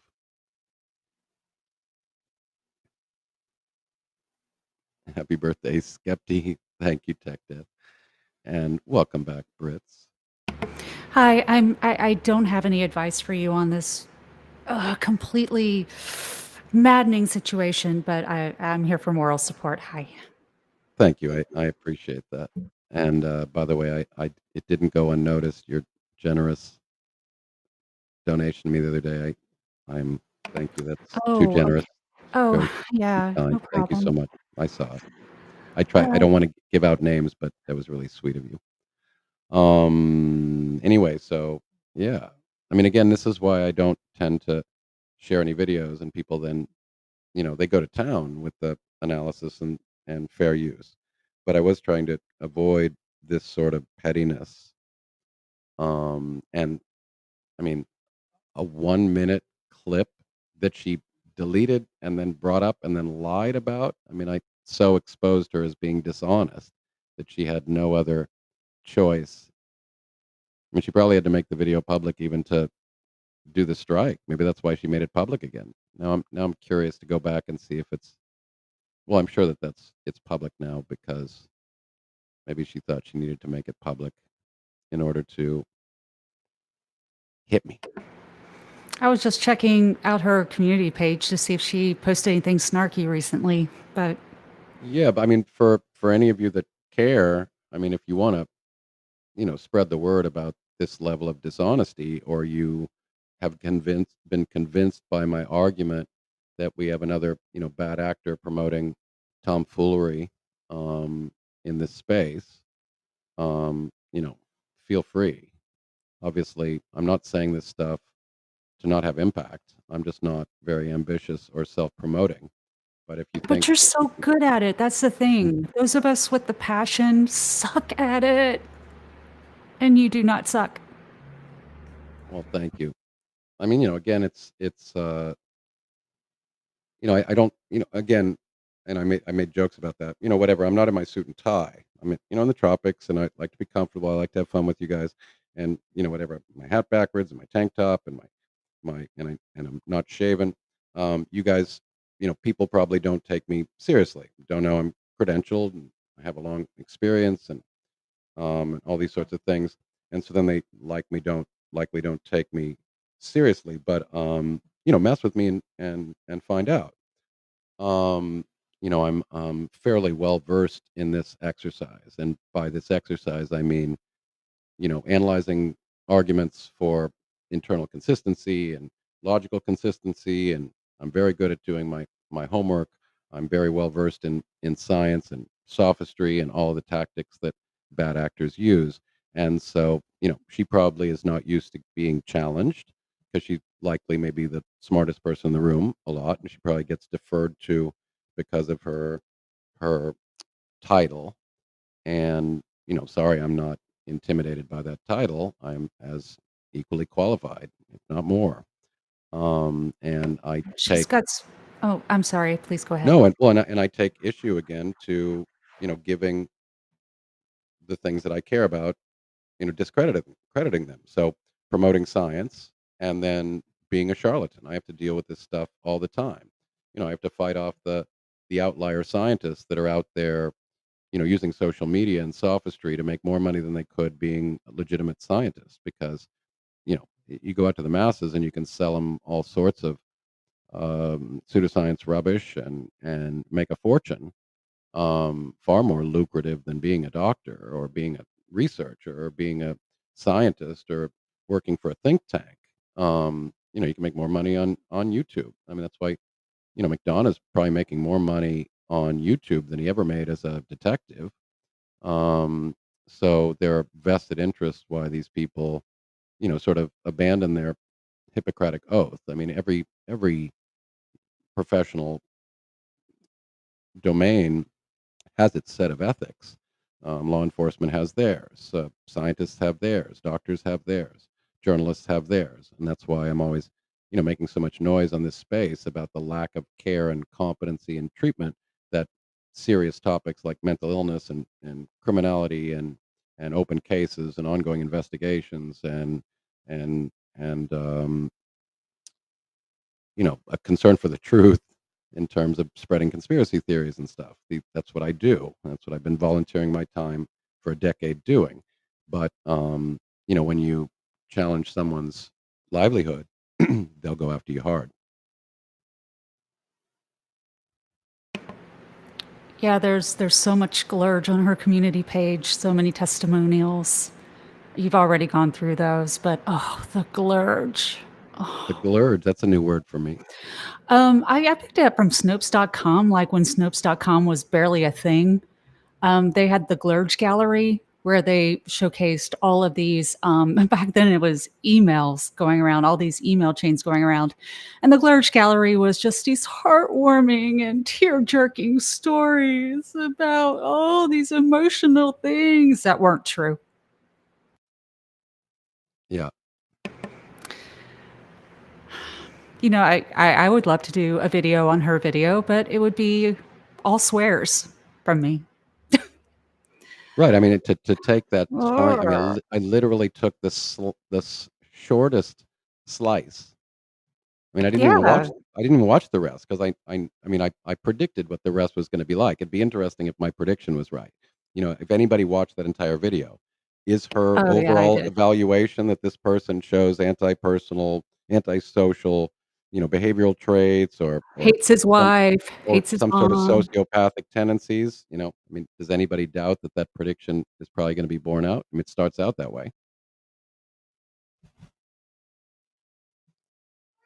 Yeah. So now I have to decide tactically what I do. I think my first approach will be to reach out and say, "You better be really sure you want to do this. Not sure you know who you're messing with." I think that might be a good idea. But it's so infuriating. You just want to, with a name like Blitzkrieg, would want to come out guns blazing with my whole arsenal. Well, right, because I mean, this is so obviously a textbook case of simple fair use. I mean, anybody that knows anything about fair use knows that I would win on appeal, which then might be, sufficient for me to appeal it. But Cute kitty. it's a pain. Kitty And Cam, kitty Cam, kitty Cam. kitty Cam, Percy boy. Wow. Right, she should have asked me to remove it. I mean, she was in the chat room, and you guys that were in here, I mean, you saw, I didn't. I'll go back and see it on.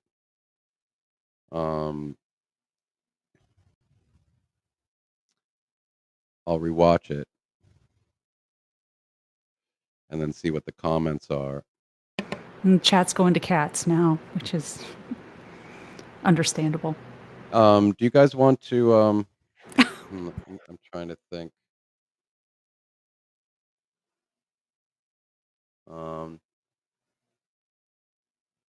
Anyway, no, I'll bite my tongue on that one.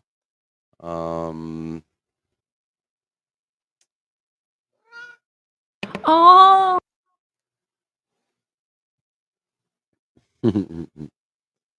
Yeah, when I lost his sister, I've shown you guys Cassie before. His black sister, who was so wonderful. In the last few months, she was just sitting on my lap the entire time. She wouldn't be away from me for a second.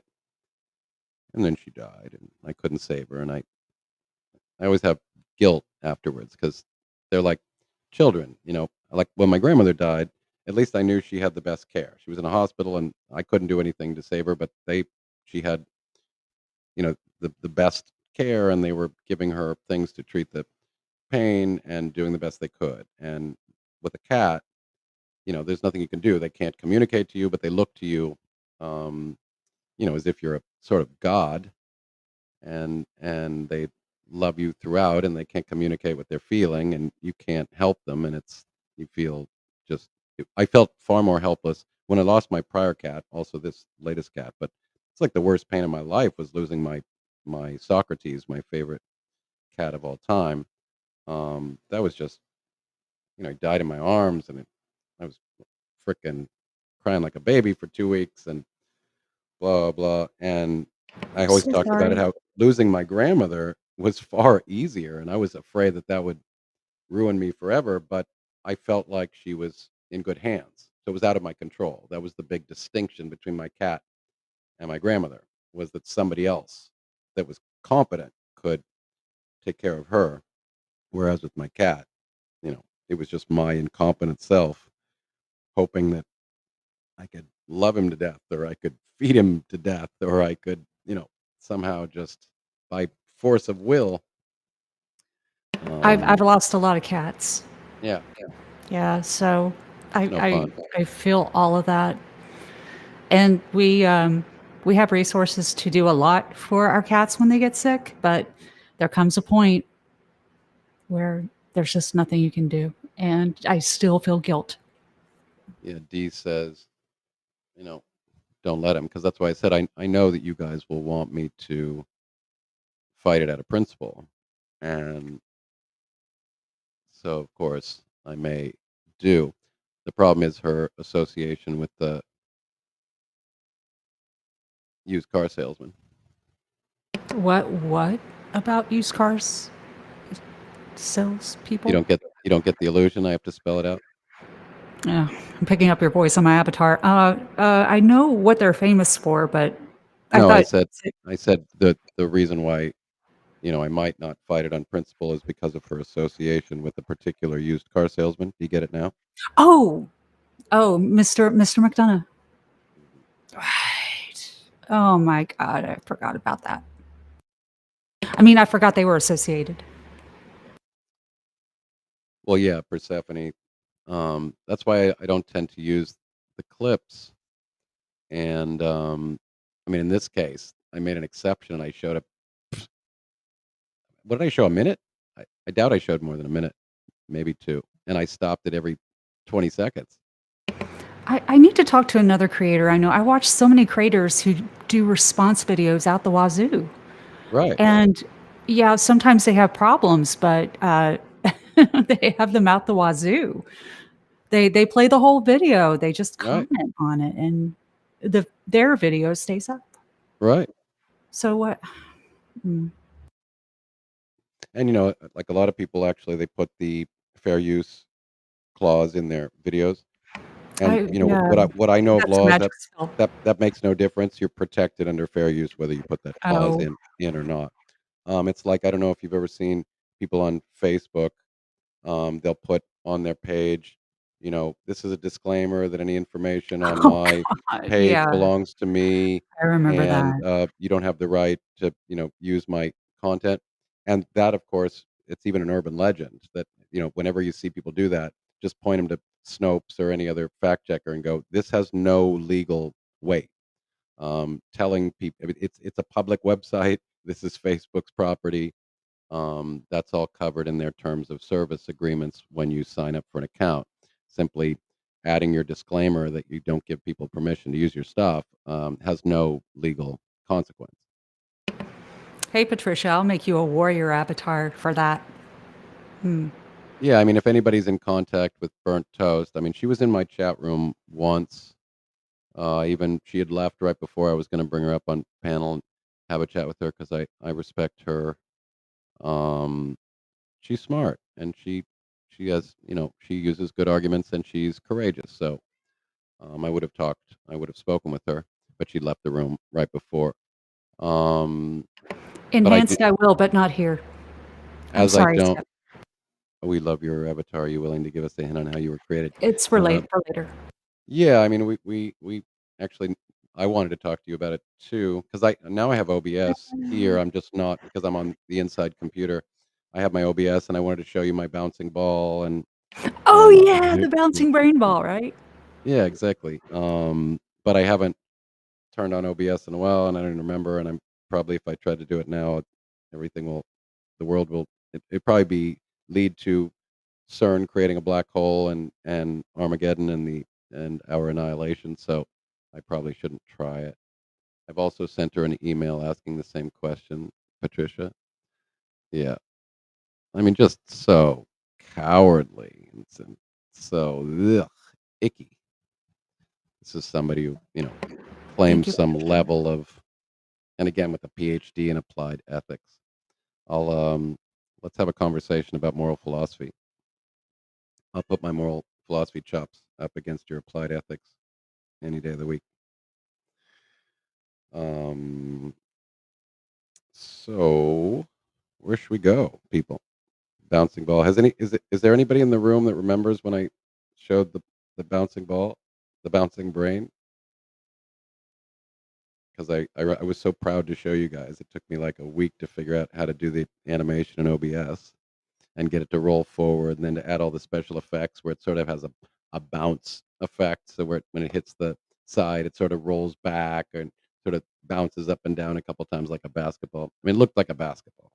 It behaved like a basketball. That does ring a bell, actually. Yeah. I mean, I suppose well, I don't know. Like, I can I play my own video without striking myself? I can play my own videos, right? I don't have to worry about playing my own videos. Um, yeah, anyway, it'd probably take too long.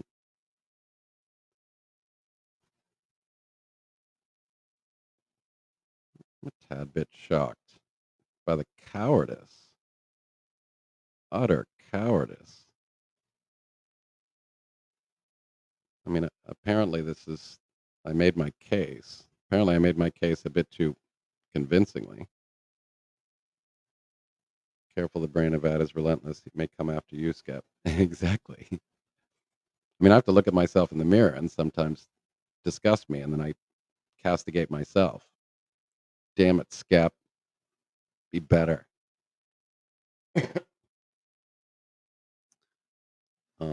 But yeah, I mean, that's what when I got the Upchurch fan and the AWP, it's like you get and I've talked about that too. You're jealous. You're just going after a big page. You're just clout chasing. And I've talked about how it's a waste of time to go after low hanging fruit. You know, I could just, if I wanted to grow my channel, I could just make my channel a roasting channel, and I could make every day. Just get up in the morning, and then I could just go onto YouTube, true crime. I could just type Kylie Rodney or Summer Wells or any of all the other, you know, um, cases, and then I could just find 100 channels all day long, and then I could just roast the hell out of them and just show them how their tactics and how dishonest they are. But that's low hanging fruit. That's a waste of my effort. So when I do have the motivation, I go after the big players because they're the role models in this space. So if you can, put pressure on the big players to have to be more careful, you can't put them out of business. You can't shut them down, but you can at least make them know that they're being watched and they have to be careful. I mean, a lot of people said that after McDonough had his channel removed, that he was careful for a while, and a lot of people even mentioned to me. I'm not going to give myself credit because it sounds like I'm fluffing up my feathers, but um, when I came onto the space and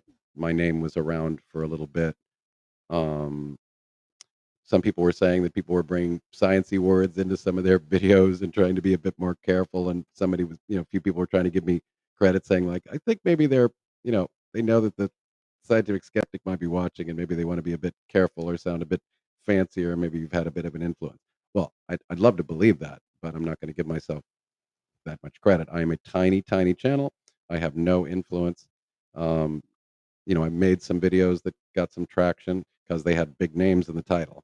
But when I do my intellectual stuff, nobody wants to listen to me. We have a small little community, and we like each other, and we have some fun together. But I'm not going to make the big, sexy, viral videos, and I have no illusions about it. But I do like the idea that there's a community of people watching. People who have the capacity um, to keep them honest. So the people out there that are doing videos on the heels in the air and the burnt toasts and some of the other channels that actually you know can do that, because I get sick watching this content. I did it for a few months in my bad actor series, and then I was done. I can't. There's just no way I'm going to waste my time watching The Interview Room or Josh or No Thanks Investigates or Tiffany or AB or the just the mass of bad actors in this space, or the Betty Bullhorns or the Molly Golightly's or the Jonathan Lee Riches or the Olivias or we could go on without end. Evil Exists and the CNY Family Channel that I recently found, and even the Donna Serafinas and the Candace Stars and all the other paranormal ones that are reading tarots and psychics and all that kind of stuff. These are not value added opinions in the true crime space. But some of them do have a disclaimer for entertainment purposes only, said really, really, really, really fast. Faster Right. than I can say. Well, most of it is. That's why I said if you understand true crime really for its primary function, which is entertainment, then enjoy it as entertainment. The problem is when you care, when you feel, if you're a compassionate soul, and then you see people obviously exploiting a bandwagon phenomenon, which is YouTube true crime or social media true crime, just making content with hyperbolic claims and spreading misinformation and not having any concern for reporting facts and being careful if they're going to speculate. As soon as it starts to bother you, then you feel almost a moral obligation to either certainly not enable it by watching it, and certainly not, you wouldn't want to throw money at it, but also challenging it and feeling a certain moral disgust from the fact that there are so many people making living by engaging in that, exploiting missing children and victimhood and mental illness. If it doesn't bother you, I don't know what to say about that. I mean, if you can separate yourself and you see it as entertainment, there are a lot of good entertainment channels. Like, for example, I often refer to Mike O at that chapter. He got a lovely accent. I think he handles the facts responsibly. He tells good stories, and then you can get your serotonin and dopamine rush from learning about horrific human behavior, and get your true crime rush. And there's nothing immoral about what he's doing. He's telling stories and reporting facts, things that have actually happened. But that's not what we're referring to when I'm talking about the bad actors ghetto. I'm talking about people who are engaging in very disagreeable, unsettling, alarming, dangerous dishonesty, sophistry, and misinformation peddling. I had a cynical take, but I don't know if I should share it. I might get my ass kicked out of here. No, share it, please. It would violate your ethics, but if you want to be more influential and be a bigger channel, you could court more drama, even if it's with the smaller creators. Drama sells, and you can just ride that snowball down the hill.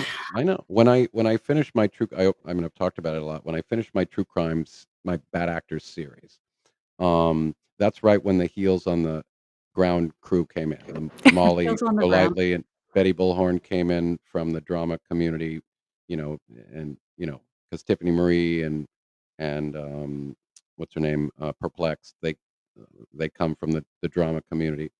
And so when the Heels on the Ground people came in, I had just spent a month and a half making, really complex videos, teaching myself how to edit, and it just took forever. I had to download the videos, I had to listen to this rubbish, and then find clips and try to make it entertaining and clever and refute their bad arguments. And those videos did really, really well. My name was in the mouth of a lot of creators at the time. That's when I came, and I had a bit of an influence at the beginning. And I was so worn out after making that series, finishing those videos, that I took a 4-month break because it was so taxing. It was just exhausting, and having to listen to this. It was tragic and made me angry, and it was nauseating. And had Yeah. I just stayed on that, I would have been then, right on in the right place to go after the Mollys and the Bettys and the Jonathan Lee Rich's whole crew. But I was done at that point. And then a bunch of people jumped into that space, and they do, a fine job.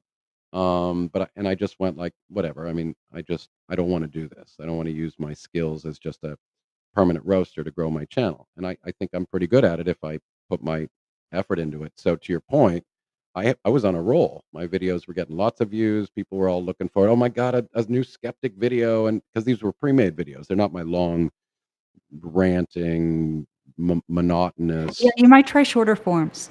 Yeah, no, I know that, and I've talked about how I like the forum because it's also a social event for me. So I know it's not a marketable product. If I cared about a marketable product, I'd clip and I'd do the pre-made videos and I'd make them much shorter. But I'm just not sure that I want to. But you're right. I mean, if I was ambitious, I'd make a more marketable product. It would be short form. There'd be pre-made videos, and then I would just do occasional lives to engage with you. That's the fun part. I mean, this is what I like. Having a talk with you and talking with the people in the chat room. Skep, do you want to stage a fake fight? Yeah. Where is my big happy face? There we are. No, I mean, I struggle all the time with putting people's names on it because I want to talk about a phenomenon. So I didn't even put Mozelle Martin's name in the title in the first two videos. I wanted to talk about pseudoscience in true crime as a phenomenon. And then I changed my mind, and then I went back, and then I put her name in the title of the first one. And then like in the Ryan Upchurch, when I went after Ryan at the beginning, I would have just talked about, I would have done like what I did with Fish, just creating a fictional character, calling Fish McDonough, or making vague reference in the title. But that's not how you get the video to get likes. You put their name in. You say this person's a liar, blah blah. So in Yeah, the Ryan, I unfortunately. changed and I just said I'm talking about Ryan Upchurch. I'm going to use his name in the title, and I didn't worry about it too much. So I just sort of decided to do it. And then in this stuff again, I oscillate between wanting to talk about ideas that are applicable to more than just one individual. That's why pseudoscience is about a lot more than just this Mozelle Martin character. But then I went back and I put her name in. I'm like, well, that second video was her. It was about her behavior. So I'm always saying I have to get over myself. It's freaking, it's my problem. There's nothing wrong with it as long as I'm, not engaging in hyperbole. I don't want to get too hyperbolic. I don't want to use those. I was joking the other night. I need to make If thumbnails. anything, you're deadpan, not hyperbolic. Right? I need to do that. But I need to make those thumbnails where like I have like pictures of people on the side, and then I do those. Oh my god. Because that's what everybody does. So I'm supposed to take a picture of myself with some, surprised or outrageous, or what's going on here, or I'm thinking about it, and then do the question marks. Is it an accident or is it foul play? Question mark, question mark. And then you take a picture of yourself, Oh and then my god. you outline it with white script, and Yeah, then yeah, you do you that in put Photoshop. yeah, and then you put images on the side, and then you're doing your reaction thing. Oh. Oh my god, they all do that. That's how Yes. you make a video that goes. Clickbait. It's clickbait. These are all You have clickbait to tactics, do and it. everybody just imitates it. And as soon as I feel myself even think about that, I go like, ick, ew, yuck. I know, it feels scummy. It Mhm. feels scummy.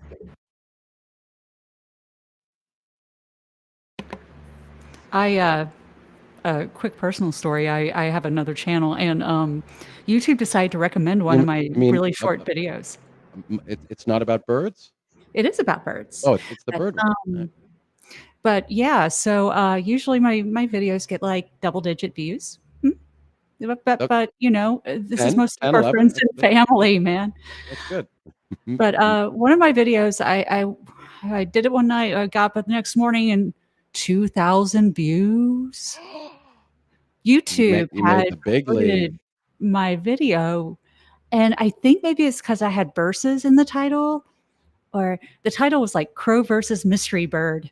And the description was like, a crow chases off a dangerous intruder from the bird feeder. Now, I didn't have a picture of myself going like, okay, where's the button? Not that one. Like that. I just had a crow and some text. No, But right. So the again, this is algorithm is this weird. right. This is this conversation about ethics. That's like, and it's a very personal thing. What do you feel comfortable about? I mean, like if I were telling stories, like at the beginning of my stories, I created this whole fictional universe with Fish McDonough was a sort of a warlord in a sort of medieval Game of Thrones scenario, and then I created the various warring, Oh, families, cool. clans, and I told a story, and I really enjoyed it, and I was trying to put messages in it and refer to reality. The point of those storytellers telling was not only to create a entertaining story, but also to call out Fish and all the other bad actors. And that's why I called him Fish McDonough, because at the beginning didn't want to be in your face direct. Chris McDonough of the interview room is a liar. I just whatever. It just felt a little bit too. Subtlety. But Yeah. but there's nothing wrong with. I mean, that is the way I feel. So it's not dishonest if I believe that is true, and that's what I want to do, and that's of course where I would get all the views. Like I did. I'll give you an example of where I did use hyperbole. I said one of my lives is Ryan Upchurch is the stupidest person on the planet, or something like that, and that was clearly hyperbolic. I don't believe that Ryan Upchurch is the stupidest person on the planet, but I wanted to trigger him and the Creek Squad because they were coming after me. So That's right. That was I a deliberate decided trigger. that was a deliberate one to kind of go like, "Na, na, na, na, na, na, come after me." So that one I did do on purpose, knowing that I was being hyperbolic because he had just done something so monumentally dishonest and stupid. I wanted to make a video and then really expose him as really being dishonest and expose how horrible his reasoning skills were. And it was when he was accusing innocent people of murder, for Christ's sake. I mean, that's a bad thing to do. I mean, if you don't have a moral problem with somebody with 2 million subscribers and a massive amount of influence going up and just randomly accusing innocent people of murder in a very big open case, you need to have your moral compass recalibrated. There's something, that suggests to me that you might have some ethical irregularities in other areas of your life if you don't find that to be problematic. I mean, do you want to live in a world where these people have power? I mean, imagine, I'd what a be the world first looks one like, against the wall right? because my handwriting would indicate really deep pathologies, and my body Wow. language would be so sus. And Yeah. So, yeah, I mean, already the fact, if I were going to play that game, you're hiding behind an avatar. So what do you have to hide? You don't have the courage of your convictions to yeah, show your real face. that's I get that all true. the time. I was the scientific skeptic for a long time, and I hid Oh yeah, behind yeah, with the the brain hiding. mask. Okay. Yeah, and I did that because, as I've said on my science page, like people on my science page, they'll come like, "You're afraid to give your name," because my channel is not the me show. I'm teaching. It's about the ideas, about science, critical thinking. It has nothing to do with me. The arguments are either good or they're not. The topics are either informative or they're not. It's not about the me show. But if I wanted it to be at the me show, and at some point, I think I forgot why I decided to unmask. I just I don't know. One day I was just like, whatever, I'll just do a live and show my damn funny mug. Well, I can make you an avatar, like like this one with long, pretty hair that I Oh, paid for in yeah, the end. sure. I mean, I did get creative enough where I have my brain of vat and the portal. You've seen my portal, right? So I'm flying through, interstellar space in a sort of portal. Yeah, I'm in a Rosen Einstein bridge. I'm in a Eastern wormhole. Rosen Bridge. Yeah. That was my shtick for a while. Well, being creative is just to me the best feeling in the world, and being proud of what you've created is even better than the best feeling in the world. Well, It's that's why I like playing with the audio, video, and across the decades, I have certainly tried my hand at this stuff, and I like it, but then I realize I suck at it. It takes a ton of time. So to get good at it really require and I ultimately, at the end of the day, I'm a writer. That's my best medium. I like to write technical philosophy of science essays, and that's what I've been doing for the last 10 years. So it was different to to use my mouth. I'm half Italian, so I already talk too much. So why the hell not use my voice? But it's a very different medium. I think I'm far more effective as a writer than a speaker. But as a professional, I had to, give large conferences and speak to large groups of people, and tried to learn how to get better at it. So you don't want to go off on tangents, and you want to be succinct, and you need to understand the audience. And I got good at that because I have to suppress myself because I just like to stream of consciousness, just free associate. That's Stream why of I like consciousness. I see what you did there. that's why I like this stream of consciousness. I wish that I did that on purpose, but good catch. That was no pun intended, but I wish I had done it intentionally because it would have been more clever. Although I did make a stream pun at some point that is not coming to me. In any case, I like this format. It's just it's not a marketable format. Nobody's going to listen to 9 hour videos, and so I usually what I try to do is I do the first few hours where it's substantive, and then we veer off, and so then it becomes for the people in the chat and people that want to come up and have a talk. Maybe we can have some avatars come in with lower cut dresses. Yeah, some décolleté. You think? Mm. Sure. I one of the Boobs are big, and they're seriously. big, and they're big in the space too. Mm. One of the Skeptic creators that I follow is totally cishet male, but all his fan art was gender bending. So now he has an avatar that has huge breasts with very low cut, and yeah, it's just fun for him. He's like a cat boy with huge breasts. He's really Interesting. he's really good actually. No, I mean it. And again, the big dilemma for me is that because this is where I say I have imposter syndrome. Part of me says there's a part of me that's very confident, thinks I know a thing or two about things, and that part of me wants to have impact. And if I truly think that I have something important to say, then I should want to make that have optimal impact within constrained by my ethics. I could do a lot better, but then I also have the imposter syndrome because I was laughing with my girlfriend the other night. I said it's really too bad I don't take this stuff seriously, and then she said you should think about that for a minute. And then we started laughing about it, and I went like, holy shit, I need to put that on my epitaph. I should have taken it more seriously because life is short. And so that would be something that I need to put on my tombstone is if only I'd taken it a bit more seriously. So I don't know if that And sounds then silly. right next to your grave is somebody that says, "I wish I'd taken it less seriously." Maybe. Right. And then there's, and then there's somebody on TikTok right now with 40 million subscribers who doesn't have any of these concerns, and they just, they turn on their camera in their underwear and they do Oh silly dances, yes. you know? I get it. I get it. Yeah. And then they got 40 million subscribers, and they make more money than I will ever make as a professional who spent 10 years reading books, um, and trying to be serious and careful and things like that. So especially in this world, in the world of social media, it's very much an anything goes. Get your piece of the pie, do whatever gets you your 15 minutes of fame. And of course, Warhol was prescient, but what Warhol didn't recognize is that 15 minutes of fame could be extended to a livelihood. So now Warhol's meme of everyone eventually will get their 15 minutes of fame is now extended to be you can now become a social media celebrity if you don't care about these things. And I'm not saying some of these popular things aren't creative or even educational or interesting or artistic.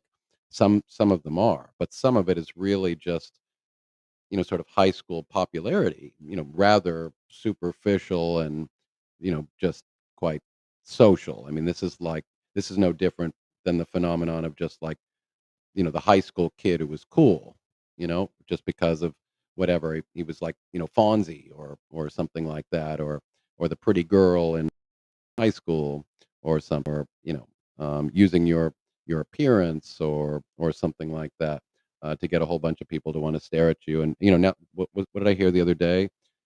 Somebody said, what did I read yesterday? An article that on TikTok you can make $400,000 a year sleeping.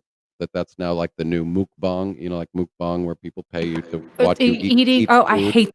So now there's a new one where people just sleep on camera, and people subscribe to you to just watch you sleep. So that it's like the Truman Show.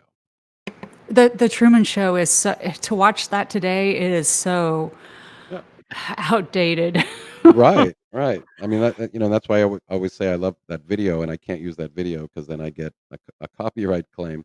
Is that ultimately the essence of us is a monkey that is obsessed with knowing what all the monkeys are doing. That's just what we are as a social animal, and that the reason why social media is so attractive is it just gives us this 24 hours, 24/7 rush of our dopamine, serotonin rush of constant stimulation, but also it feeds our voyeuristic instincts, our need to be watching all the monkeys all the time and finding out what the heck all the other monkeys are doing, and it pushes all of our evolved buttons, and it gives us this rush. So we don't want to have to think.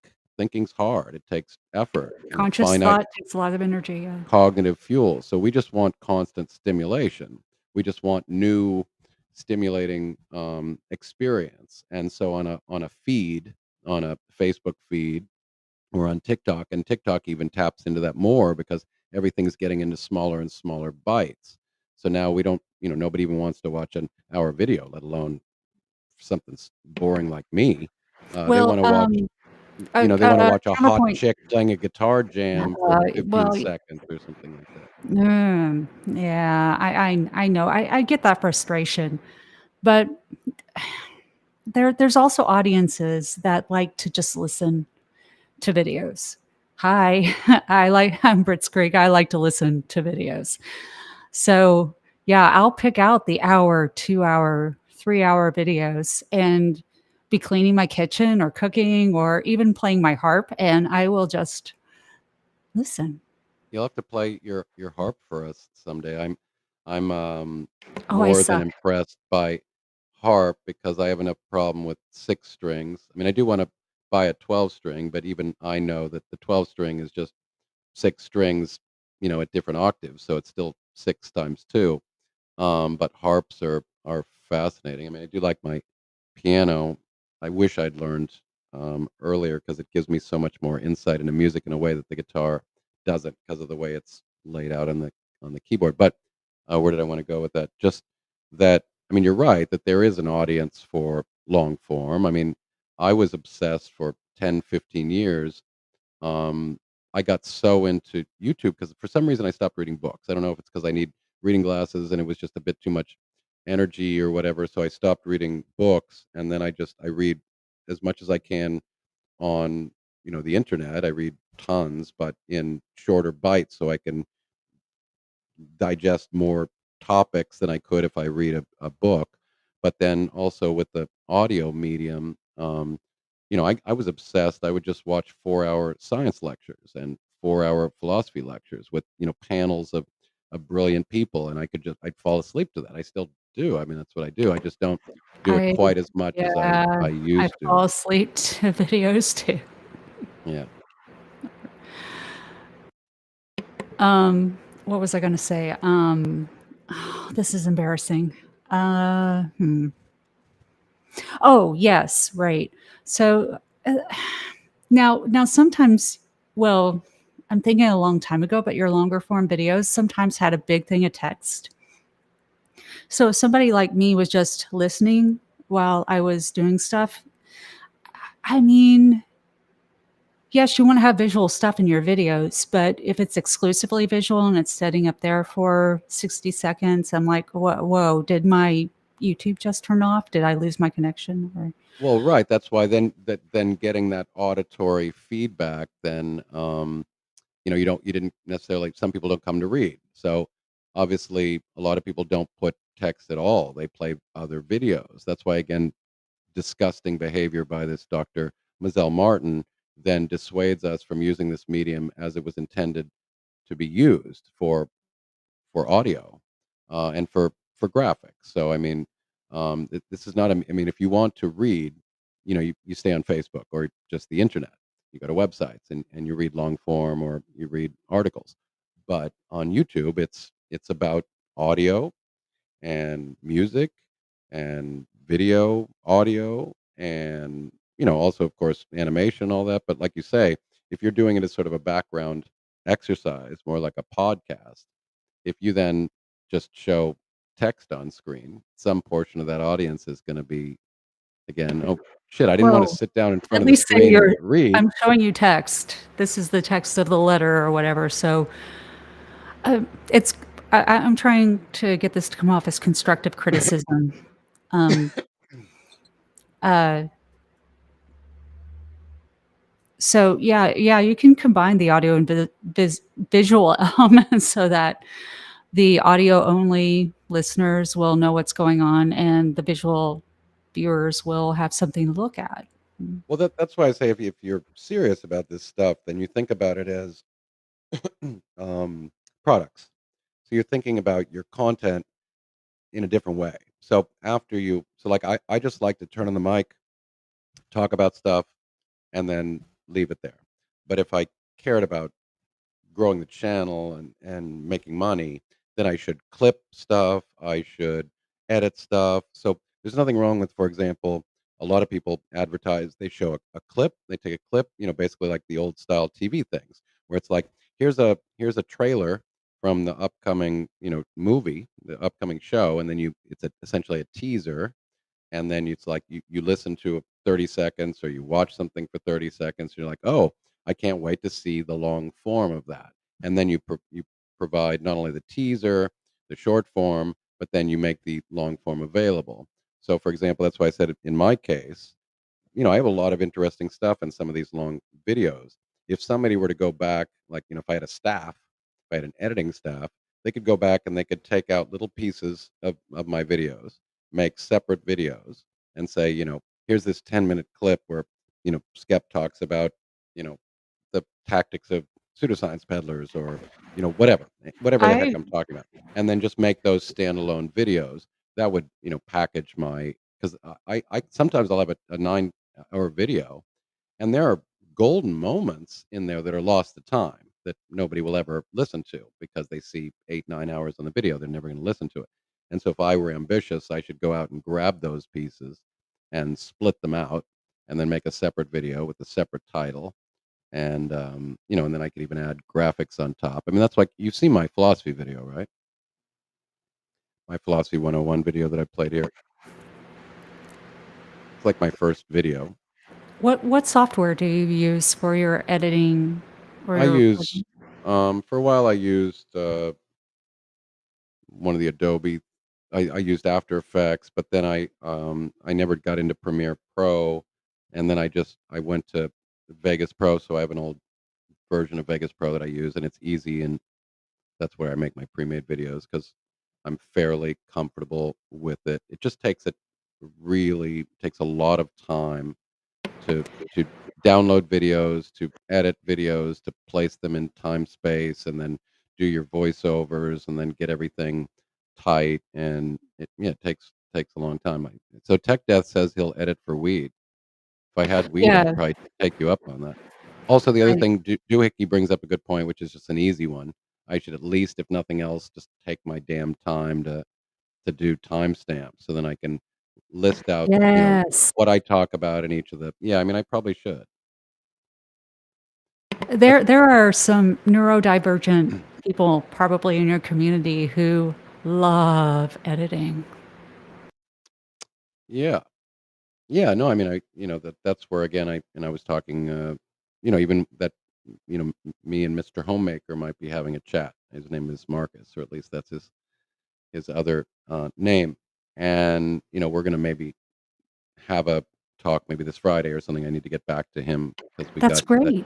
got put on hold, but he's organized and he wants to do that. So I talked about how I'm whatever long form, I like to let it take us where it goes. And he's like, I dig that too, but so maybe we can do a couple different things. We have the long form available, but then I will be clipping mine for my show, for my channel, clipping it down to an hour. And in that sense, I could either use his and put it on mine. We'll probably end up doing a dual stream where we stream the long form on both of our channels. That will be there for anyone who wants to do. Oh, hello, Marcus. You're here. So yeah, I mean, that's why it would be. Sometimes I wish I would collaborate because Marcus is 1,000 times more um, diligent and organized and pedagogical than I am. Oh, Marcus is Mr. Homemaker. Yeah, yeah, Hi, Mr. Homemaker Marcus. and the combination of different skill sets can be synergistic. It can be interesting. You can not only can you provoke different conversations that you wouldn't have if you're just talking alone, but you can also gain the benefits of things like an agenda and a profile. Like as a professional, I'm very organized. As a business consultant and a senior manager with a big staffs of people, I need to be extremely well organized, and I have been in my career, but this stuff I don't take it seriously because I think my value added is just me talking about ideas, and people either like it or they don't. And for me to have to convert that into a marketable product would require a lot more of my effort. And so my contribution, for what it's worth, or at least what I'm willing to contribute, is this stuff. I get up there and I talk about the things I know. Hopefully, it has value. Some people like it, and for me to then want to dedicate more of my effort, I'd need to be incentivized in a different way. And of course, that's the thing is that I'll say like, this doesn't pay my $6,000-7,000 monthly overhead, unfortunately. But it's not to say I couldn't convert it into a livelihood, but I'd need to get more motivated. And I just sort of because I don't believe that I could, then I don't put in the footwork to do it. Um, are you thinking like an economist in this Well, I mean, sense? if I was consulting somebody else, I'd give them good advice on how to grow a channel and how to build a business. So as a business consultant, I build business plans for people. I do all the math. I do all the spreadsheets. I'll even do the mission statements and the marketing programs and all that kind of stuff. I can do it for somebody else. I just don't necessarily tend to be disciplined for my own projects. I don't know why that is. I think it's because I'm I'm better when I feel committed to you. So like if you ask me for my help, I would feel obliged to you, and then I would do something professional. But for myself, I don't mind flaking on myself. I don't know why. It's me. Well, I'm weird. for my work, somebody's holding me accountable. For my YouTube channel, nobody's Right. holding me accountable. Exactly. Exactly. That's exactly the way I feel. But then part of me wants to make it serious. So I'm the only one stopping myself. It's a fight that But I have with myself. That's the problem. well, ask for help. It appears that at least some people, well, Mr. Homemaker for one, and there are others in your community who would love to help because the thing is that you're good at this. You're good at a thing that I wish I was good at, but I suck at. Because I would just fly into every conjugation of the word fuck and nobody would ever learn anything. I believe I did throw out an expletive to Yeah, that was my justified. adversary. Thank you. That I was think so. just, where's my angry face? That was justified. Oh, I look at your avatar. Do that again. Oh wow. Now is that a keystroke It shortcut? is. It is. So we So have you have neutral, okay. we So you have have to happy, Oh, angry. Whatever this is. Sad. And whatever this is. and so you're memorizing keystrokes. Yeah, not very well because sometimes my body language, I'll try to do a sad face and I'll do this, which is totally inappropriate. And I'm sorry if that shows up on your face. But But so you're directing your keyboard as you're speaking.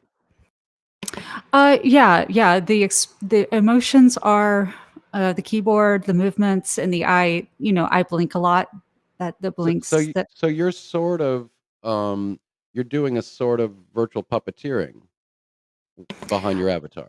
Well, yeah, but in 3 different ways. I rely on the microphone to translate my voice into mouth movements because otherwise it just doesn't seem to work very well with the tracking. But my eyes, any of my eye movements or my head movements, that's being tracked by the camera. Gotcha. Okay, so some of it is The automated. microphone, yeah, that's why I pick up your voice on my microphone sometimes, and your voice comes out of my avatar. Because I don't trust the tracking to track my mouth so much. But the emotions are very limited and they're like, ugh, like this. So I don't know if enhanced. Okay, hi enhanced. He or she wanted to know how I was doing all that. So thank you for that. So let me ask you. I mean, I obviously I don't know what I'll do, but let's get back to the topic. So to the room and to you, Britzkrieg, what would you have me do as a response to this atrocious behavior? What would you guys like me to do? What would you want to what do you think you would do if you were me? I defer. I would want you to do whatever's most effective and least stressful. Mm. Well, and I appreciate that because obviously, But not so unstressful that you don't get justice. mm, right. I mean, one thing that her behavior makes me want to do is stay on her tail. So, let's find out if this is if she gets what she asked for. Mr. AK. AK, did you hear the story?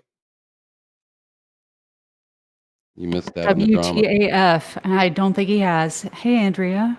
And hello, Andrea. Andrea, you want to come up and talk? AK, you want to come up and talk? We can revisit Andrea, sorry. this whole story because I am pissed beyond words.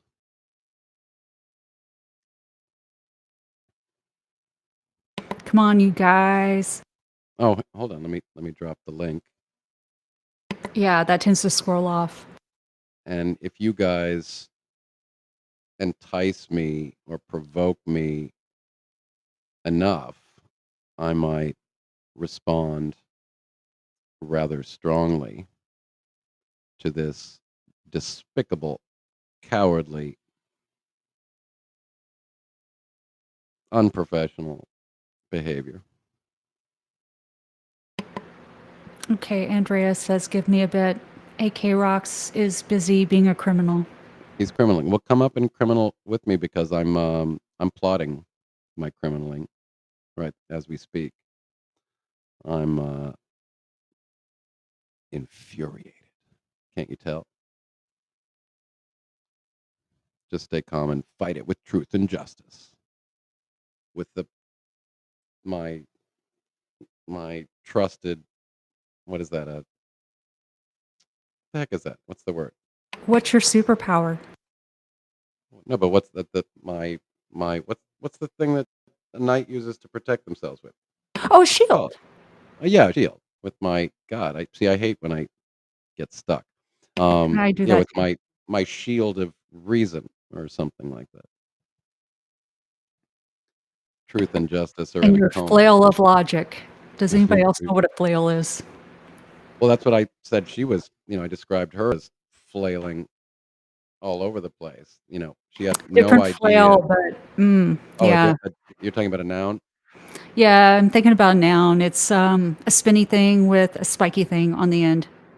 But Yeah, let's not talk about flailing if you've already used it in different. Oh, awesome. Okay, I'm gonna drop and let Smooth Criminal criminalize you. Actually, no. Could you stay up for a minute because I need a short natural break, and then if you want to drop off, I'll be right back. Just 1 minute, please. Thank you. Host my show for me, would you? Hey, kitty, kitty, who's a pretty kitty, kitty? Aw, it's such a pretty tummy. I want to scratch your tummy. I love this. What? I I came in here and I seen this and I thought, what is going on this There's so channel? much shit going on. Oh, I love your avatar. You're talking and it's Oh, moving my with my you. avatar. No, that's not what's going on, dude. That's not what's going on. Holy Well, shit. let me guess. That has something to do with the person he was speaking of earlier doing something to him, which would probably be YouTube related. Oh, yeah. So that would This is a be, cold read, isn't it? Hmm. yeah. I'm trying to figure it out. Okay, let's. I don't know. I was away, but if he had played any of her content, then there would be a strike. If Oh, he you're smart. had, You're psychic. I played about a minute of her content, and I stopped it after about every 10 seconds to give are you commentary. serious? Yeah, Or literally, is that what happened? literally. It's my first strike because she's Wow. butthurt because I eviscerated her Okay. So false listen, claims. you have the false, or you have the strike. Now they have to follow through with the strike. So you and I will strategize offline. I'll give Okay, you the lawyer and we'll go from there. okay, Who specializes in this. okay. I just hope she doesn't read our handwriting in chat. Yes. She sort of threatened me Because with it, like I was afraid to let her read and then she was in the room because she came in the room and you could see. I mean, we she all was in the caught her. room. Yeah, I exposed her lying. First, she deleted the video. Then she came and made a No. comment and lied and said that she hadn't deleted the video. She had just blocked me. But then I sent other people to go look at the video, and they couldn't see the video, which means she had taken it private. Then, Yeah. when she was exposed for that, then she made the video public again, and then she also made a comment to me, and then deleted it because she was a coward. And then she came into the chat room and I took her on, and she didn't address any of my substantive arguments. She tried every fallacious tactic of deflection and straw manning and red herrings, just like she had done in a conversation. I read off the conversation I had with her on Facebook. I showed how dishonest her video was the other day and exposed her as a charlatan. And I called her straight up charlatan. I showed the definition of a charlatan. That's exactly what she is, and showed And that she doesn't, she she was doesn't mad. have, she's not addressing any of my substantive claims. And then she's making new videos doing exactly what Chris McDonough did by referring to trolls and haters and then threatening in the description, you can go to jail for this sort of thing. So essentially, trying to argue that either I'm cyberbullying or defamation, and exactly what Chris McDonough did in the video that I made on the troll fraud. How ultimately these people try to Hmm. deflect by any criticism is trolling. Trolls are on the dark triad. Uh, Dark triads are psychopaths and criminals, just like we are criminaling. Therefore, the what the audience is understanding is that anybody who criticizes them is a criminal or a psychopath by definition. That's the logical pathway they try to take to distract from legitimate criticism. Because you and I would both completely concede that there are trolls, annoying people who come on your channel, make stupid comments, and insult you, and No. don't engage in anything substantive. Well, that's not what I'm doing. I'm neither bullying nor defaming nor trolling, nor am I a hater. I'm challenging somebody who's monetizing, hiding behind her credentials and her doctor title, monetizing a pseudoscience, but trying to disguise it as a legitimate science based forensic skill, which it is not. And I completely destroyed it by providing hundreds and hundreds of studies and 2 massive meta-analyses showing it. And then she tried to make a video, um, claiming people have been saying that what I do isn't science, but I disagree. It is science, although it's not pseudoscience, it's a parascience because it can't be subjected to scientific rigor and scientific testing. But of course, I've shown that not only can it be subjected to scientific scrutiny, it has been in hundreds and hundreds of studies. I provided all the evidence, and she didn't once attempt to refute any of the science or provide any positive evidence to support her claims. She then simply referred to the law and testimonials, which is what I always say. That's what pseudoscience scientists do, is they only have testimonials for you. And then she tried to use the law to sent me this long text of the law protects my right to analyze handwriting. Well, talk about a straw man. Where did I ever say you don't have the right to your opinion about handwriting? I'm claiming that I have a right to analyze belly button fuzz and call myself an exactly, expert of it. exactly. My And that's you will endorse me, wouldn't you? right. It's a complete Okay. straw man. I said, well, the government also protects your right to free speech and be wrong. I'm not challenging your right to be wrong or your right to spew this, but I have the right using my free speech to say that the assertions you're making are not science based and you are a charlatan promoting something as evidence based and selling it for exorbitant rates and hiding behind your doctor title and your made up foreign-ology term, which doesn't exist. And then you're collaborating with the Cold Case Foundation for more clout, and they already have a con artist who's peddling pseudoscience in the name of in criminal investigation and criminal profiling, which is CVSA, which is the voice recognition analysis shit that I already discredited as pseudoscience rubbish. So she's a perfect That I fit, could go into depth about. Yeah, that's and which bullshit. yeah, and which And I've so done. so did she I've say the word presented the evidence. phallics? Phallic? No, Guys, oh, I'm going to make room on the okay, screen. I just didn't okay. want to do it abruptly. Bye bye. Thank you. Good night, Fritz Creek. Thanks for coming up. So anyway, Blitzkrieg, that was awesome.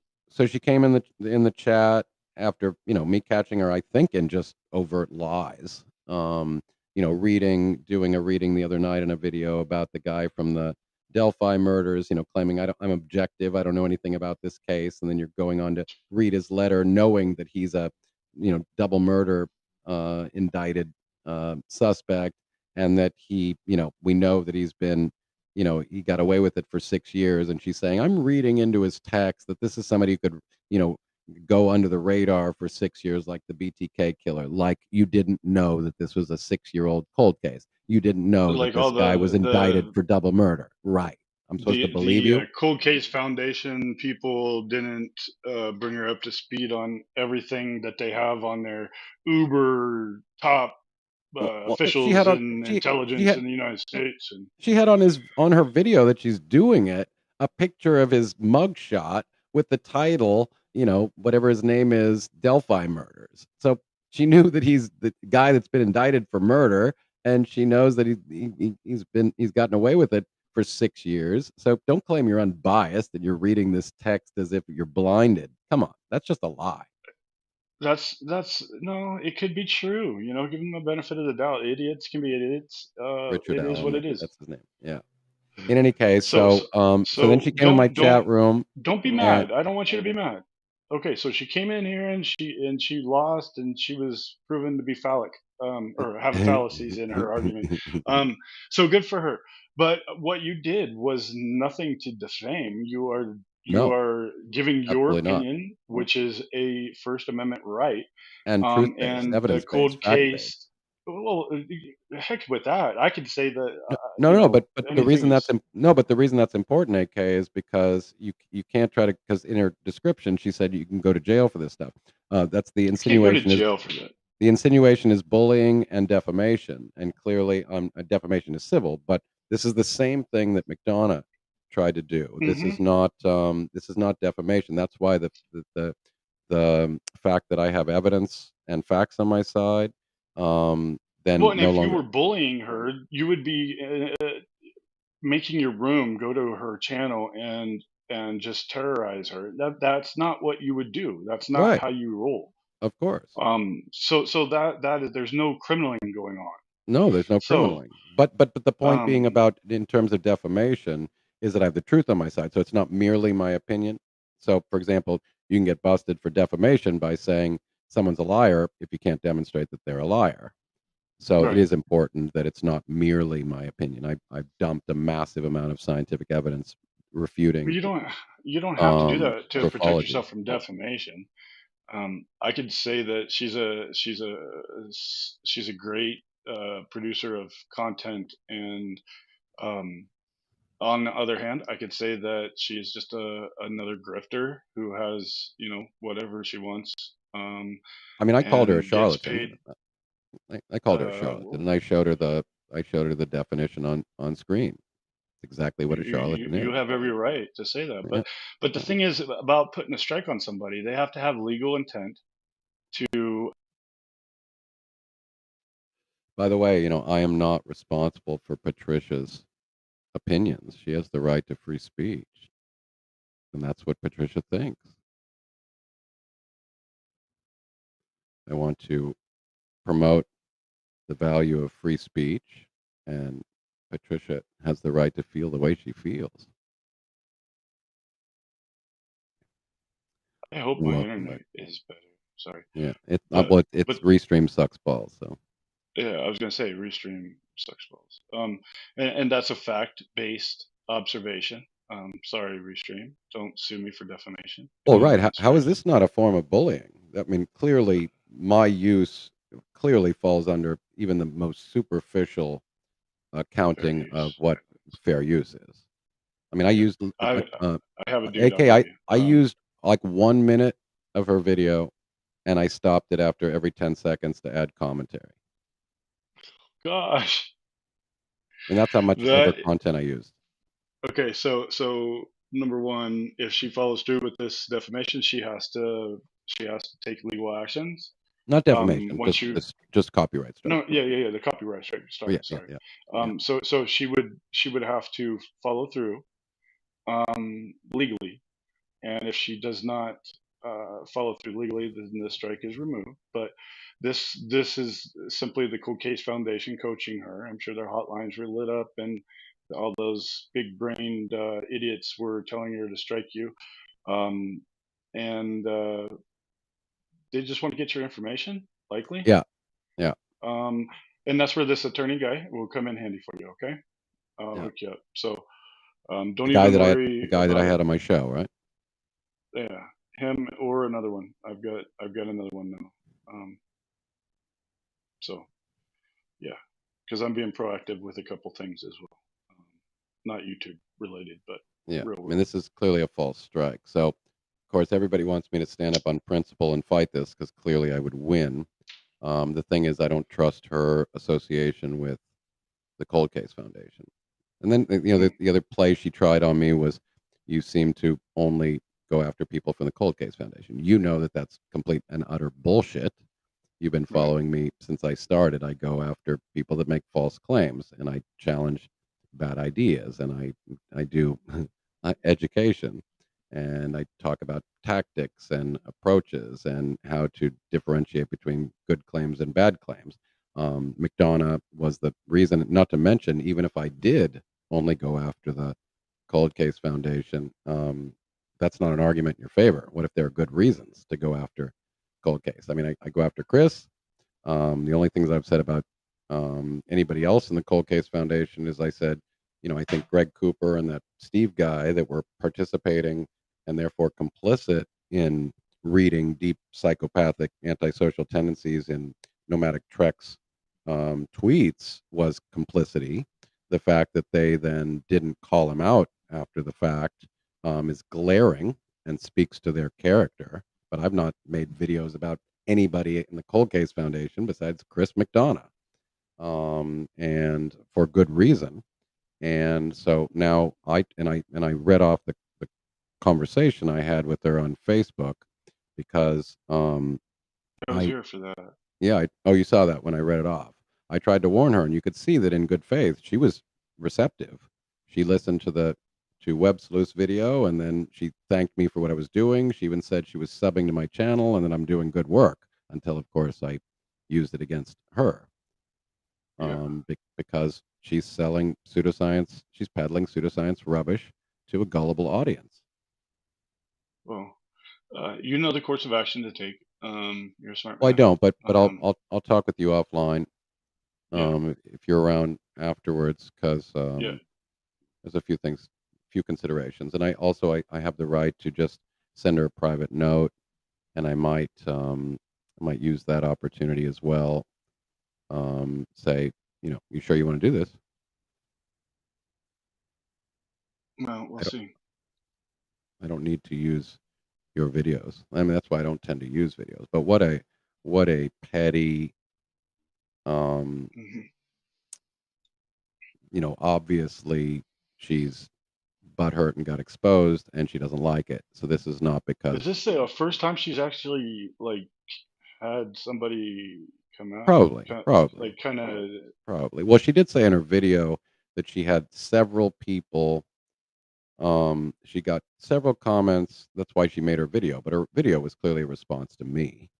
But she made a video saying, I mean, it made her look very, very bad. And the title of that video, which is now public again, although, as I said, she deleted it.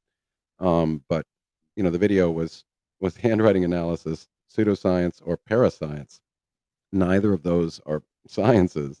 And she just tried to say it's not pseudoscience, it's parascience. But then she said, but we follow the scientific method. So she's trying to That's do the both sidesism. I'm selling my products as science based, but now that I've been called out as being pseudoscience, well, it's not pseudoscience, it's parascience, which is basically just pseudoscience and by a different name. And then says, and then she shows up a screenshot of the scientific method and said, but we follow, I follow the scientific method, therefore it's science. No, the scientific method includes when you make a positive hypothesis, you support it with positive scientific evidence, which is statistically significant, and then you submit it for peer review and publishing. And if it does not meet that burden of proof, then it gets rejected, and the null hypothesis is the default, which means basically we demonstrate that the hypothesis is false. So if she's trying to have it both ways, it's science, so right. buy my stuff, but I'm going to pretend I'm being honest, and it's not science, but it is science. So just both sides of them. You just said a whole bunch of smart things there. I got some out of it, so thank you. I don't want to see you upset. I don't want to see anybody get underneath your skin. And I know that this doesn't because it's petty and it will go away because she's going to have a realization that you will not back down from this, and your community will stand behind you in whatever you need to make sure that this type of behavior does not uh, proliferate. Plus, it goes against the terms of service of YouTube because she's spreading misinformation. First of all, Well, yeah, thank you, Britsky. and other things. Sorry about the And internet. I don't plus, know what's going it's on. also an abuse of fair use and the striking system. Yeah, but they don't punish people for that, so Well, they can. they don't. I have never heard of anybody getting punished for it. That's the thing. But either way, you have a community full of people who will back you and fight tooth and nail, not physically, not criminally, um, but With words to make and sure in positive actions, deeds. in actions, Yeah. legal actions if needed, to ensure that you are protected. So I wouldn't worry one little beard hair if I were you. No, I mean she just whatever, demonetizes my channel and puts something on my record. So and under unjust justification. Yeah, but they will. They will. I have a feeling. I've already uploaded her video to the archive.org, Okay. so it can never come down again. Okay. Um, so I'm just saying, don't play with fire. Um, it's hot and it burns. And once you make a mistake, you can undo that mistake. If you were reacting with emotional response, that's understandable. Every human being reacts that way if they're getting criticized. So you have some time to withdraw your strike, um, or we'll see, right? Yeah, yeah. Well, So that'll be my first approach. there's other things happening already now. I've been texting while I've been talking to you, listening to your wisdom. Well, and Yeah. it's I mean, I've never struck anybody. I've said my content is, you know, you'd really have to do something pretty sketchy for me to strike you. So you want to use all of my content, any clipping of my content, by all means. I consider it public domain. I mean, whatever. If you made another channel and you called it the Scientific Skeptic and you just stole my videos and played the whole thing and didn't give me credit, then of course I might not be thrilled about something like that because I've had people do that with my Facebook channel. They've cloned my channel, literally used the same icon, the same all my descriptions, and then used my posts and then claimed it was their content. That Wow. that's different. I mean, I've had I have a woman who took every short I've ever made, YouTube short, okay. put them all together, and has it looping on her channel. I give zero shits. I don't care. You know what I'm saying? So, Well, that's uh, what I mean. I generally speaking, I consider my stuff public domain. Be more flattered if somebody wants to use it, but and of course, you know, like I don't know how I would respond if somebody quote mined me, took me out of context, and then made a hit piece video about me. But I mean, just I've had some people criticize me, but I've never struck a channel. Or the only time I've reported channels, I think the few videos I've reported were just completely false title or something extremely something like serious hate speech or something like that. like Chris McDonough is a good cop, and I there was a good did cop. report, and I announced that at that time. I did report his confirmation video Oh as gosh. straight up defamation of and against the terms of service in the nomadic trek case. So that's why I came here in the first place. Skep Reacts will be my new channel. Um, yeah, So burnt so toast. Blitzkrieg is the one that started this whole thing, huh? In She what's goaded you into playing a video. No, no, no, not at all. Totally her This was fault. I hold her accountable. yeah, no, this was in my prior video, when I was talking about pseudosciences, and I was even reluctant to play her video, but I only took like 1 minute and I stopped after like 10 seconds. I don't think I played more than a minute of that 15-minute video, and I commented on it, and I showed how it was. I basically just said, "Do you want to bet me that there's no positive scientific evidence supporting the claim she's making right now?" And this is nonsense. Um, you know, Blitzkrieg, um, I was just kidding. yes, he was kidding. That was totally not anybody's fault. There was no wrongdoing done. There was an emotional response by a human who was being felt like they were being attacked and felt like they wanted to protect themselves. So, 100% fair use Yeah. By the way, I is mean, the do, deal. do I And have the right to say that if you guys want to go to her video and say remove the strike, that was fair use? I have the right to say that, don't I? 100%. Yeah. You're not asking or inciting violence or hate No. speech or anything like that. You have a group of people who care about you and And no, want. but even regardless of anybody's feelings towards me, if you believe that this is an unfair fair use strike, um, then it has nothing to do By with all means, your feelings for me. these people can go over there. Yeah, you're Yeah, right. It doesn't have anything to do with you. It no, has to do with how the system should be played fairly with everybody. If you yeah. put yourself out there as a certain expert on something and you cannot take the criticism of being boxed in and exposed if you're not, um, in your mind, if that makes you feel like you're a victim, then you have a victim mentality issue that you need to deal with. It's not YouTube's fault. It's not your fault. It's not the person who says that it's not correct. It's that's America. Freedom of When I speech. also again, I really don't like the. I mean, YouTube is so illegitimate in terms of them um, upholding their terms of service. So the content that they allow and the content that they take down is so inconsistent as to make a mockery of their terms of service. So for me, I mean, how does this even pass a standard filter They of don't. It fair doesn't. It use? doesn't need to pass a filter. It's all automated. You know that.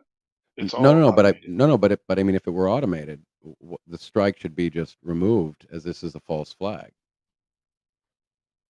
Well, I could strike your channel and put in there that you use my content or whatever, and it would Well, get that's what I mean. it would be a It literal strike. uses, but that's what I mean is that it's using human reporting.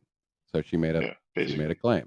The system is not taking a look and saying this is fair use and just removing the strike. Yeah, no, it's not set up for that. No. It's not set up for that. I mean, anyway, I mean, Nor if you do they look into care. fair use law is so, I don't want to say it's random because it's not random. Obviously, it gets, at the end of the day, it gets arbitrated in a court of law. But on YouTube just has a proprietary system to handle it. And if And if the you don't like it, you're free to move your content elsewhere, is what your correct, response and would be. and if you don't agree, Like Rumble. then you take it to court. Well, No, I all I definitely know is that we have I voted. the means to do that if we need to. And Skip Yeah, does not seem it to just be the type to be goaded. You're right. He's not. I mean, I could make him do some weird stuff. Yeah, banana hammock and stuff. Back in oh the yeah, day when yeah. we would do that stuff, I'll show you my banana I'd hammock. goad you into that.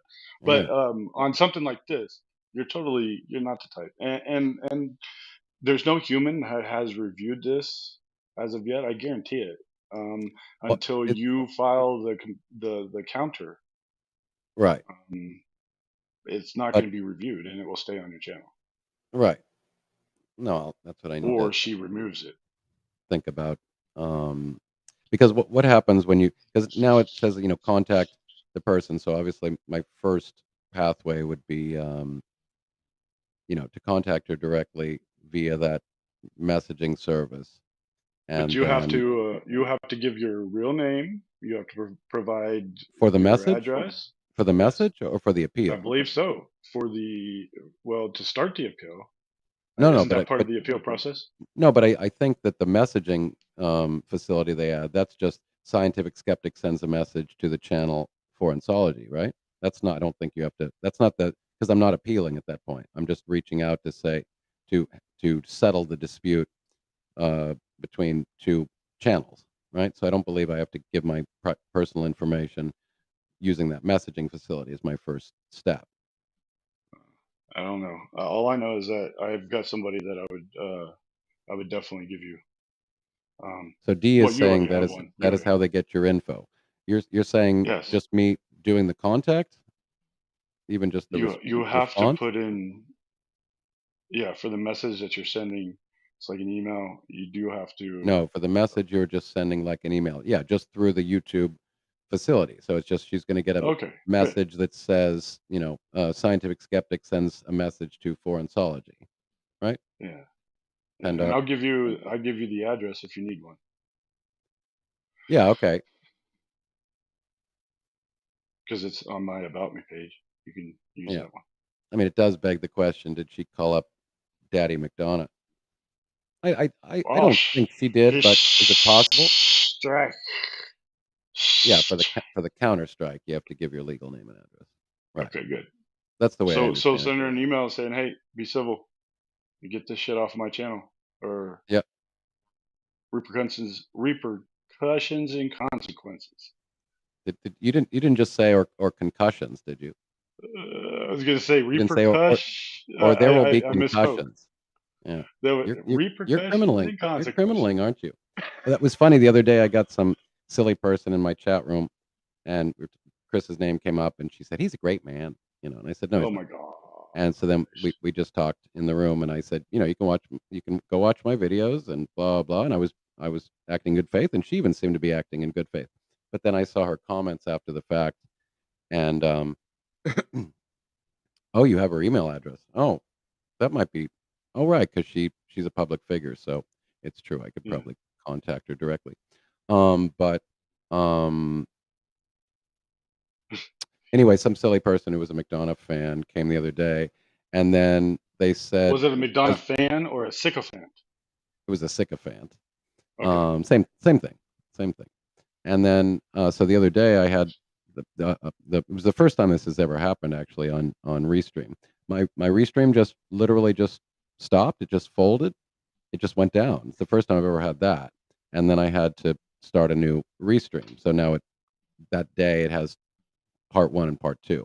And so then that person came and wrote on my comment section, I just exposed you after challenging you.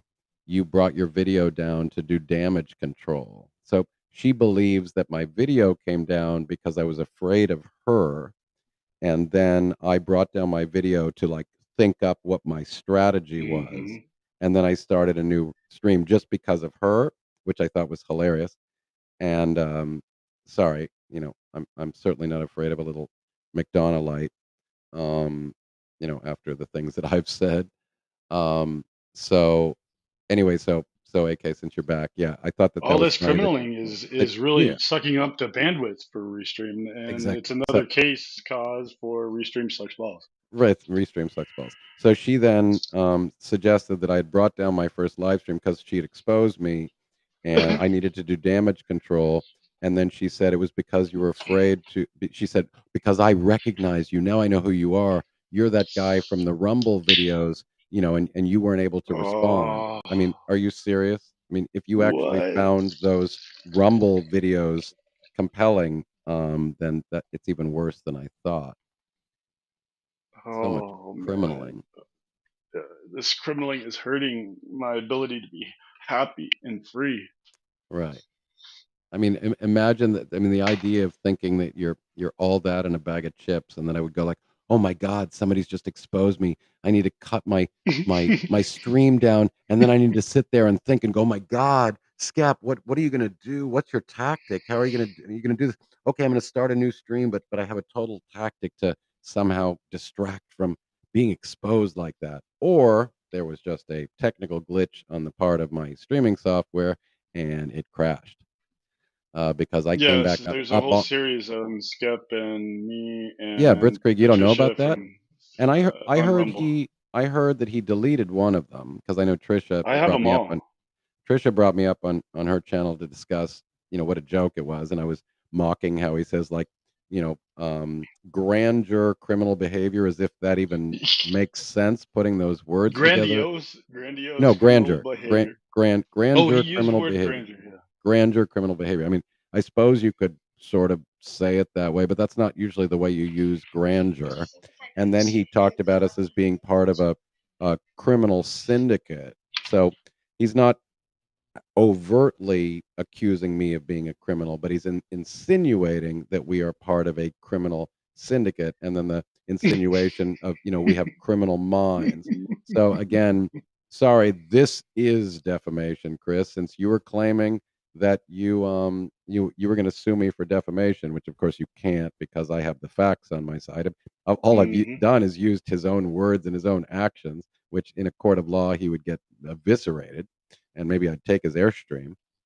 Um, I would love to see that right? And of course, he's testimony. bluffing. He was bluffing. We still have the Facebook post. He went on to Web Sleuth's Facebook page and he said, "You'll be receiving. I'm giving you notice as I did with Scientific Skeptic in my chat room. Sorry, buddy, that's not official notice. My frickin' mods blocked you before I had Yeah, barely even noticed that you were in the chat room. That's not an official legal warning in a chat room. My mods could have just deleted it before I even saw it. That's not how you I give did. an official warning. And then he also, in addition to that, he went on to Web Sleuth's Facebook page, and then he said, she said, what exactly are what is how have I defamed you? And then he said, you'll be getting a letter in the mail in the next few days. So then we joked. I was on her show like a week later or whatever, and I'm like, by any chance, did you ever get anything in the mail? And she's like, nope. And she's like, here's my address, here's my telephone number. So of course it was all a bluff. And I had said in my video before, I know it's a bluff. And the reason I knew it was a bluff was because he made the Rumble videos. Because now he's just lost his case. You've just defamed us, buddy. Yeah. You're insinuating that I'm a criminal. You have no evidence of any of that. My record is frickin' as spotless as you can possibly get. So good luck trying. And then I, made the jokes that if he's accusing us of criminaling, which is why now it's our inside joke. So now you're a mind reader. So another hmm psychic in true crime. So then now we make the joke. So right now you and I in our mind we're breaking into Fort Knox. We have 50 million of 50 billion of gold bullion that we're putting in the crates, and then we're boring a hole down into the earth, and then we're going to meet our getaway car or getaway boat with our 50 billion gold bullion, and then we're going to Tahiti to drink Can I cocktails. plan the And crime better? Because you would oh, suck at being a criminal. Because well, what you well, just said wouldn't work. So okay, I'll yeah. handle the logistics. Okay. Yeah, okay, yeah, you deal with the logistics. Okay, so that was my bad criminaling. Now I want to hear your better, more organized criminaling. So tell me what criminal mastermind idea you have in your brain right this second. Well, I can't really give it away because I'm sure that he's going Oh, to because you're going watch to act and upon it. yeah.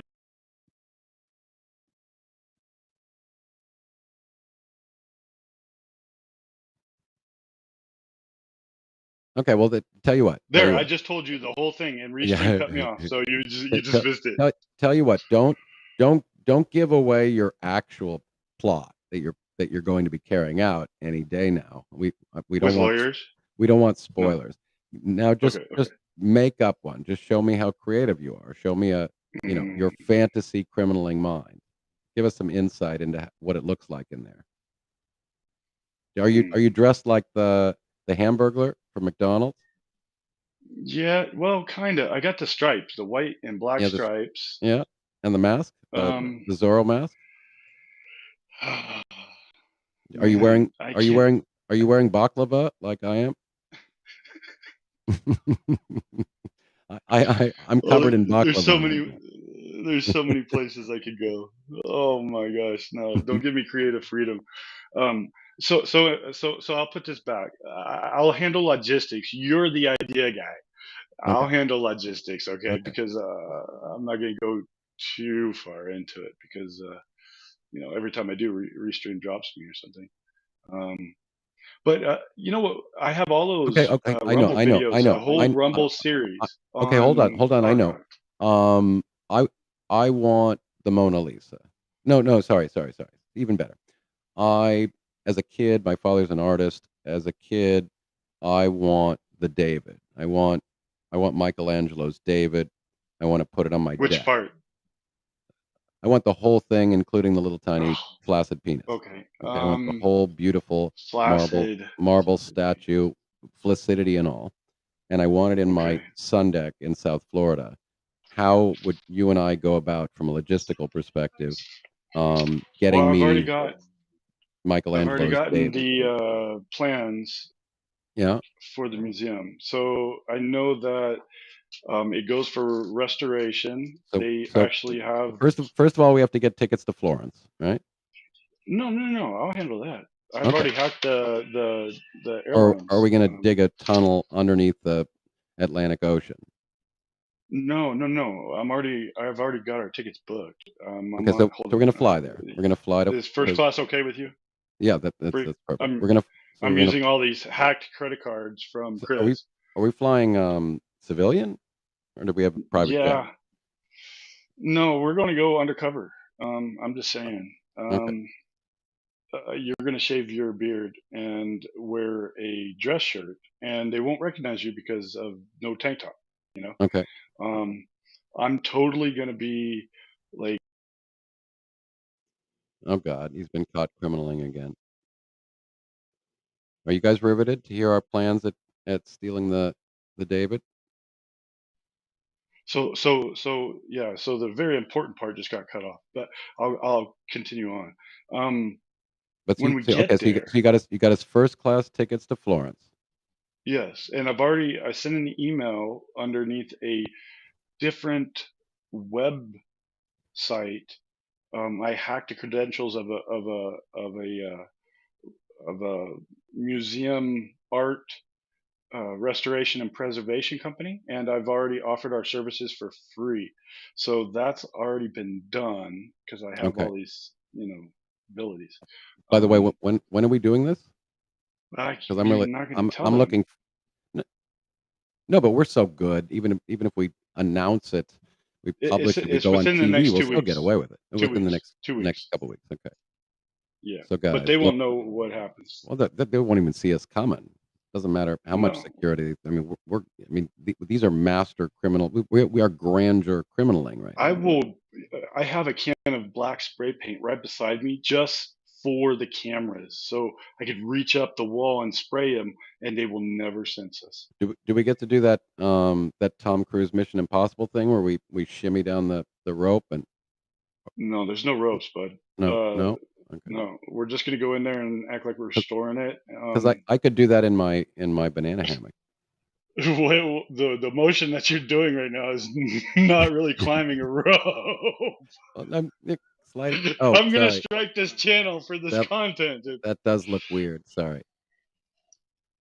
So once we get in there and we start doing our restoration things, we have to get everybody out because we use chemicals that preserve, and we come okay. in I there got with you. the mask. Oh, I got you. So we're doing the old renovation, the fake renovation crew thing. Okay.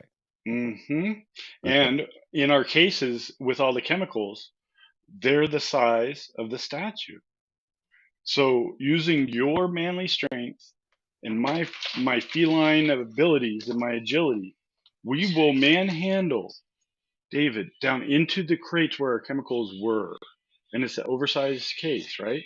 So as we leave, nobody can enter the room for 24 hours because of our preservation chemicals. And we are leaving with our chemicals. And this time we do depart on a military airplane, but it's going to be a prop plane that's Again, going to fly across the Atlantic. can I wear my banana hammock or? Yeah, underneath your suit, because we got to Yeah, have okay. those suits on, the hazmat suits. Okay. But can we So do some like really graceful dive from like the cliffs in Capri and in Italy or something like that to get away, and then I can show off my banana hammock. are we? Do some Can we have a graceful. camera crew Yeah, I think we follow need one. us? Don't we? Yeah. I Okay, mean, we so need to make like an. we're gonna documentary. Yeah, we need to make We're like an making a AWP. documentary. Yeah, we need Yes, to make like an done, AWP documentary. done. Okay, done. I've got 2 And I camera think people. I'm you sending and a text right now. I think you should get your own fancy banana hammock, and then you and I, one perfectly produced scene will be you and I diving like from 200 feet above the Mediterranean. Just these perfect form, um, you know, head first dives into the Mediterranean, and then maybe we then dive down and meet up with some sort of amphibious vehicle. I mean, Well, could if be you want to go that route, the plane is already taken off with David in it down to your tropical resort. right, So we can go wherever we want after right, that because we don't want to be associated with that. exactly. So once the 24 hours, we have 24 hours for the fumigation to disperse. So with your banana hammock and my sock, I'll just tuck it in my sock. I don't need a Okay, banana hammock. We'll okay, do this stylish, okay. unless you wanted to be like color coordinated and stuff while we're swan diving down Well, I mean, into the we bottom. are a team. I think we should at least color coordinate to some extent. No, Yeah, I'm with you. I'm with I you. mean, I'm with you. do we have a So designer? I'm rubbing baklava all over myself as we There speak. you So go. I we're mean, I more can imagine we modeling. need some sort of gay fashion designer or something, like a French guy, probably. I mean, Italian Mm, too. You know, mm, maybe, Giorgio, maybe. Giorgio, Giorgio. Giorgio. Yes, Yes. Giorgio. Make us look So he's pretty, gonna be Giorgio. there. Make us look Are you sexy, the Giorgio. fluffer, George? Giorgio? Are you the fluffer? And then it ends while we enter this seal submersible transport unit, and we are carted off to the yacht, which I am booking right now using Fish McDonough's credit cards. Cool. I mean, I can't I only wait. got a 48 foot. This sounds like so much fun. Yeah. And so then So the David gets transported underground. no, it's in the plane, but Oh, it's in our fumigation case, right? And it goes to the okay. airport. It has to be flown on a military transport, a C-130, with no way of getting across the Atlantic without refueling. But it'll make a couple stops along the way. And anyways, it gets back to your residence. Where are you going to put it? Right next to Is it going to be on the porch or is it going to be on inside? it's going to be in the sun deck right next to my couch where I stream outside. So I'm going to So dope. So the only thing that we'll see is you and his flaccid penis on camera. Is that yeah, how you plan it? yeah, Okay, done. Then that's how you do it. Done. We just stole David. cool. And then we'll have to do the pietà after that. Whatever that is, I'll do that. Yeah, the Madonna holding the Oh, the dead yes, Jesus. yes. That's But can it be with you holding me or me holding you? oh, there you go. Well, That's more of a team thing. that would be yeah. That needs to be a scene in the documentary, and that basically will be the Yes. symbol. So I'll be dressed as Madonna, and then you'll be dressed as the savior, and I'll hold you Oh, and thank you for lament, giving me that role. and then that will be the clue that after the David we're coming for the Pietà. Mm-hmm. And there's going to be a second series, a season 2, Season 2, yeah. and Well, we see, will monetize the shit out of it. absolutely. Come on, guys. Who doesn't want to see that? I would totally want to see that. And yes, we'll grab you a Chanel handbag. But I think I maxed out the cards already. Here, I'm looking for other resources. We're definitely going to be covered in baklava because we'll need some snacks. Dude, get off my shoulder. That's my baklava. I'm hungry. I mean, it just Oh sounds like my yeah. gosh. I probably should start training, especially for that dive. We should start training for a lot of. We suck Anyway, at criminaling. ladies and gentlemen, if you guys don't know what grandeur criminal behavior looks like, you just experienced it. This is state of the Top art notch. criminaling. Yep, we just did it right here live, right in front of you. And Right? when this happens, Right? Because I mean, did you see Persephone's comment? And that's how you criminal, folks. there you go. I love that. That leads that. We have so much. We have so much Poor goodness frauds. following us Poor right now. fraud squad just showed up. They're like, what the hell is Mhm. going on in here? We're criminaling. You missed all the fireworks, but yeah, we've moved from the drama of the evening to exposing to you guys our criminaling ways. That's some smooth brain stuff. Craziness. Right. You're a master criminal. In the brain of that. I just That's the mad laboratory. see tonight you got to weird me because it's the watered down version of me without being fired up about something or whatever. Exactly. I mean, I could totally rally you up. I mean, I actually, I know. I don't know if you saw me when I was a bit more, in the words of Animated? Platty, engorged, inflamed. Yeah. I'm just saying. We could have gotten a lot better had I anticipated being on your show. But I was just wanting to make sure that little man had his food and such. So I was handling that. He aced his spelling bee today. Nice. So Well, yeah, for what it's pretty proud of worth, let him know that I won my 6th grade spelling bee. Really? Yeah, I have a Well, picture.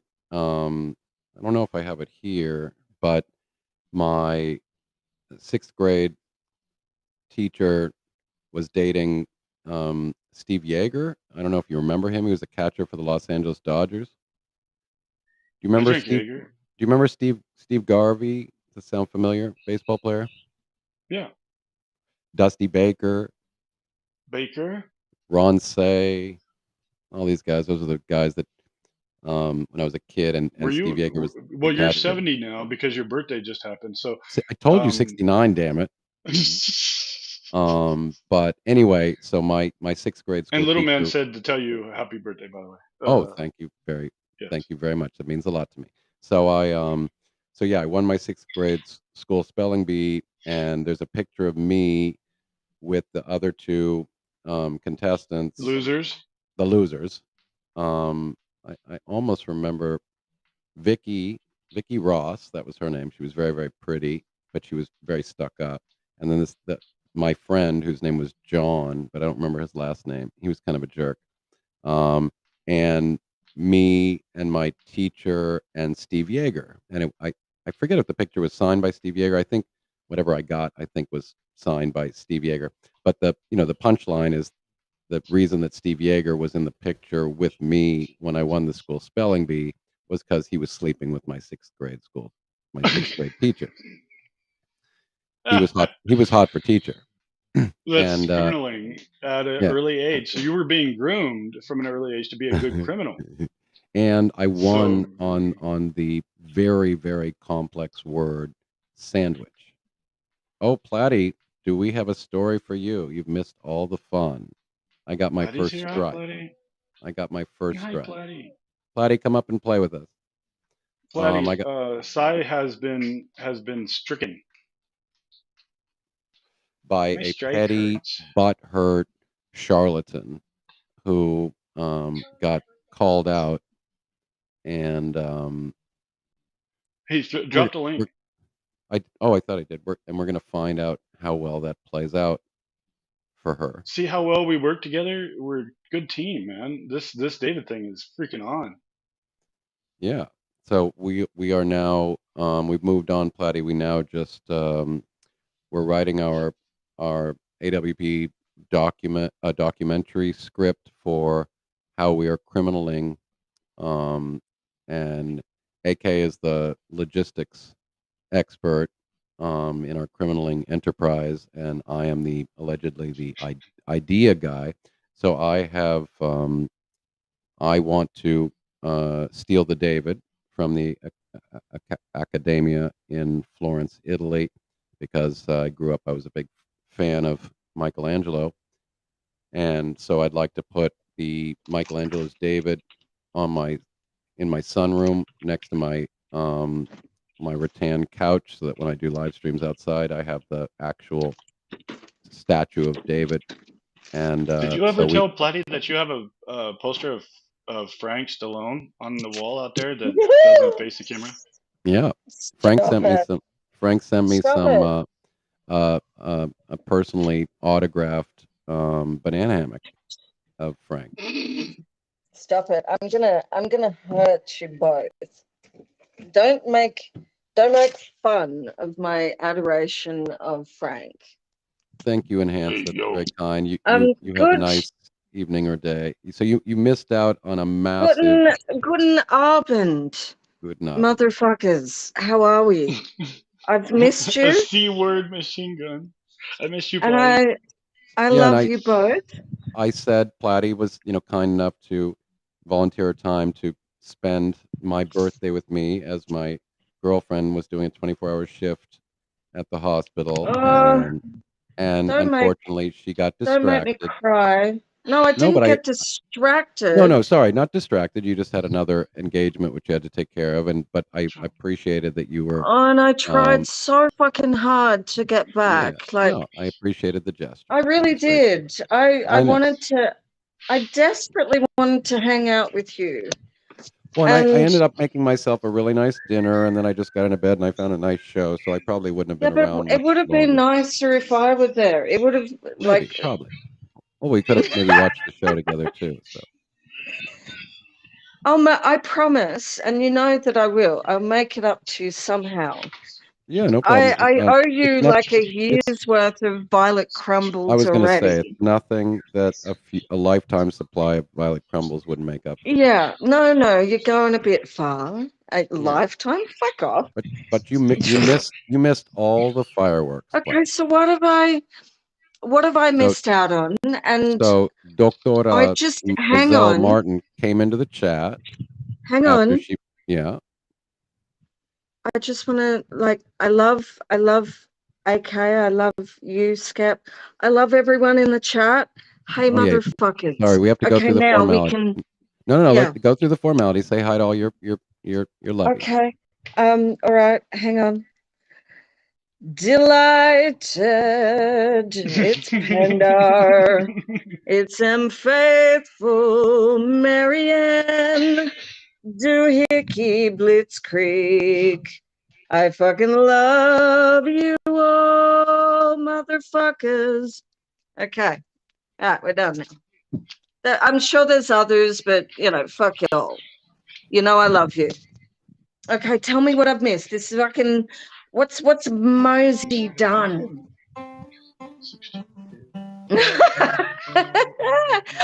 He's got his guitar out. Oh my God, I nearly got moist, and now I'm like the Sahara. those strings are so. Those strings have like a caked on 3 layers of dirt and rust. So I'd have to change all my strings, but in any case. Okay, so what have I missed? Mosey, what the fuck is that asshole done? So I noticed when I got up. What? Oh, AK, come back. come back. Please don't leave me. Yeah, Not come back. alone with Skep. No, I lost all my calluses. StreamYard sucks. I haven't been playing in like 6 months because I tried to sell my house and stuff happened. But I'll get back to it. In any case, so I got up this morning and noticed that she deleted the video that I criticized, exposed, and then she had the gall, and then I made a community post on it, and then she had the gall to come and make a comment claiming that she hadn't deleted the video, she had just blocked me. So then, and then she deleted that comment, and then she deleted that comment, by the way. And I couldn't reply to it because she had me blocked, which means I couldn't even reply on my own channel, right? Plus, she deleted it like a coward. So then I asked a few other people to go check, and they couldn't see the video either, which means that she was either lying. Yes. That she had, she probably privated it. She privated the video. Right, yeah. And I exposed it, and then she tried to come over and say it's just you, but it clearly was not just me. Then she made a comment that I can reply to and deleted it. Then she came into my chat room because then I decided, because then she made a video today in a la Chris McDonough, referring to trolls and haters, and in her description talked about you have to be careful about this stuff because you can go to jail. So these were veiled threats and insinuations about my exposing her the last couple days. So then she's precious. So then I decided that I was not going to let that go unnoticed because she's doing exactly what Chris McDonough did with the troll video, right? Which I exposed as bad science, because then she was claiming she was doing a psychological profiling, right? So I went live, and then she came into the chat room, and she engaged in every form of sophistry and straw man and red herring, and all the things that I've been saying she's been doing. I'm so embarrassed for her. I showed them the definition of a charlatan, and I just said straight up, you are a charlatan. And I exposed you, and you're being dishonest. And I think I said, I mean, aren't these just lies at this point? You've said that you didn't bring down your video, and you deleted your comment, and then you said that you didn't bring, that you didn't delete your video, but nobody else can see your video. Now her video is conspicuously public again, right? So then it will remain that way because it's been uploaded. She got intellectually excoriated in my chat room. And then I love an excoriation. And then she Have you ever been so thoroughly excoriated that it burns? I'm always excoriated and eviscerated, excoriated. And exsanguinated. How about Well, his disemboweled? fallacies. Yeah, exsanguinated. I am Um, totally exsanguinated. and then somebody in the room, somebody chatted to me and let me know, asked if my video had been deleted or if there was a copyright claim or something. And at that moment, then I went back and looked, and I got my first official strike. I used 1 minute of her video the other day, and I stopped it after every 10 seconds and added commentary. So clearly, this is about as Right. fair use as you get. And she Yeah. struck me. Oh my God. So now that Oh. means what? It means that your channel now has a So I'm strike, I'm which I'm means demonetized, and it's now on my record. Oh, what a fuck.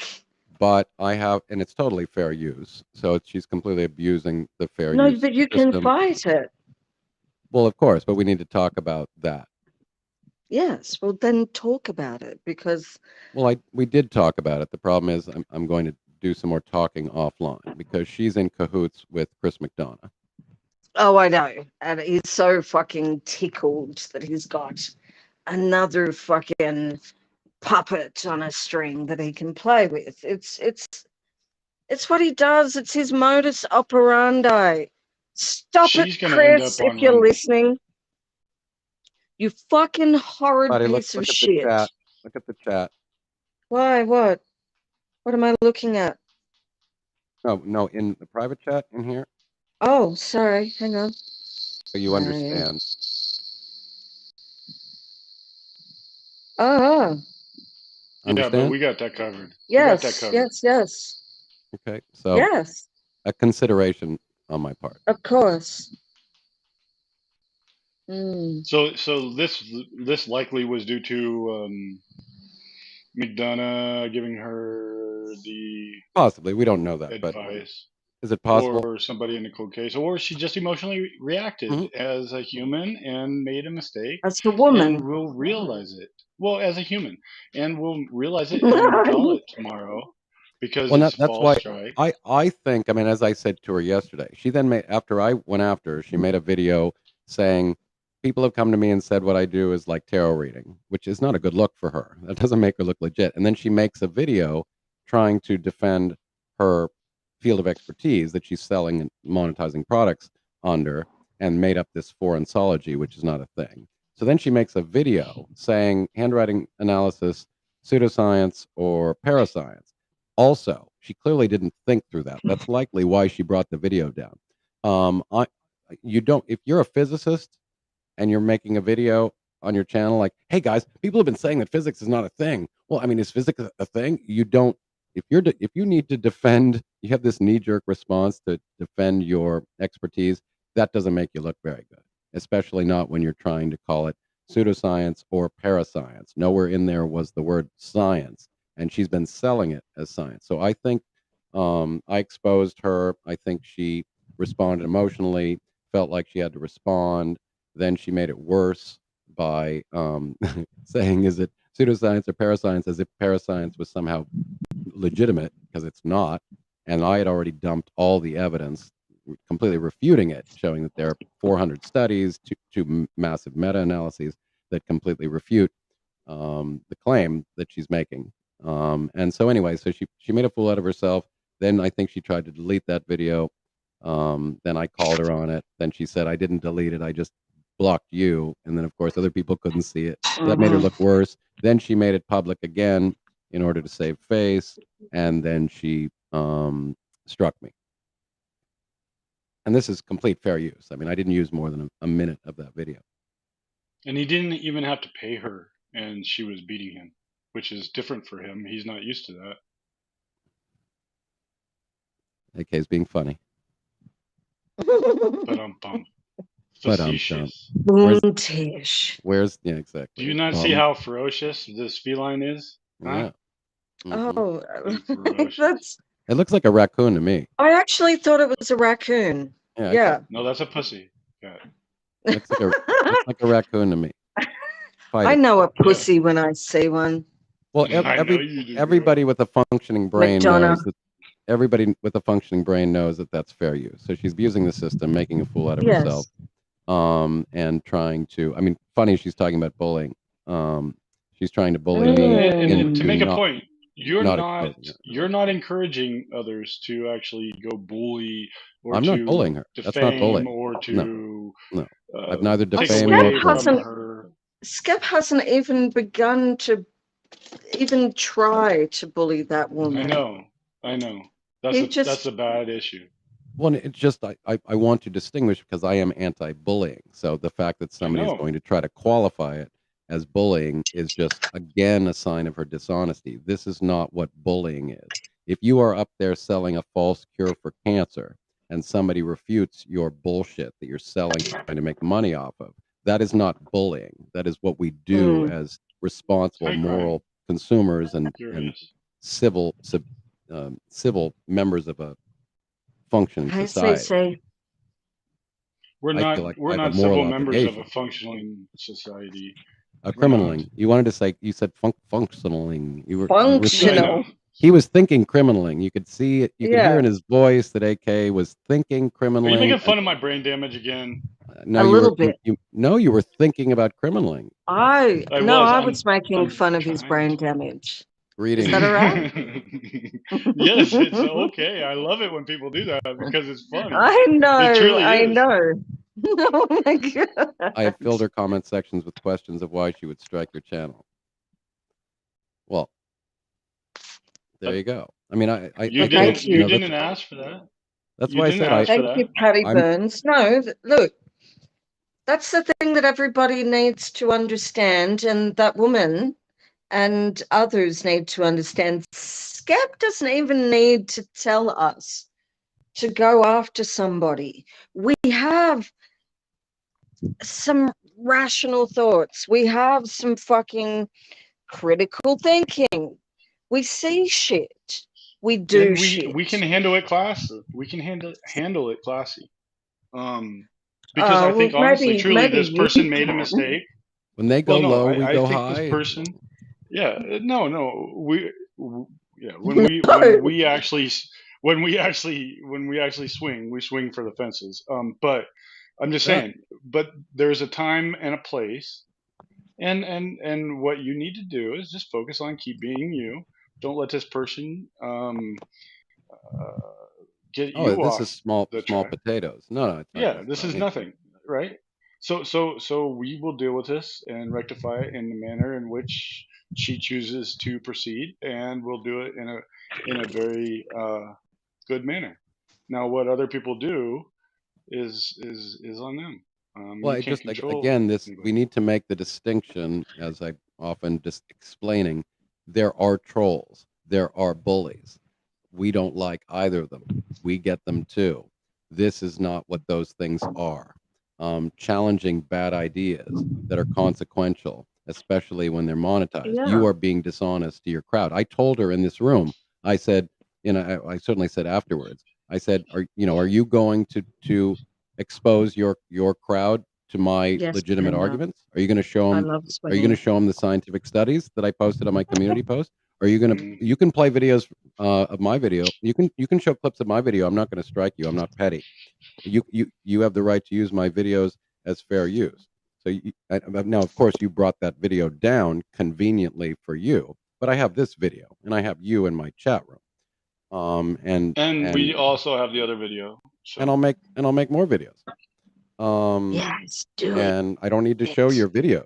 Do it. So yes, like Skep got a copyright strike, an unjustified copyright strike for playing a 1 minute of a video where I stopped it every 10 seconds. And she tried every ridiculous approach. You only go after people from the Cold Case Foundation. Wrong. You don't know anything about my work. No, what is she talking about? We haven't Right? even begun to go after anybody. Yeah, on and Cold even Case if I did, Foundation, that's honestly. not even Whoa. also it's not even relevant because it would either be Stop sounding justified or sexy, unjustified. AK. Mm. I'm just saying, And then we she said, we don't play. she said, and why don't you go after body language and other people? Well, first of all, just because you don't go after other people, and first of all, I did in that video, the video that you struck. dum. But that's And listen. There's only so many hours in every day. But you got this, and you ran with it. Who knows what you're going to get next? But this person probably had an overreaction and struck well, you, yeah, and is and right again, now probably removing that strike with all the emails that she has gotten in the last 10 minutes. we'll see. Yeah, I don't know, but Just saying. it's sexy. We don't play. And yes, I was criminaling with Crime Curious on Sunday Were night you? for yeah, I like heard an about hour and a Why half. did you not tell me, you Oh, it's on the motherfucker? interwebs. It's Why not on my did why OnlyFans did though. It why was on did her channel. Crime Curious fuck you say stop telling me? I hate you. Hates you. I basically took over her channel accidentally with an ex Did you? FBI guy. He was a private investigator in Colorado here, and we were Wow. swapping war stories and stuff. It was kind of cool. I Wow. loved it. yeah. Odd. A charlatan struck me, and I called her that straight up, and I showed the definition of what a charlatan is. I'm going to show it again. Let's show what a charlatan is, ladies and gentlemen. I'd love to know what a charlatan is. I'll show you. Because I showed it in my, I showed it earlier. Keep but it in your let's do it again. pants. That's why again this isn't defamation. It's fact based. A charlatan is a person practicing quackery, which I demonstrated, or a similar confidence trick in order to obtain money, power, fame, or other advantage through pretense or deception. I don't forgive you, Crime Curious. That is the definition of charlatanism. Marianne, I If love the that shoe comment. fits, Wear shit. Right? Wear shit. Like Chris McDonough. Yeah. yeah. Mary is putting out So, some fire comments about protection of this channel. That's good because it's true. Thank you, Mary. I appreciate that. If you want reference letters for the battle, I'll back you. Thank you, Mary. I appreciate that. It means the world to me. All I have is my rep. You have a lord. I'm Lord AK. I'm a true lord.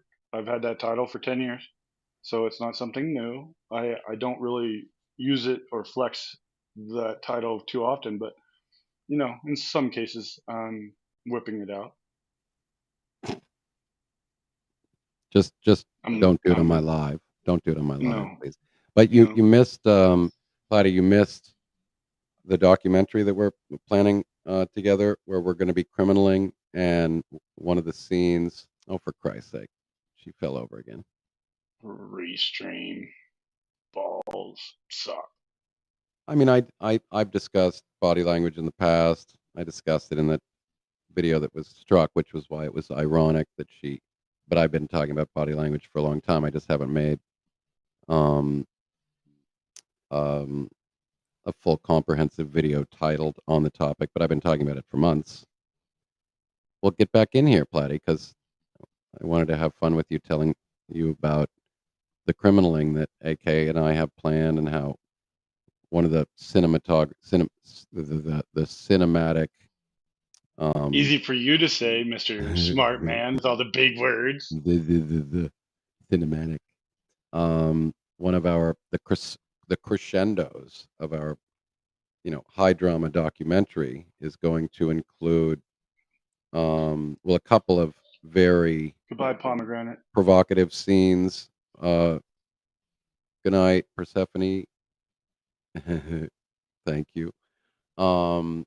And one scene will be AK and I diving with perfect form, both wearing I think matching or at least complementary banana hammocks. Matching. We're gonna head do matching. first into the Mediterranean as part of our escape after stealing the David, and then we're going to probably join up with amphibious vehicles underneath the water And what did we say? Are we gonna wear matching banana hammocks or just compliments? Yes, it'll be matching. We got to be a team on this, but Is it like Stop over our it. crotch? Is it gonna have a little arrow that says "I'm with stupid"?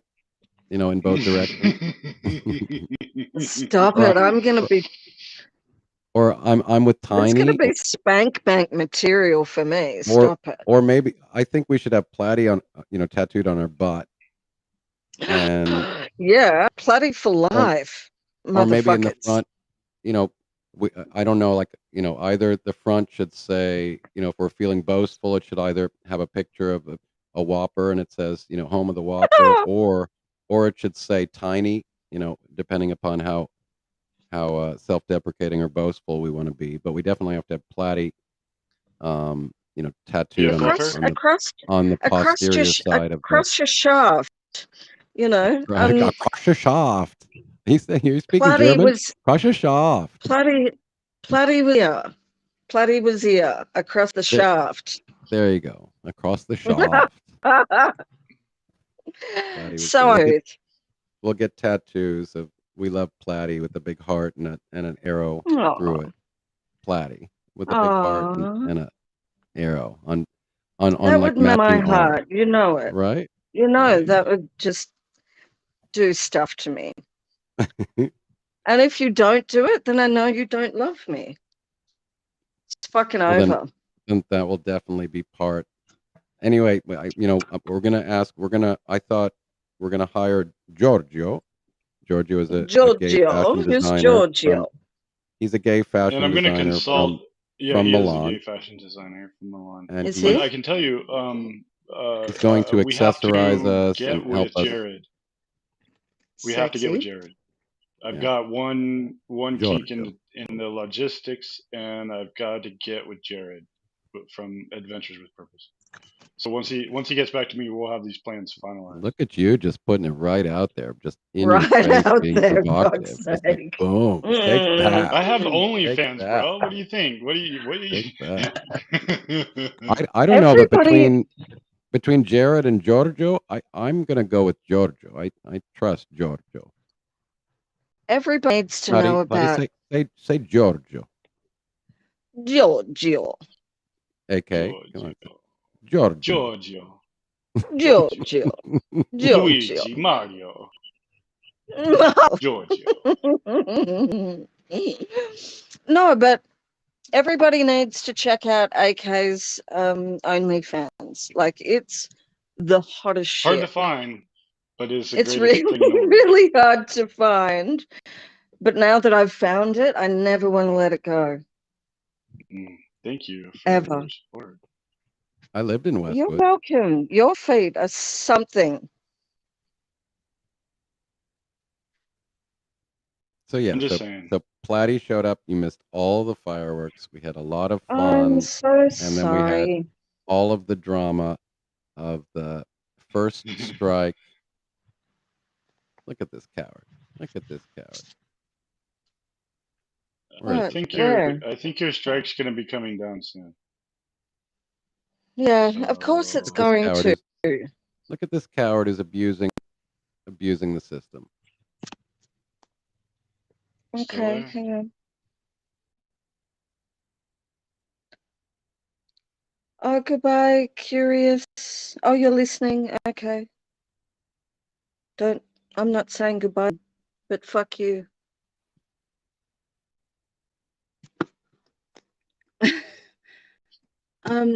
I can't see shit. I don't have my glasses on. It's like little tiny ants. Hang on. Still can't see it. I've got my glasses on. I'll and read it. Just fucking read it out. Copyright strike. The copyright owner asked us to take down your video because they are butthurt and they got excoriated in public and they couldn't defend themselves. And they have no respect for YouTube fair use. Believe it contains material that violates their copyright. As a result, your video was removed from YouTube. Your channel received a strike. Let me get AK back up here. If you get 3 copyright strikes, your account, along with any associated channels, will be subject to termination. like Chris McDonough's channel. What you can do nothing. Strikes expire after 90 days as long as you complete copyright school. Request retraction. You can contact the claimant directly and ask them to withdraw. Submit counter notification. Attend So your next copyright step is to school. pen. So your next step is to pen an email. Yeah. To this charlatan, and Charlatan. request that she remove of this false strike Right. against your channel, or Yeah. you will come swinging with the full force of legal backing. Yeah. Period. Look, the strike.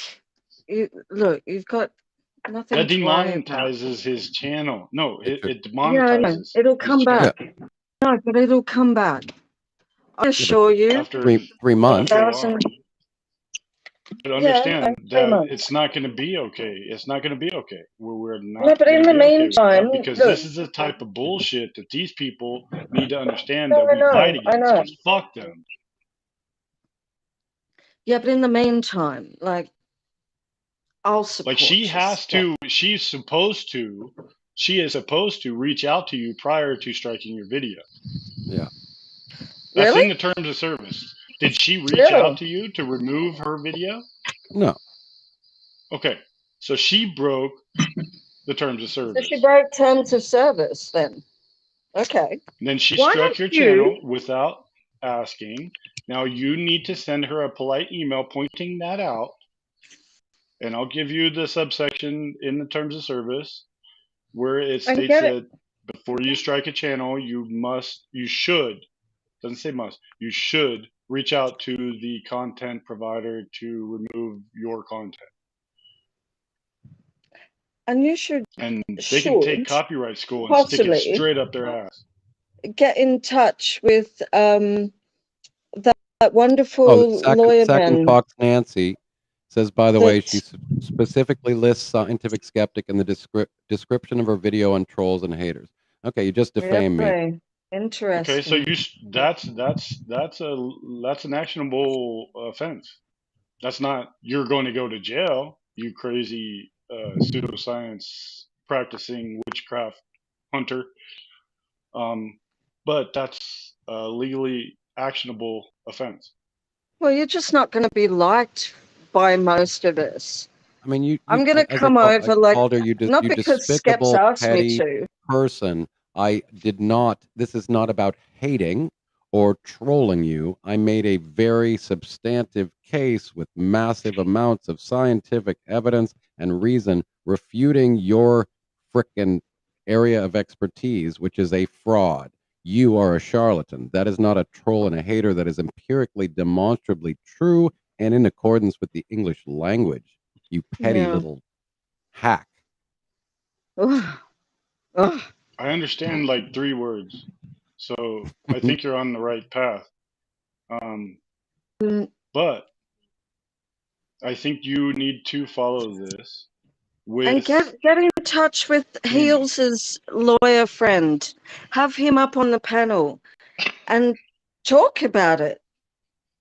You have a case. well, I know. Yeah. the more people. He's not a defamation lawyer. He's a copyright lawyer. He's not a defamation lawyer. He's the one that will step in front of these people who are just trying to get information.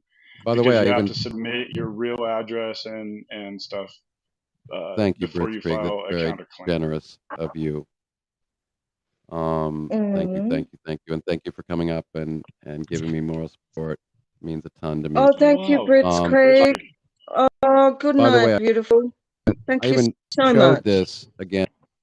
This video I made You got 11 a months ago. super chat. You got a I know, I super thanked chat her. from Blitzkrieg. I know. I just thanked her, and I'm very. Does that come through even though you're demonetized? Apparently, it does. I would think. Super No, do you chat, get too. it? Would you get it? Do you get it after Well, the 30 days when you reach Well, your I think it threshold stays of on payment? stays on my account. I had some super chats from last year that I never even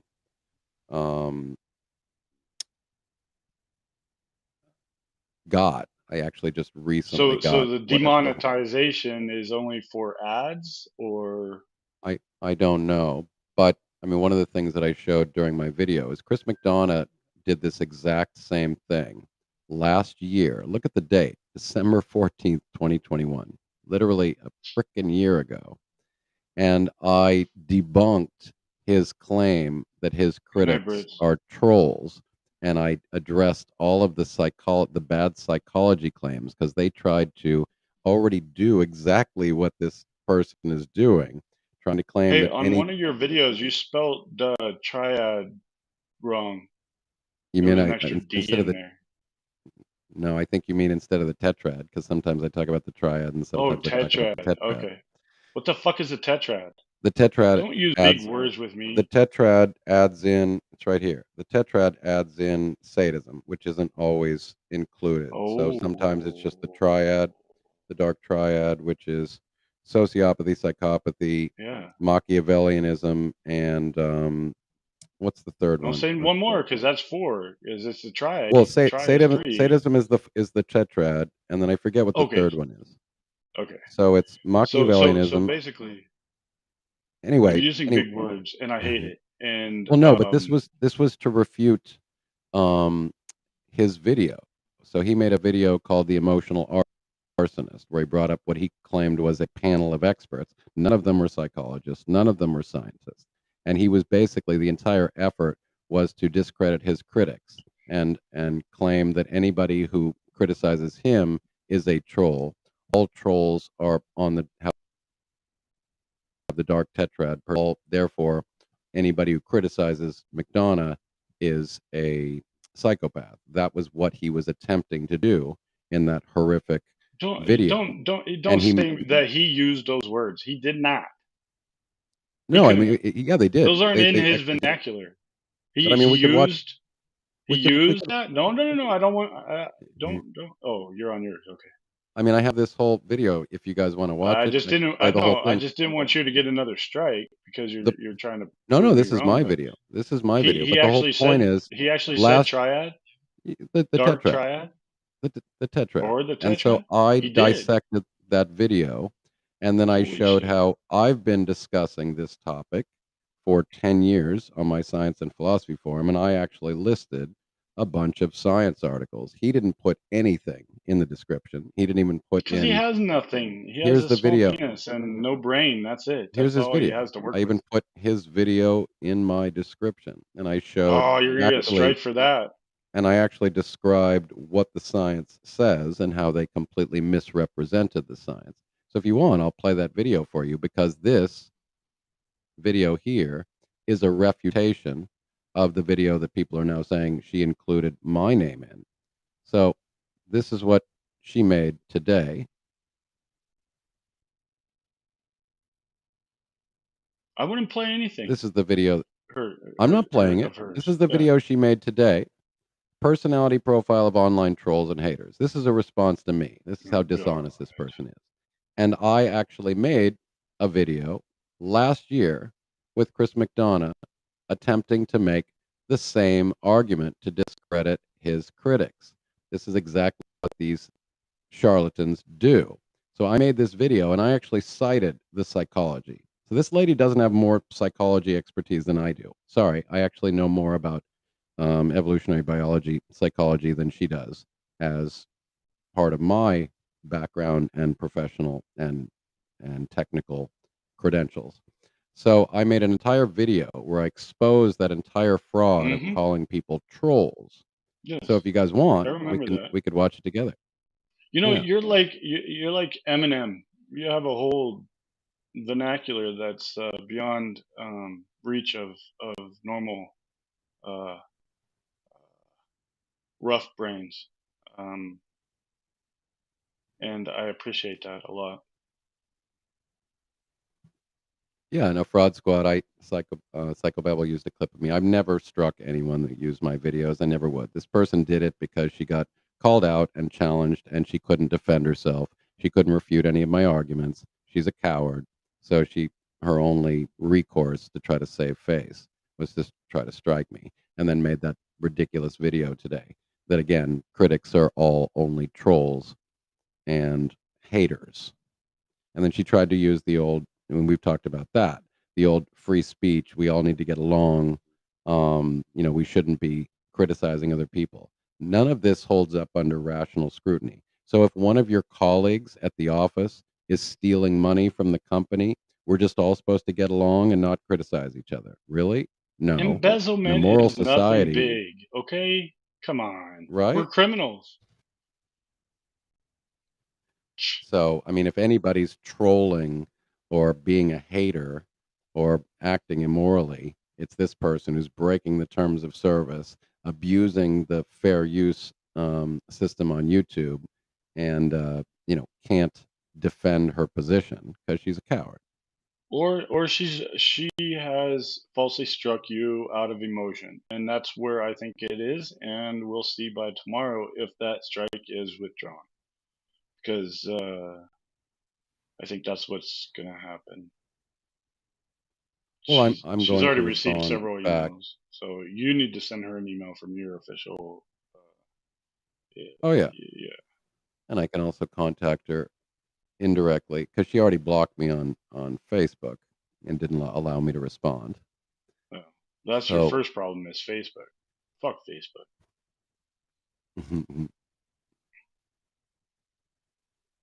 in any case, it's just so petty and cowardly. Just take So your she's take deleting your dose. comments from people that are commenting Is she? on her video. Is she? Yeah.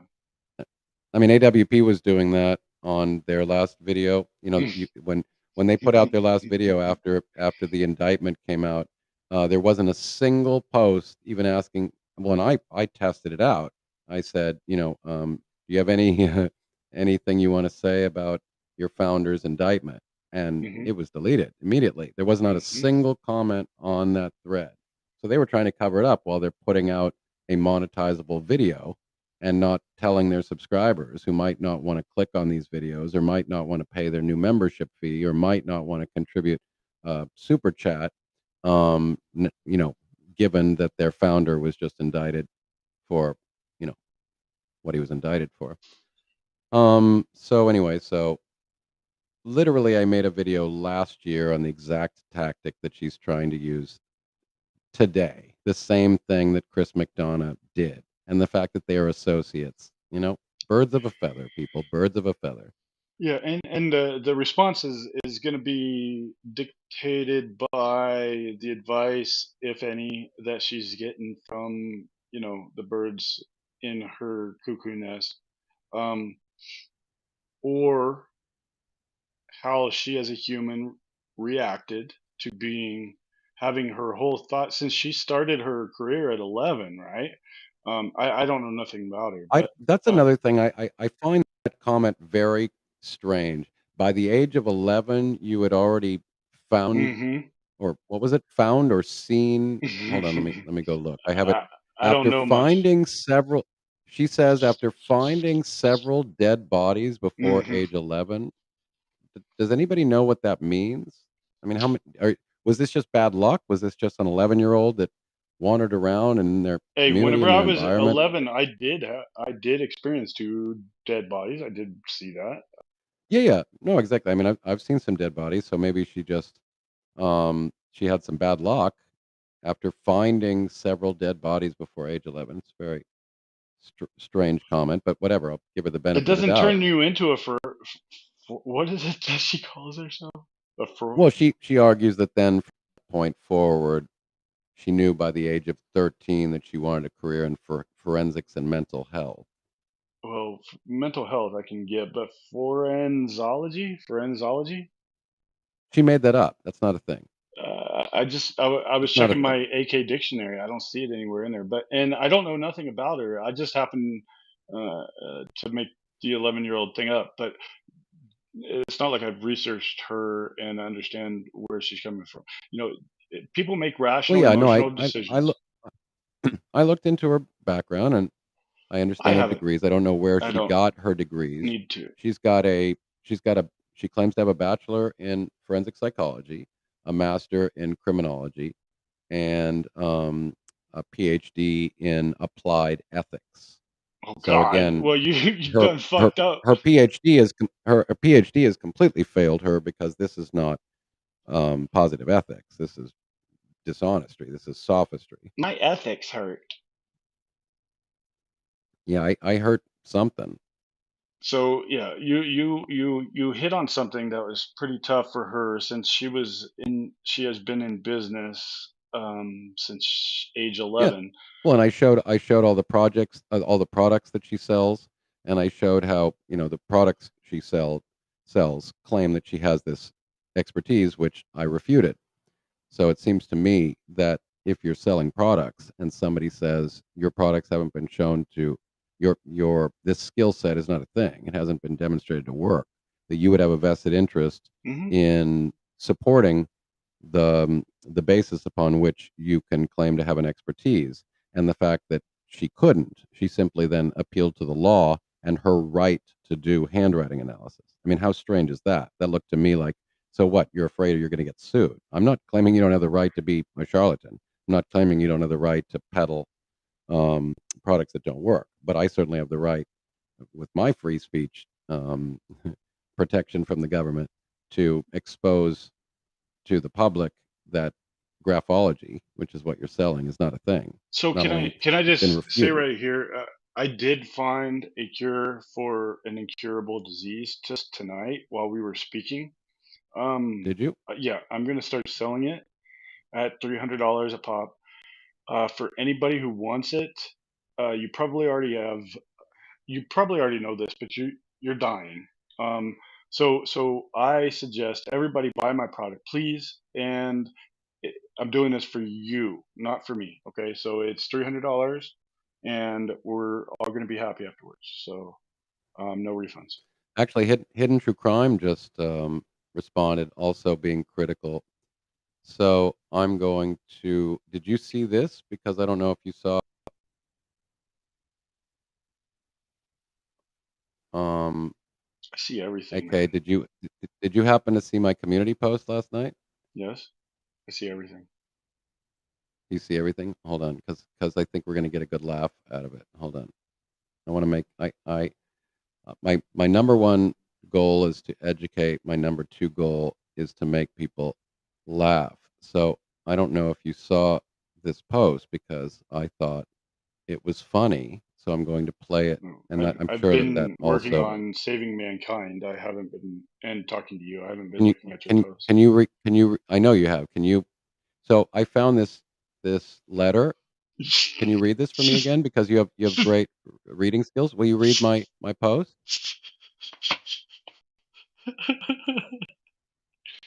I spent a whole please? day taking an online course on graphology from some school in Barbados.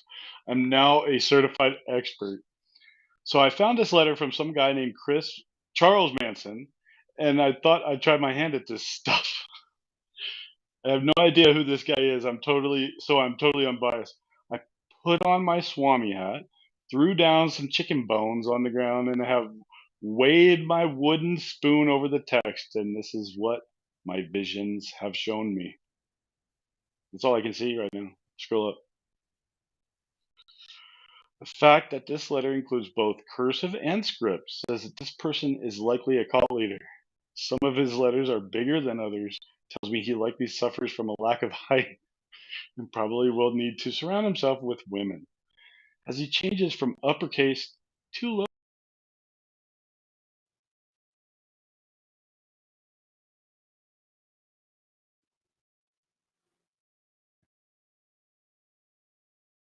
We'll wait till AK gets back up. Restream sucks balls, right? AK, Balls, oh my! I was in a roll there. I was reading. you were, you It's were. hard. It's Carry on, hard for me to carry on. read. Okay, okay. Um, as he changes from uppercase to lowercase randomly, he probably plays guitar and sings. And if I had to guess, given his poor spelling, he probably will choose friends named Suzanne, Tex, and Patricia. He also crosses out a word which means he is probably dead. I think probably died in November, maybe even in 2017. Fuck, you're an expert. But I figured that out on my own. From I don't know who this Barbados, you Charles got this. Manson Can I guy. can Yeah, I take this course? Like my yeah. lordship, So, like anybody can become a so lord of Sealand. yeah. So So just how finish did that. I do? If if you want to support my work, sign up for my upcoming conference on how to analyze handwriting in old letters about well-known public figures, or schedule a reading with me personally, and I will make some cryptocurrency stock recommendations for you. Scroll. Legal disclaimer: the government protects my right to be a charlatan, so you cannot sue me. Thanks to at Forensology with Dr. Mozelle Martin for the career advice. Right. Ah, dude, you are a fucking genius. So How in did you case learn you that guys, in one day? right? I have no idea who this guy Charles Manson Nobody is. does. I found a letter and I How just can you read know it when he because died and who he I associated have with? skills, right? Can you believe the way I was able to read his personality? And I even knew his friend's name. So for any of you who think forensology is a thing, forensology, she invented it. And there is her store, and there is her domain name, Okay, is there a Wikipedia of it? forensology. Here's no, of course not. Dude, It's her word. She made it up. dude, there will be Here's her by the morning. WordPress document. There Here's her will be book, a Wikipedia entry forensology. by the morning. So see, there's nothing. She invented that word. It's not a God thing. And damn, how here's do her you cold spell case foundation. Wikipedia? Oh, I can't type fast enough. Oh, there's of course it's not on a Wikipedia because it's No, not it's a gonna thing. be. She made It's it gonna up. be. No, it's gonna be. By the morning, it will be there. No, Believe me. for you to get a Wikipedia entry, it has to be something No, relevant that I people got you. use. I got you, bud. Look at my picture, okay? This is Yeah, happening. you're a raccoon. You're a raccoon. Oh my god. So this is what we have to contend with, and this is why I say skeptics are not very well liked at cocktail parties Well, you're because not we are liked dream because killers. you use big words, and small brains can't keep up with them. We hate you people.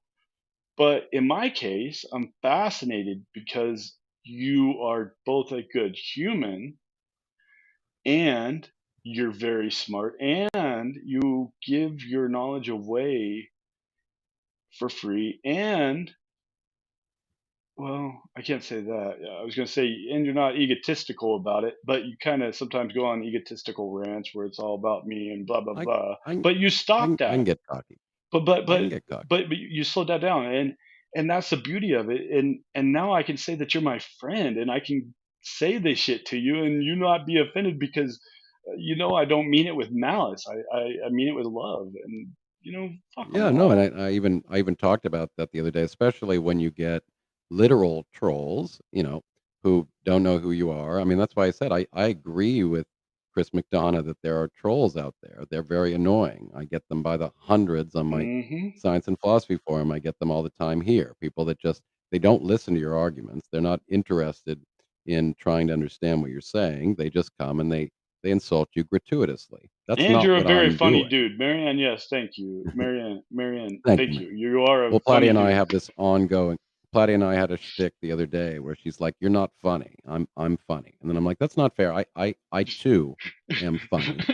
Possibly you are funnier than I am, but yes, I often do the deadpan approach. But I too believe that I can be funny. So you're See, so saying Platty, deadpan, a I'm funny. bedpan? You're talking about uh, No, people I don't that. need a bedpan yet. I'm not Okay. looking forward to that Well, day. you're But for the moment, 69, 70, I right? am 69. Yeah, I am Okay. 69. Hmm. So what's the story I'm seeing in the chat room? Is she deleting and banning everybody that's even just saying something positive, like, that was an unfair strike or something like that? Is she deleting everything?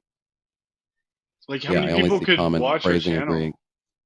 Like, Yeah. See again. honestly, how many This is people? somebody who's, engages in applied ethics. So anybody asking questions, any critical comments, they're all trolls. She's taking the page right out of Chris McDonough's book where he blocks down any criticism. She's being a poopy head.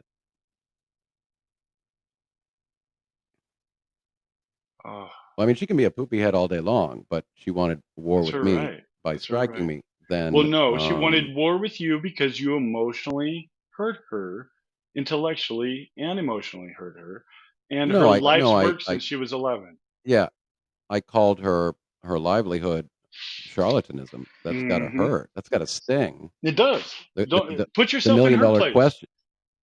Yeah, except that if I were in her place, I would be trying to refute my scientific claims, and I would be providing scientific evidence suggesting that she can do, because she's been trying to project her skill as being science. That's why I took issue with it. It's Well, not science. well, I how else demonstrated are that you it's going to not be science. a consultant to the Cold Case Foundation if you're not a scientist, right? Right? They have no place for scientists. They like pseudoscientists. They like parascientists. So now we have a pair pseudoscience. So that's what we have at the cold case. We have at Parapseudo. least a pair. You We just might have coined a more than new a pair. term. All right, a pair of My pseudoscientists. vocabulary is getting bigger just from this episode. Jeez, I love this. Right? I'm getting I smacked. think I know what is happening. I'm looking at her YouTube channel. I think again, these people, they come into YouTube. I imagine she's not used to being challenged legitimately. She's probably like McDonough. She's a bit older. She comes onto YouTube. She expected that she was just going to be lauded as an intellect, Love me. as a specialist, as a scientist, and then she came up against somebody equally or more qualified than her, a With the scientific chops. skeptic who has the chops, who doesn't take kindly to people selling pseudoscience wares to the gullible. That's what we do, is protect people from getting their money fleeced by hacks and charlatans and dregs and conspiracy theorists and So pseudoscientists. right after you say this, I have to follow it up with, that $300 cure that I have to stop people from dying. It's available on my website. So I'm just saying. Yeah, there you go. Well, that's why I say, unfortunately, my ethics prevent me from preying on the gullible, because I'm pretty sure I know how to do it pretty well. I mean, I can spot it in others. So you'd think if I, were really inclined, I could probably do it okay. Yeah, Um, but because you got the whatever. chops and the banana hammock. Fuck, you're The chops and the locked and banana hammock. loaded. But honestly, I think by the Yep. morning you're going to have that strike removed. I think that she understands now what she might have emotionally reacted to is not in her best interest as a business person and as a what was the coin? What was the term just coined? Pseudo para pseudo para scientist. Well, I mean, that's why she made a fool out of herself, because she said, "Is handwriting analysis pseudoscience or parascience?" As if, so she was trying to say it's not a pseudoscience, it's a parascience, as if that somehow makes it better. So she made herself look really foolish. She dug herself a hole by doing that, because neither of those words are science. So now I just made the joke, because parascience is pseudoscience. So then I just made the joke, now at the Cold Case Foundation, between the CVSA and the Graphology, they have a pseudoscience. Get the joke, right? Pseudoscience. Right? Para. You get it? Pairs. They come in pairs. But And but hold on. You need something. You need you need something. my pill will cure everybody's death. $300. I've worked on it since I was 10. 10 You guys minutes. need something. Sorry. This one goes out. This one goes out to. Hold on a second. Let me see if I can orient myself a little bit better. Okay. This goes out to. I'd like to send a picture out to Chris McDonough of the Interview Room and Dr. Mozelle Martin, because I love you. Hmm. I goaded you into doing that. You are easily influenced. Damn you. There you go. Chris, this is for all those romantic nights we once had together. You told me about And those nights where he would yeah, be I texting miss you. you, buddy. I miss you, buddy. You Oh, can't how the heck? join the channel? What? How the heck? No, that was the one. But if I take us off for a second, then I can do the big screen. Hold on. Oh, we need the I just big want screen. these. I want these people to feel my loving gesture.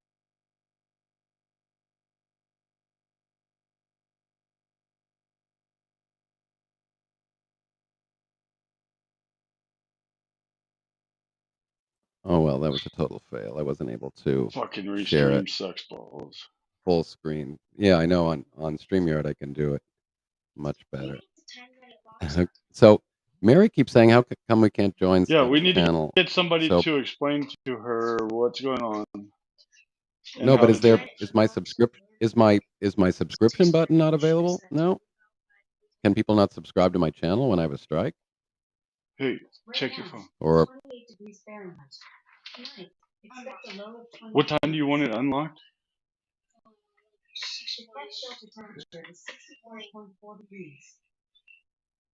Sorry, Alexa was talking to I mean, me. is my subscribe button not available on my channel right now? I'll change it. I'll change it for you, son. Okay.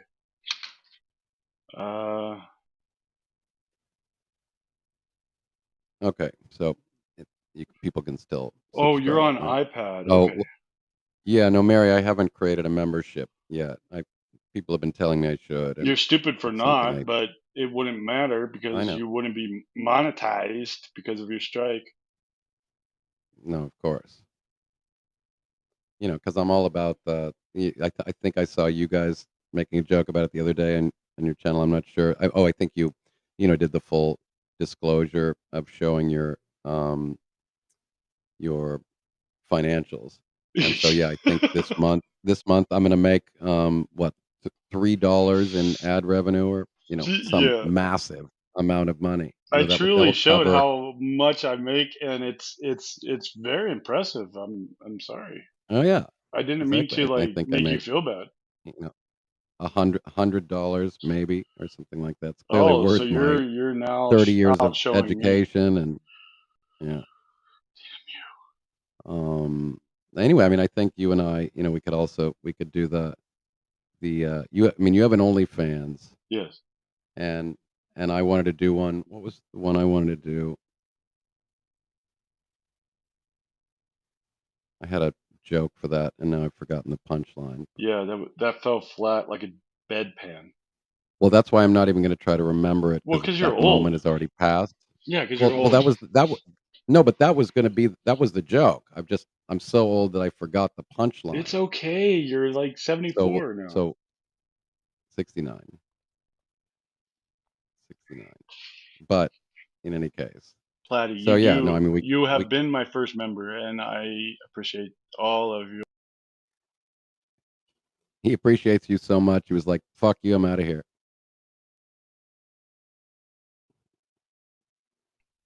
Fucking Take that. restream sucks balls.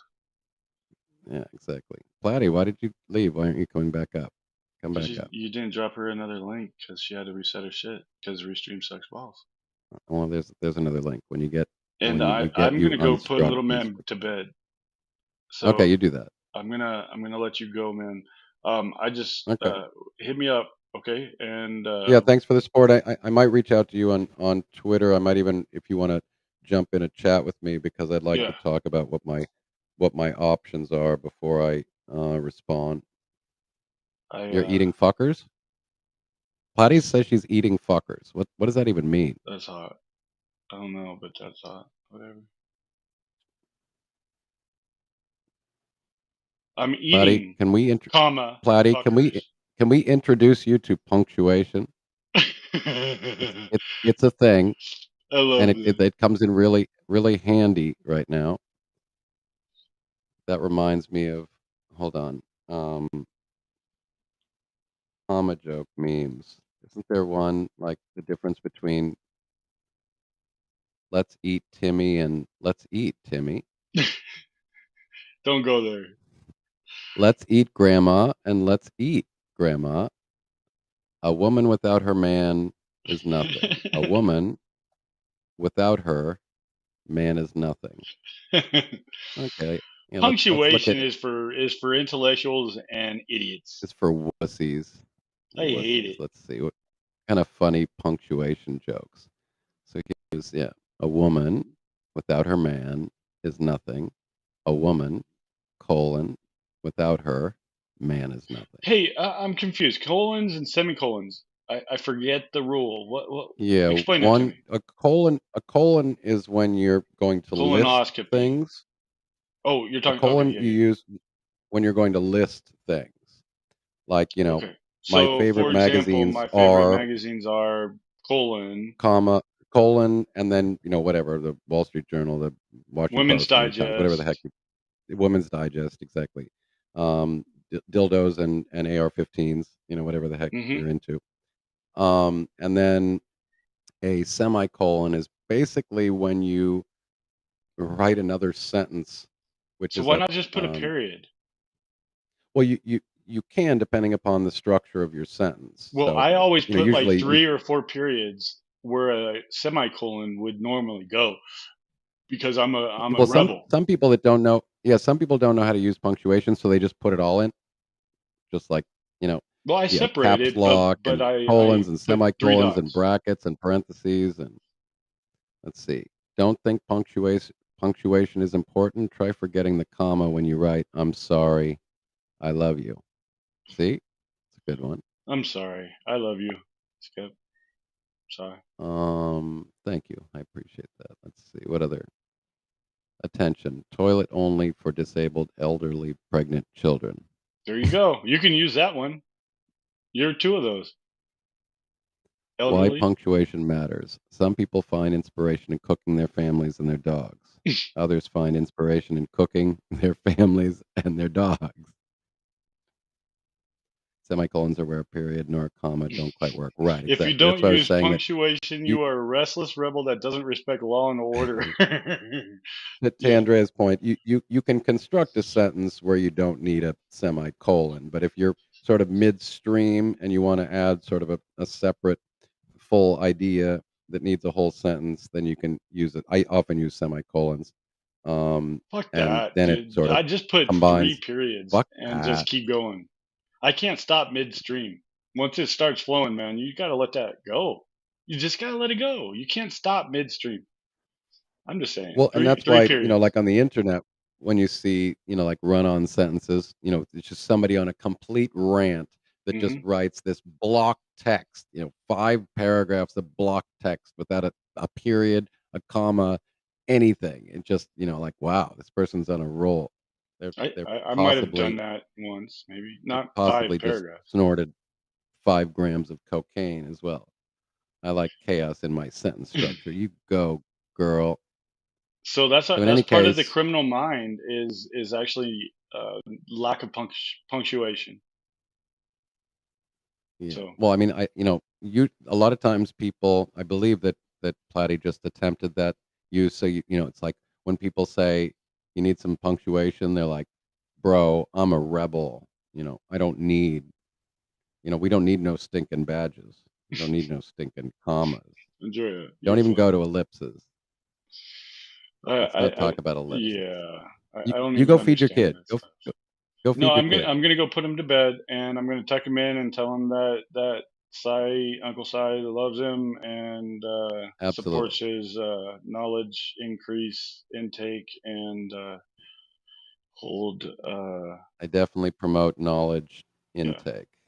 But you that's need to have fun too. You don't, well, yeah. it's not That's just a all beautiful about thing about knowledge. me, man. You can't. Absolutely. I'm stupid, but in some ways, I can make sure that I make something fun, and it Well, usually works out. not only are you not stupid, but you're also curious and interested in learning, and that's why, of course, that I like curious people because That's why I'm we with all you, bud, because you teach we me should stuff every all time. well we should just always own that we're ignorant, and some people are intimidated by knowledge, I and I think embrace it scares them. my lack of knowledge, and that's the greatness Well, of it. exactly. Well, I'm yeah, I just mean that's not good for anybody. If you feel dumb and then you're intimidated by learning, well, that's not going to help you and your intimidation of feeling dumb. So, I mean, the way that, so, we should all embrace being ignorant and then just be curious and interested and, try to get a little bit better and accumulate a bit. Unfortunately, we live in a society and to be fair, people can feel less than by the powers that be. And there are things like elitist snobs that are condescending and talk down to people and then say, well, whatever. I mean, when I'm feeling nasty and somebody's mean to me, I'll say something like that too. And that's why then people behave like that, is then they're used to experiencing that. And so then for them, they associate smartness, knowledge, intelligence, all these sorts of things, and your education and credentials and titles and all that. They associate those things with things that make them feel bad about themselves, and well, I we get don't it. want I get anybody it. to experience that. Yeah, and I used not to be so stupid before my TBI, but I'm okay with me now. I love who I am, and I love learning from people. And I have so much, dude. I just learned a new freaking word, Para, parapseudo, para, parascience, parascience. parapseudoscience. Well, there's no such thing as that was my joke. So it's like a para pseudoscientist would be uh, more than one pseudoscientist, but she was Exactly. trying to say that it was parascience. Parascience is just another. It's essentially the same thing, Yeah, but claiming on the that these are Wikipedia page, I've already put on there parapseudoscience. So on parapseudoscience Phrenology, scientists. yeah, Yeah. yeah. Um, Oh, by the way, don't be offended if every time you say TBI, I think you're referring to the Tennessee Bureau of Investigation. I'm not saying So, UTI or anything like that. I'm just or no, I hope you don't have a UTI. But every time because of the Summer Wells case, I oh because I don't even think I'd realize that I just for me the FBI is the FBI, but then I realized that obviously every state has their own. right, So then depending so I think then like in Colorado it must be the CBI, right? yeah, yes, Right. So I hadn't really so at the beginning when I was hearing cases, people would be dropping these things, and I didn't know which state that thing was the investigation was in, and I didn't realize then that, when they were talking about the Summer Wells case, I didn't realize that when they were talking about TBI, they were talking about, the FBI equivalent for Tennessee. And so anyway, so yeah, so it's in most traumatic states, just so you brain know, injury as well as yeah. yeah, the like in Colorado, CBI is on the same level of authority as a sheriff, as a state Okay. police, As as state police. yes. So they're not like above everybody else. It's the same level. They all Just that answer to the same okay. person. Okay, and obviously then the point being these aren't the feds. The feds are the feds, Right. right? Period. Yeah. Federal Bureau of So then the Investigation. CBI works with the feds. Yes. Well, sometimes Right. no, Okay. not all the time. They do No, their not own not always. I independent. just Yeah, mean yeah, in yeah. cases where they are involved, obviously, for Yes, federal and they're crimes. usually brought in at the behest of the local authority. So if a small town doesn't have the resources, they would reach out to their Right. state Bureau of Investigation, Right. which would then reach out to the Federal Bureau of Investigation if Right. needs warranted. So Right. Exactly. yeah, Right. So they also act then as just sort of additional resources with skills. yeah, with some of them possessing skills. You're right. It's truly Skills. right. So I got skills. uh, I've got a new word, and I'm going to use it and overuse it until it becomes ingrained. Don't confuse it with pareidolia. You already know that word. Plus it's spelled differently. I'm going through my AK dictionary and crossing out something right now. Damn it! But I look forward to our stealing of David, and I just Cool. I had a great And our great dive, thing, we're gonna have to practice our dive, our synchronized swimming skills dude. When I come down for the and we do camera. some reconstruction on your property there, yeah, Yeah. we're gonna be diving off of whatever rock is out in front of your house in your bay. Yeah, we probably don't want to do that unless we're sure that we're gonna land in the water. Hey, if we drink enough, it'll be fine. Promise. Trust me. Okay.